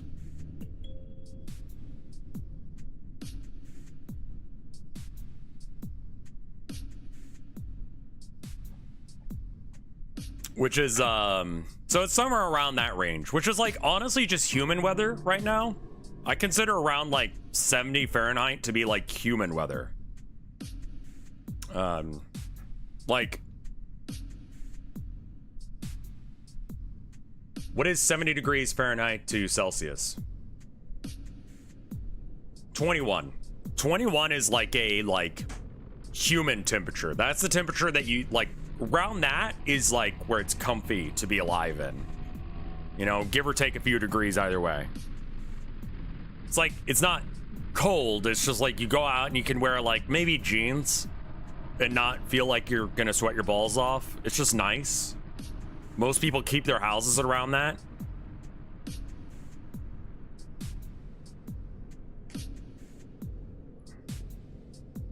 I mean, I have snow pants from when I went and visited them up in New York. But just like, winter wear is like maybe a long coat. You don't layer here. Your layer is like you wear a shirt under your coat and you take your coat off. Did you face any snowstorms? Yeah, we actually did. I mean, it wasn't thick snow. I built a snowman. There was enough snow for that. Snow pants are a bit bulky to wear indoors, and also they kind of suck because they're like real wet after all that. So I've only had to deal with like northern winter like once, so it's gonna be a shock for me. But anyway, this is the last story, and it's from Kit. This is my labyrinth. Lost in the halls of this school, the lockers are rusted, damaged, or otherwise unopenable. It's too dark for me to even make out the numbers. If there is one, there's nothing inside. The classrooms, they glow, taunting me, calling me while I beg for them to open their doors or move the sheets covering the windows. Is anyone even inside, I wonder? Yeah, is anyone even inside? I wonder. I'm not sure if that's supposed to be wonder or wander. These halls sap my strength. Attempting to break open one of these windows is fruitless, bloodying my knuckles. Rattle, rattle, the doors are never unlocked. I must continue. An unlocked room. A coincidence. It's the only one unlit. No one's inside. The desks contain nothing, hold nothing, provide me with nothing. A dusty outline of where the professor's computer should be is all that remains. It's helpless. Hopeless. Wandered too far and I can't find the classroom again. The only respite is lost. Is there anyone in these lit classrooms? I need to find out. How? How can I signal them that I need help? Maybe I'll just leave a shoe in front of the door. I cower behind the corner, waiting for someone to take the shoe. I wait hours, days even. How long have I been here? Is time passing normally? I feel myself getting hungrier.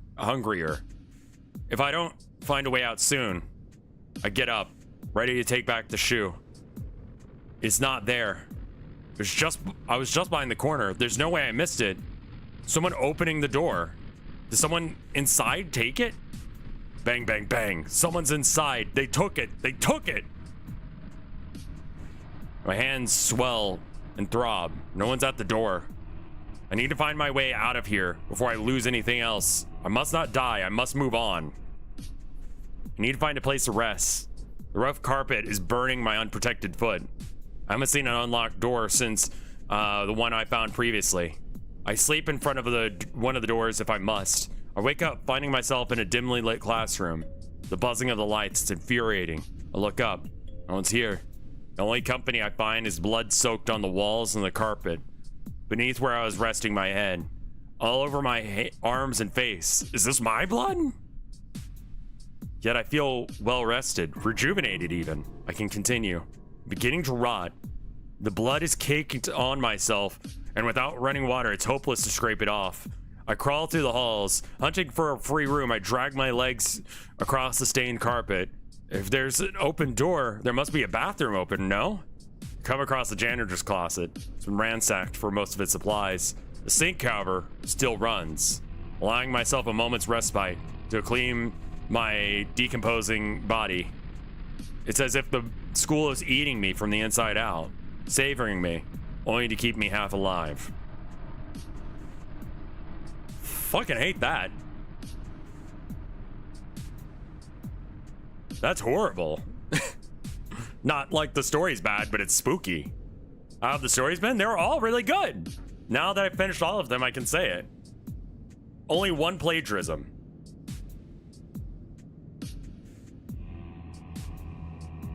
And it was a short story. These are great. Two joke ones. There was the killing the duende and the Count Cannoli one. What was the plagiarism? It was the 2-sentence horror story. When's the next one?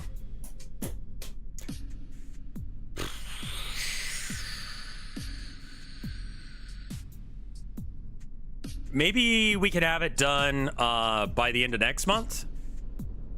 Any AI written ones? All of them felt like they were like written by people. You know what I mean? Yeah, I mean, you guys did a great job considering the word constraints. Like, that's not going to be as big of a problem next time. Now I'm not moving. I'm going to try and submit one for the next one. So, yeah, 500 to 5,000 words is going to be our next one. I think that's enough wiggle room to make it not massive. How'd you like the Dark Secret pasta? I love that one.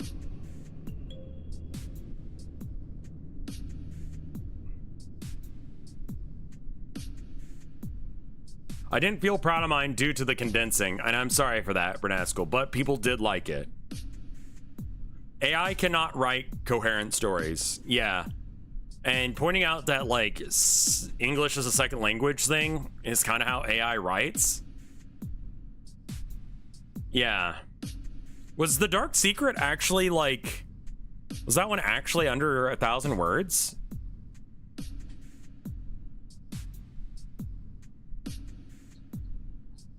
Someone asked for me to, like, come up with a winner for the contest, and I don't really want to do that, you know? The prize you win, like I said on the forum, is that, like, you get to win me reading your story on stream. So everyone won. Like, I want this to be like a reason to, like, write, to kick off that thing, so we can actually read decent fucking horror stories. The winner is all of them except for the stolen one. Yeah, everyone won except for the stolen one. The Dark Secret was 1,150 words. What you need to do is come up with a unique category for each one to win. All right, cool. Yeah, best Warhammer story is Drip Drip Drip.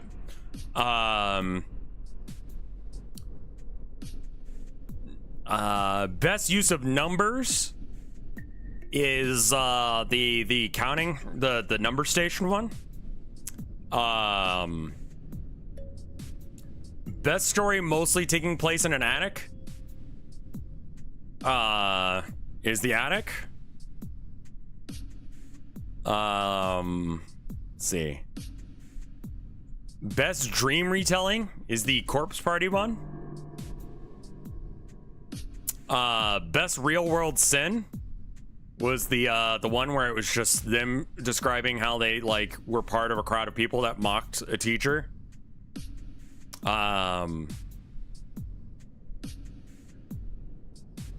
Most realistic story is guy getting hit by a fucking train.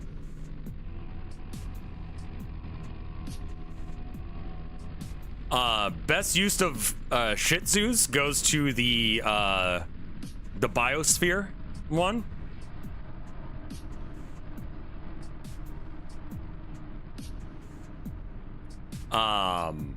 Best use of what's the term?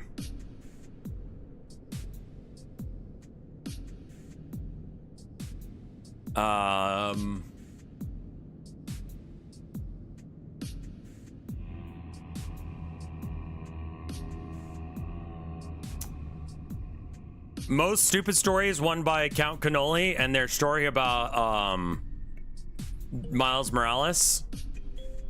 Not defamiliarization. What's I'm trying to think of the term. Blasphemy. Best use of blasphemy is the Soho story.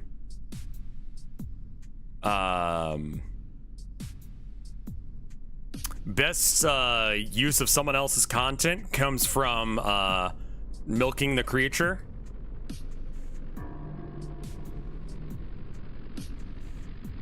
Best shitpost was the Rev's creepy stream one. Yeah.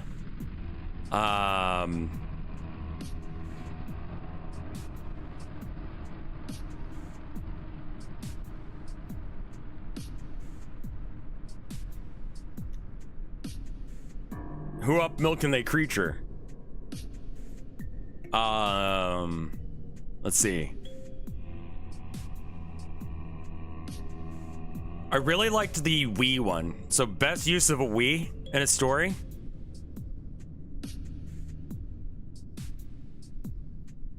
Award for hottest enemy. That's for y'all.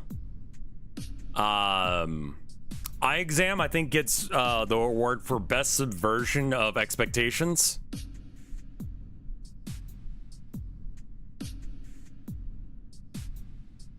Because you barely had any writing time to figure that out, and it was still fucked. Best use of... I really liked Humphrey, the verbose. So, best character, Humphrey the verbose. Let's see, what other ones do we have? Woodbigger being most likely to actually have occurred. Well, Humphrey is dead. I really like Dark Secrets. That one was really good.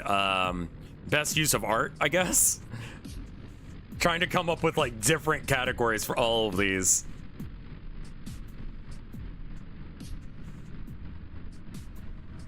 This is the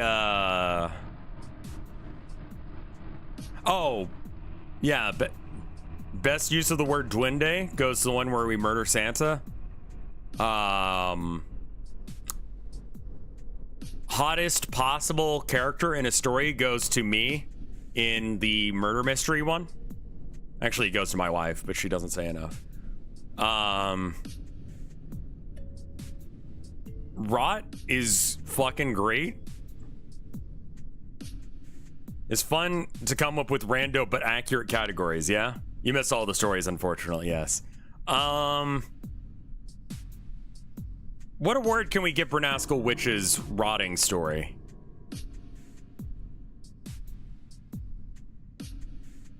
Best use of zombies? Then we've got the Webkins data leak. Best rot, sure. The Webkins one is most likely to have actually had someone murdered. The one where it's the person just has issues hearing people speak is best use of a non-binary character in a story. Let's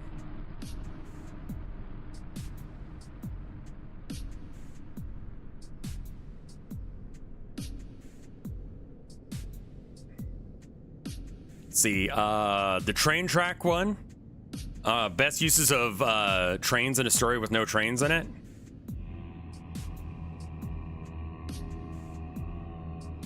Best use of holiday decorations goes to the decoration story, sure. If y'all have categories, I'm down to throw them in there. Tang and Luck's story with a shotgun is best train awarded by the autism community. There you go. Best use of a gun? Sure, we'll go with that. In a horror story that I've heard in a while. Aunt Nancy's story is best use of a probably actual real ghost story. And then the Labyrinth wins most likely written by a student actively in school right now and is dreading going to work or going to school. I have thought about doing something along the lines of Pigman's model, dark secret painting thing. I feel like I got a category for all of them, right? If I didn't mention a category for yours is the best one that I forgot to give a category to. In a multi-way tie with all the other ones I forgot to do. I apologize. But yeah, that's where I'm going to go ahead and end it. Thank you guys for watching. Thank you guys for submitting stories. We will do this again. Like I said, 500 to 5,000 words. It's going to end sometime at the end of next month. I'll officially announce it once next month actually starts. So that'll give you a little bit of time to like do it. But, you know, since you guys are here, you can have a little bit of a jump start by knowing that that's going to be a thing. And those of you that were like, man, I tried to cram it down to 1,000 words and it just sucked ass. If I did that, it didn't work. Try and resubmit them for this one. I'll probably read them next year. Gives a prompt for next month's. We're not going to do a prompt, I don't think. No, I mean, like, some people were like, I didn't submit a story because I went over on words. I know my wife had that problem. That she was like, yeah, I haven't gotten to the spooky part and I'm at 700 words. And it's like,